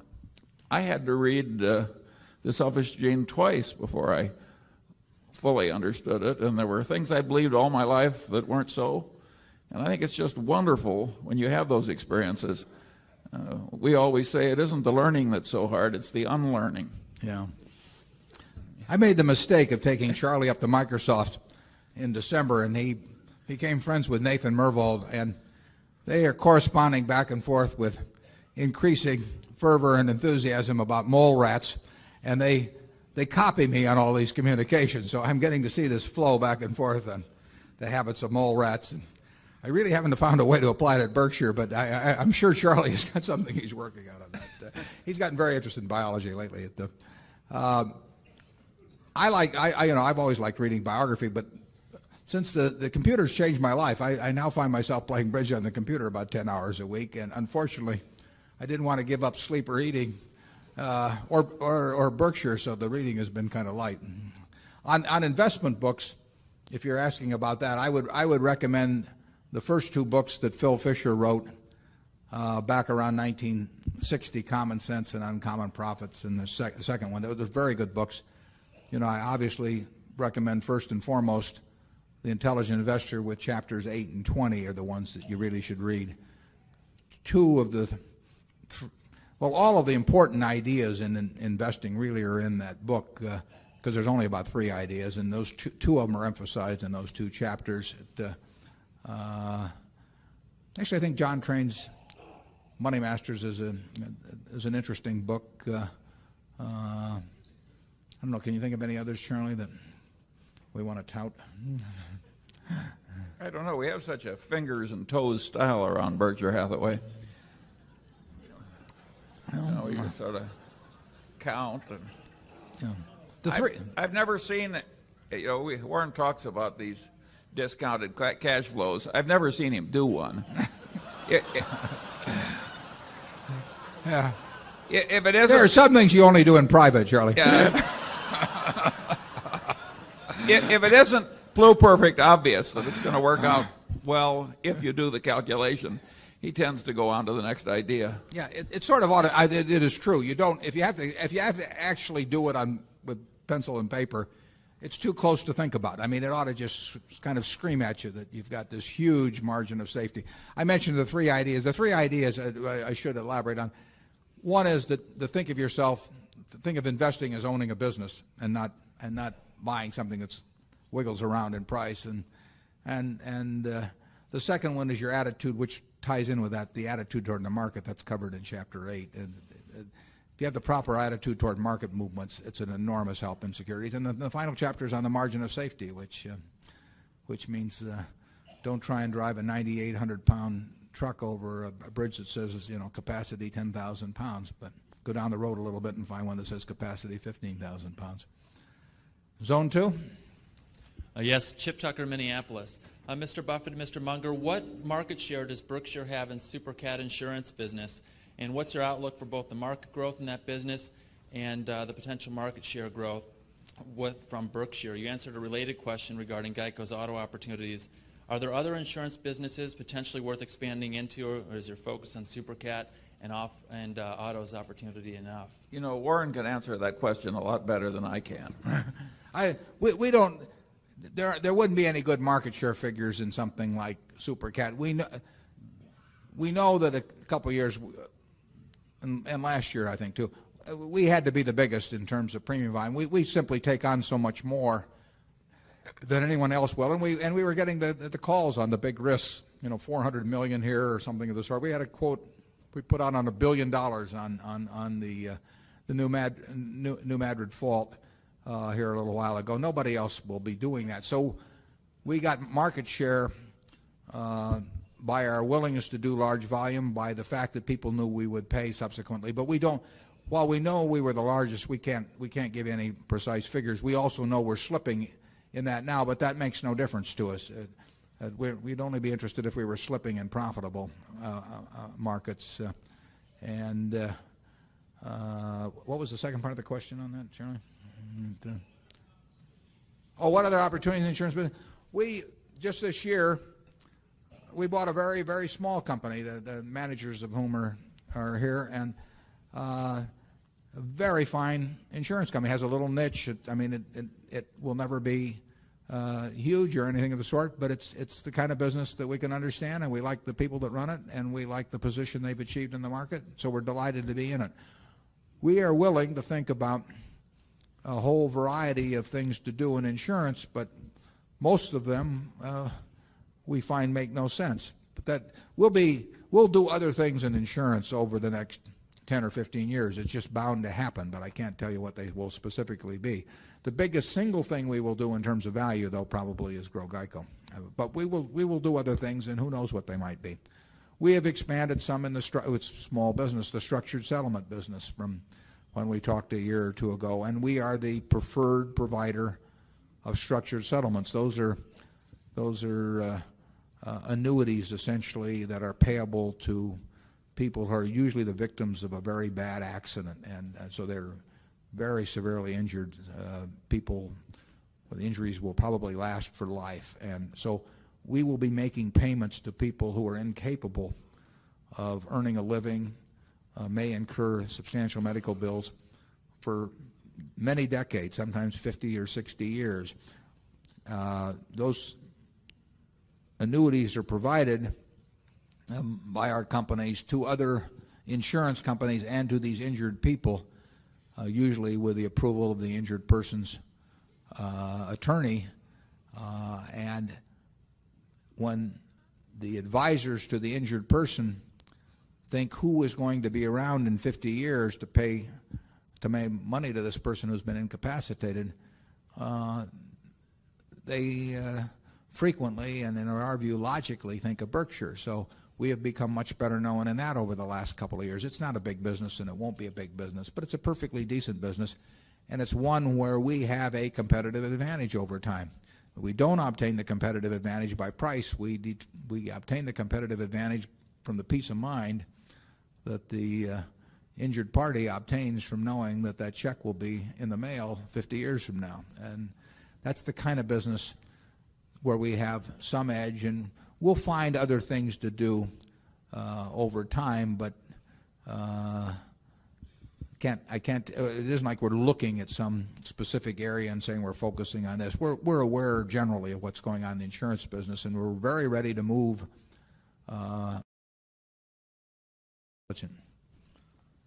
Zone 3. Mr. Buffett, Mr. Munger, my family's been associated with Berkshire since 1968, so I asked this question with a great deal of respect for your integrity and your wisdom. I work as an inner-city school teacher where there is a rising and pervasive sense of hopelessness. When I ask my students what would make you happy, their predominant response is $1 million. As some of the richest men in the world, I wonder what your response to them might be. And as a second part of this question, the philosophical underpinnings of capitalism have largely ignored a systemic perspective involving issues of ongoing depletion of limited global resources exploited to sustain a market economy, widening gaps between the very wealthy and the severely impoverished, and an international view of America as a country whose primary values are greed and imperialism. As we move into the 21st century, do you see a need to re-envision capitalist premises towards original notions of democracy, justice, and humanitarian concerns? You can get all of that. Well, I will say this. I am higher on the existing social order than you are.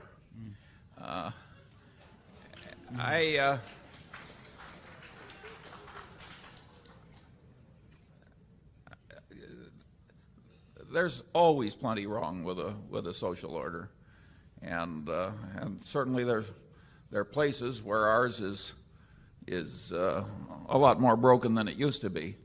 I don't think Warren and I have any wonderful solution to all the problems of the world, but wishing for $1 million instead of some more tangible short step is the wrong frame of mind.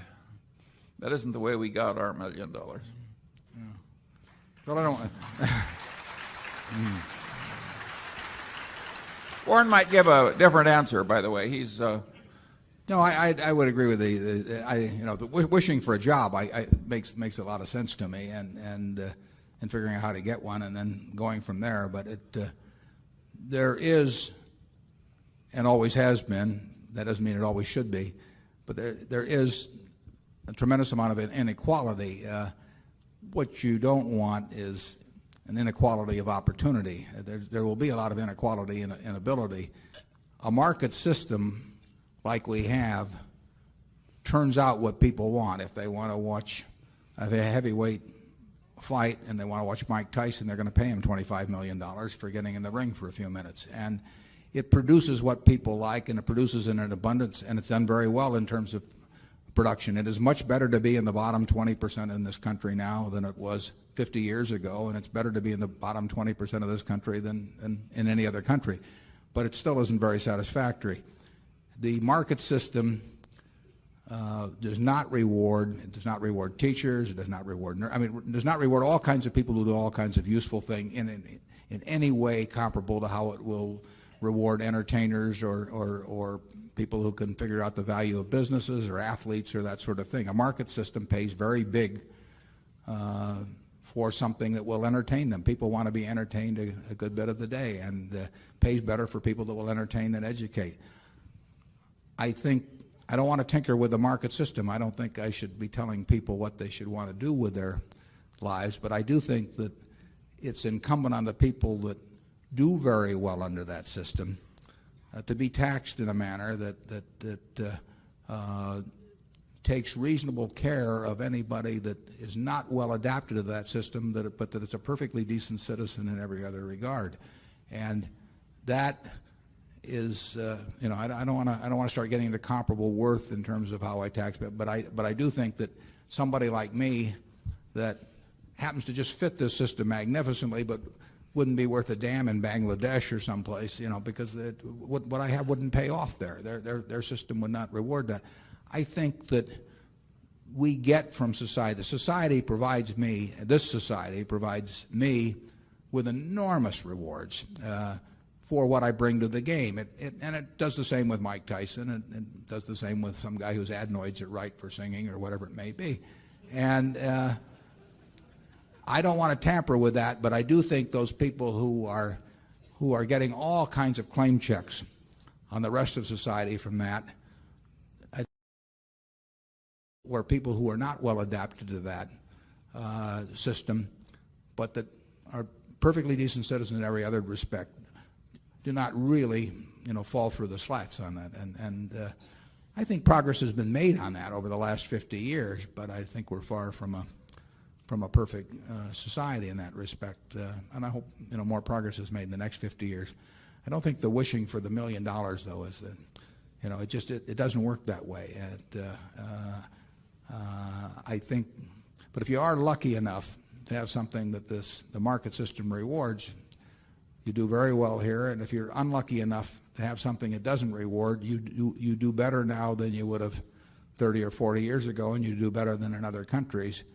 But I can see where it seems very unjust to look at somebody else who has just a little different mix of talents that can achieve claim checks in a way that keeps them and the next 5 generations of their family in a position where they don't have to do very much.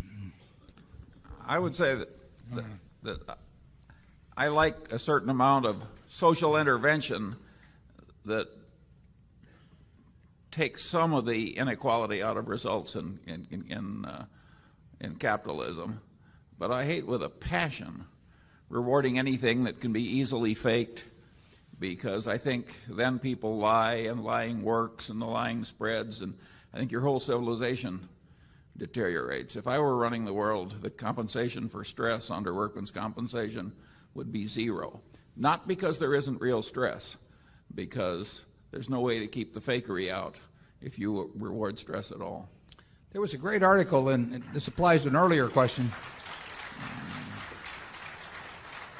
There was a very good article in Forbes about one issue ago that showed the occupational profile of the U.S.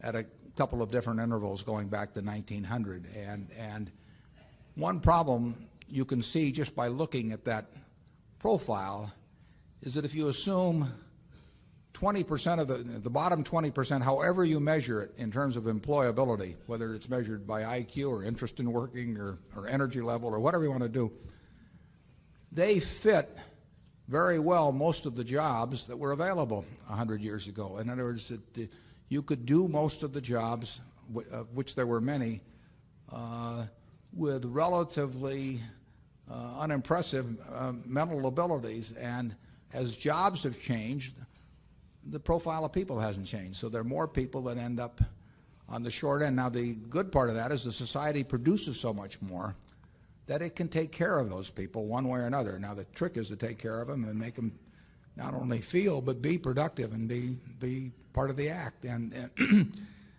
we've got enough product to do that, but the country turns out way more output than 50 or 100 years ago. We're not perfect at figuring out how to make the bottom 20 or 30% in terms of abilities fit a new changing job profile. I really recommend you look at that Forbes magazine, because if you think through the implications of those charts, I think you'll see what social problems have to be attacked. Zone 4. Edward Barr, Lexington, Kentucky. Earlier, you led us through a discussion of the competitive position of Disney, and you also discussed share repurchase. I wondered if you could also lead us through a discussion of the competitive position of Wells Fargo, since they just effected such a large combination, in addition with perhaps some discussion of their share repurchase, which is probably as large in percentage terms as any company I can think of at the present time. Well, Wells should repurchase their shares if they feel that they're repurchasing them below intrinsic business value, and that's the calculation that they make, and you should have to ask the question of them what their calculus is of that. But that will determine whether that share repurchase program makes good sense or not. The advantages of an in-market merger can be dramatic. Sometimes it just causes a bank to do what they should have done anyway. I mean, I'm not as always as convinced that the economies come about totally through scale as they are just from taking a hard look at how they run their. In the audience today, he was here earlier. There's a CEO of the Bank of Granite, which is in Granite, North Carolina, and that bank earned 2.58% on assets, I believe, in the most recent quarter annualized, and had a 33% efficiency ratio. Now, that bank is $400 million or $500 million of assets. You know, it doesn't need to be $5 billion in order to get more efficient or anything of the sort. It's so much more efficient than any of those larger banks that had to be put together to get those ratios that it makes you kind of wonder about the underlying rationale. But I'm sure that Mr. Forlines, who runs that bank, just focuses on, and he's been focusing on it for a lot of years, just doing the right things day after day, and it didn't take any in-market merger or anything of the sort to cause him to do that. I recommend any of you in the banking business that get his report, because there is nothing magic about the community of Granite, North Carolina, nor does he work under laws that are way different than the rest of bankers or anything of the sort. He just gets a record that achieved a record that makes all the rest of the records look silly. And we had a fellow over in Rockford, Illinois, in the bank we owned back in the 70s, Gene Abegg, who his brother is going to be 104. There was a fellow from Rockford here that got me to sign a note to Ed Abegg, who will be 104 soon. I wish Gene had lived to 104. But Gene ran a bank in Rockford that when the best banks were earning 1% on assets, he earned 2% on assets.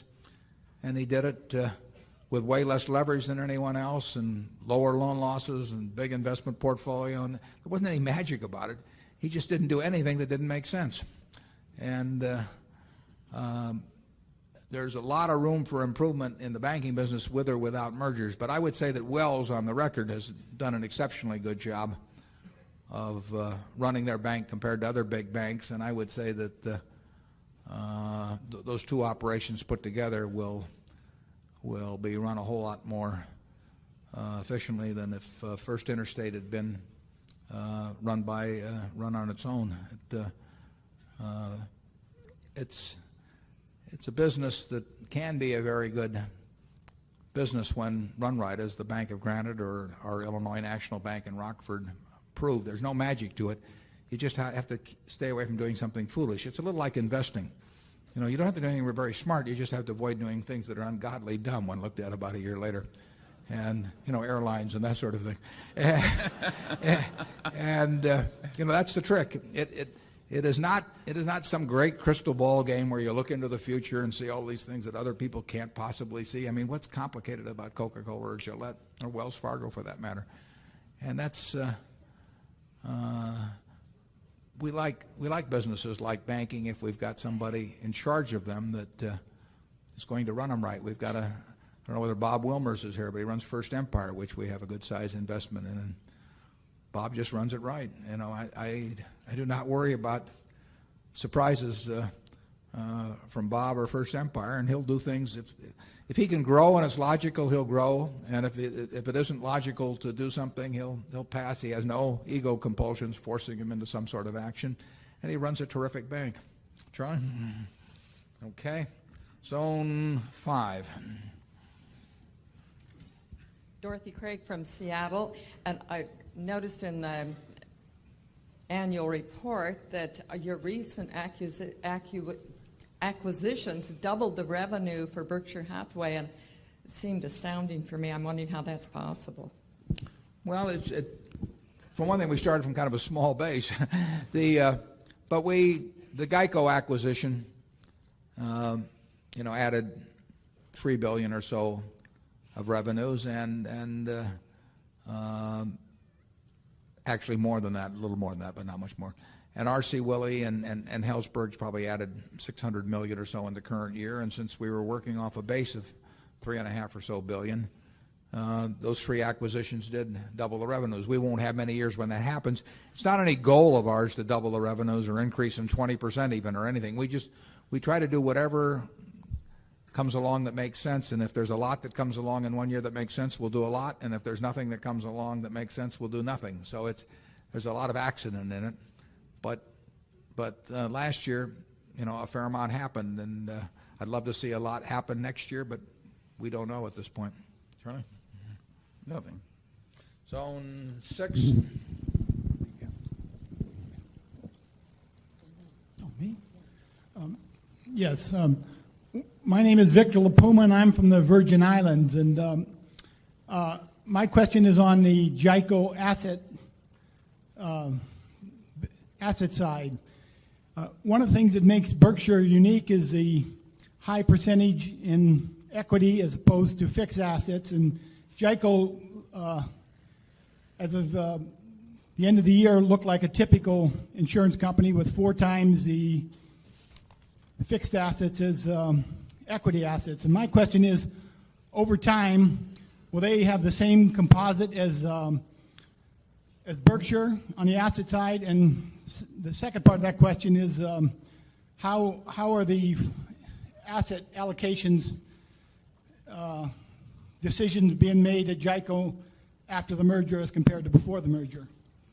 The decisions at GEICO, which, as you say, is about $5 billion of marketable securities, have been made and are being made and will be made by Lou Simpson. Lou has done a fabulous job of running the investments of GEICO since about 1979, and we're lucky to have him. There are very few people that I will let run money, running businesses, that we have control over, but we're delighted in the case of Lou. I mean, it's 1 in 1,000 or something, but Lou has done a terrific job, will do a job. And the one thing we offer him, he has the ability to do whatever he wants to do with those assets now. He did not have that ability before GEICO became part of Berkshire, because at that time there were certain ratios that were necessary which were understandably necessary, that made sense. Where with GEICO as a standalone entity with its own net worth of $1.5 billion or $2 billion and doing $3 billion of business, it would have been inappropriate for him to take on a different configuration beyond a certain point in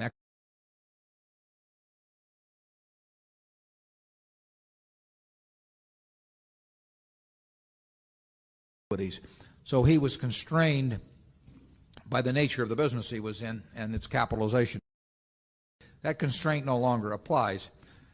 So he, with that $5 billion, can do whatever he wants. Now, if he does certain things, we would need to provide backup to GEICO so that their policyholders would be protected under the most adverse of circumstances. But that's no problem for us. We could do it by quota share reinsurance. We could do a lot of things. We could just guarantee their obligations.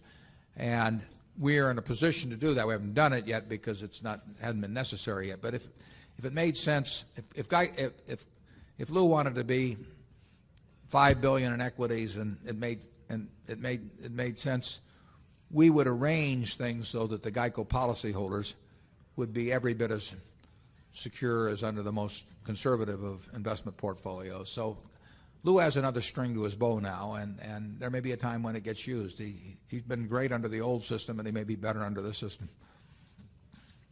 That's a very shrewd question. You're to be complimented.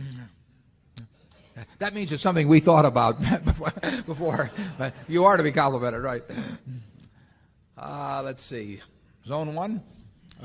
Neil McMahon, New York City. Berkshire owns several companies, stock in several companies, which are called permanent holdings. In the early 70s, we had a two-tier market, the one-decision stocks, high PEs, 50, 60 times earnings.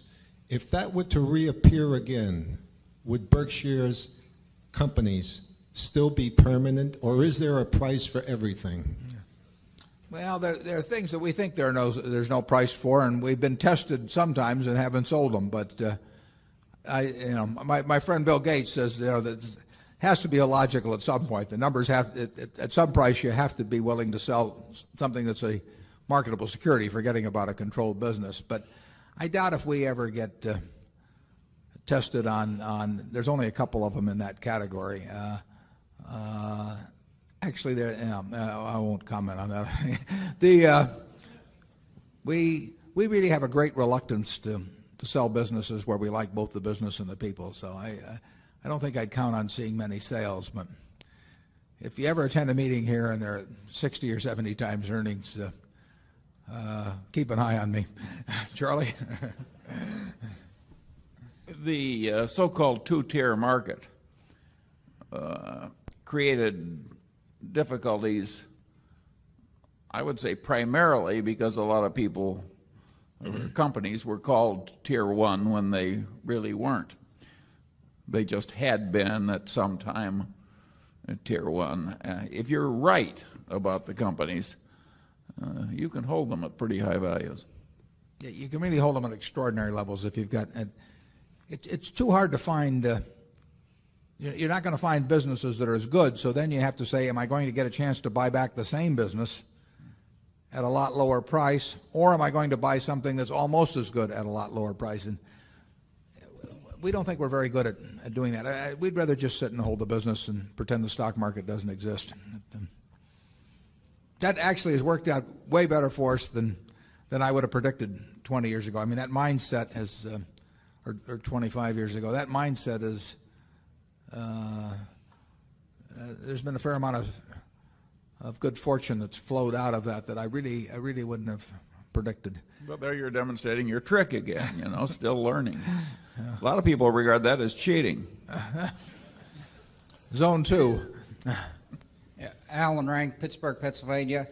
Knowing your aversion to technology, but your close affiliation with Bill Gates, Microsoft, have you ever considered either inviting him to be part of the Berkshire through the board, or being involved to maybe solve some of the problems with World Book in taking it to the new technology and expanding it? And on the other end, you also love insurance and the float. Have you considered the other businesses that would have that similarity, such as cemeteries and funeral homes with their pre-need and their large cash reserves? Bill and I talked about encyclopedia business some years ago, but he was pretty far down the line in Encarta, quite far down the line in Encarta, actually, before I even met him. So it wasn't. My guess is if we'd met earlier, that there might have been something evolve in that. But he had put a lot of chips on Encarta and had done a good job with it. So it really wasn't. It wasn't a real option to work with him on World Book. Bill also is very focused on his business, and I believe he's on the board of some biotech company in which he's got a significant investment. But you will not see him on the boards of, at least I don't believe that you will, of American corporations. I think if you look at the boards say up in the Pacific Northwest, where he has a lot of friends and knows the companies well, maybe grew up with some of the people, but I don't think you'll see him on anything which really doesn't, which is just a business that doesn't grab him intellectually on something. And I do think there's one biotech company that he's involved in that way, and he'd be a terrific asset. But he really focuses on Microsoft. He has his board meetings, as I remember, on Saturday. They last all day, and he goes after the business that way. He's not. I don't think he'd be interested in being on a bank board or an insurance company board, because he just figures he's got other things to do with his time, and I think he's probably right. Zone 3? Oh, the question was about other kinds. We've always had an interest in float businesses of one sort or another, but blue chip stamps was such a business until it disappeared one day. We couldn't find it. We looked in the closet, right. Looked everywhere, out in the backyard. Where was it? So we like that sort of business, but most of the float businesses, the costs are pretty explicit, and like I say, we don't like most insurance companies as float businesses. We are not interested in buying the typical insurance business because we think the float will end up costing us too much. We'd rather borrow money with an explicit cost attached to it rather than have the implicit costs of an underwriting loss with most companies. But we are interested in businesses that provide cash rather than use up cash. We're willing to have them use cash if what they use will produce high enough returns, but we've got this bias toward things that throw off cash. Charlie? Well, if we go into the pre-need funeral home business, that'll be the day.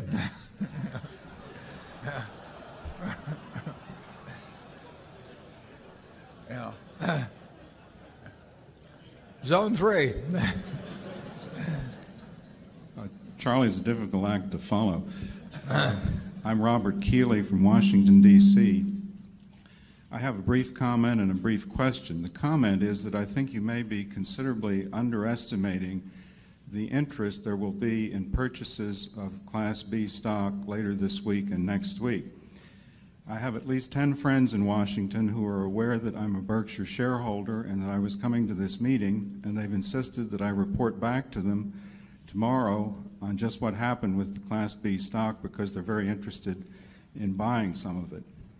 Now, that's anecdotal to be sure, but if you take that ratio of 10 people to even the shareholders who are present here today, you're talking about tens of thousands of people who are going to be in that market. Now, my question relates to liquidity. On page 18 of your annual report, you say, and I quote, "The prospect that most shareholders will stick to the A stock suggests that it will enjoy a somewhat more liquid market than the B. Could you explain that? It seems to me that if most shareholders keep their A stock, do not convert it or sell it, that the B stock will be much more liquid." Maybe I don't understand liquidity. No, I think you do. You understand it, and I'll elaborate just a bit. Certainly in the first week, I would expect the B stock to trade far more, although I hope it doesn't trade like most new issues trade in relation to the amount sold. It's just the nature of a new offering that there's usually there's always some flurry of activity. Sometimes I think it's quite excessive, and I don't think it will be with Berkshire, but there will be some flurry of activity. But longer range, let's just assume that there's $400 million worth of B stock out there. There will be $40 billion of A. Now, admittedly, I'm not going to do anything with my stock, and many people in this room have a very low tax basis, and except they're under very unusual circumstances, have no intention of doing anything with their stock. So of that $40 billion, there's a very significant percentage that you might say is almost inoculated against reaction to market changes. But there still is a very significant dollar value. There's a fair amount held by funds, for example.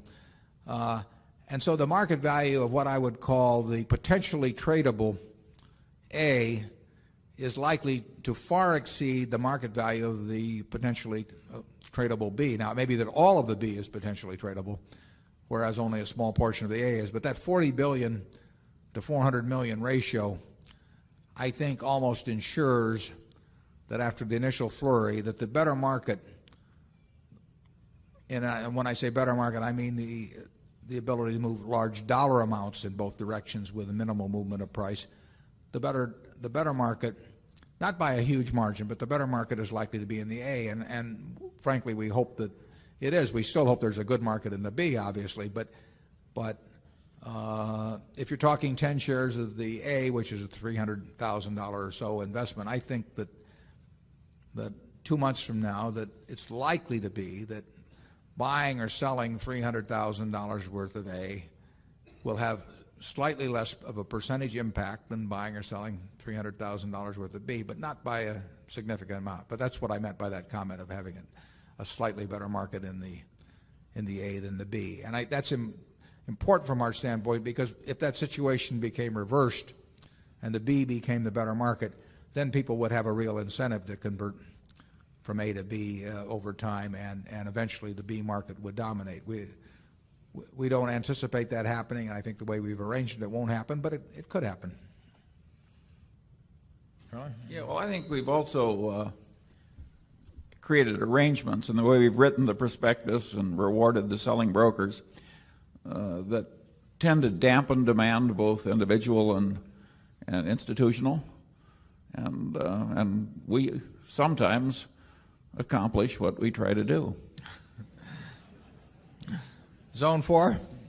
Don't ask us for a list of those where we've accomplished. Dan Pico, Sioux City, Iowa. In the mid-'70s, you wrote an article on how inflation swindles the equity investor, and that the average return on equity for corporate America would be like 12 or 13%. Last year, the average was more like 20. Have the laws of economics been repealed or modified? Or if not, what sort of calamities might occur as we revert to the mean? Well, I've been surprised by returns on equity. There was a good article in Fortune about 2 issues ago. Well, it was in the Fortune 500 issue, whenever that was. And it discussed the question of return on equity, and it made some good points about how the introduction of putting post-retirement health benefits on the balance sheet tends to swell equity returns subsequently. In other words, it moves down the denominator in terms of total equity employed, and there's been a lot of big bath accounting where there have been write-offs, so that counting that, I don't think it has gotten to 20%, but it's certainly higher than I anticipated when I wrote that article. And I would say that it would seem very extreme to me in a world of like we're living in now to have returns on equity close to the 20% rate over time. It has surprised me how high returns have been. Now, you have had situations like a Coke, for example, where 25 years ago they would not have repurchased stock, and so they'd have piled up more equity in the business. And Coke's return on equity, if it had been following the policies of 1970 or 75, would be far less than it is now. Coke really doesn't need equity, and so it can earn extraordinary returns and very large dollar sums. To the extent that impacts the figures, that has that has some impact on them. To the extent that General Motors sets up many billions of a reserve for post-retirement health benefits, that tends to make the return on GM look a lot better than it did in the past when it wasn't even recognizing those costs and therefore had an equity that really was much larger than the true equity. So there have been some things happen like that, but all in all, I don't think under any system of accounting the 20% returns for American industry are in the cards. Charlie? Well, I agree, and I think that this business of having way more consolidation and the successful companies like Wells Fargo buying in stock, I think that's had a huge effect too. I don't think it's actually gotten that much. Obviously, we had a long period of real growth and so on, and I think that on average business has earned higher returns on equity. But I think a whole lot of things have combined to goose the results, and I don't see how it could go much farther. Zone 5? Yes, my name is Ted Elliott from Connecticut. The press reported a recent investment you made in the real estate business, and I wondered if you would comment as to your outlook for that business. Well, that's just sort of an asterisk. I've got virtually everything in Berkshire, and I own a few municipal bonds outside and a few other things, but I don't want to buy anything that Berkshire's involved in. It just complicates life. And all the best things I like are in Berkshire. So every now and then some little thing happens to hit the radar screen that is too small really for Berkshire. And I bought 100 shares of that company back when it's called Property Capital Trust. I bought 100 shares of that back when we owned NHP, which had done a couple of deals with them. So my policy of reading every annual report in sight that can further my knowledge about anything, I bought 100 shares, and then I happened to see a year or so ago where they said they were going to liquidate. So having some money around, I bought that, but it's not based on any feeling about the real estate business, any sophisticated analysis of the company or anything else. It's a minor personal investment. I have no insights whatsoever. We've done a few things in real estate at Berkshire, but they've been large things. And there was a brief period when there were a couple things that were intelligent to do. If we'd started a little earlier, there might have been a lot more things, but we started a little late. So we're doing nothing now, but we listen to things occasionally. But we're basically looking for big things at Berkshire, and we haven't found anything in real estate in a long time, and we may never. But who can tell? I mean, we got our oar in the water, and the couple things we're in are working out fine, but they're not significant relative to Berkshire's size. We'll go to Zone 6, and this is the last question because it's going to be 3 o'clock, and let's have Zone 6. Hi.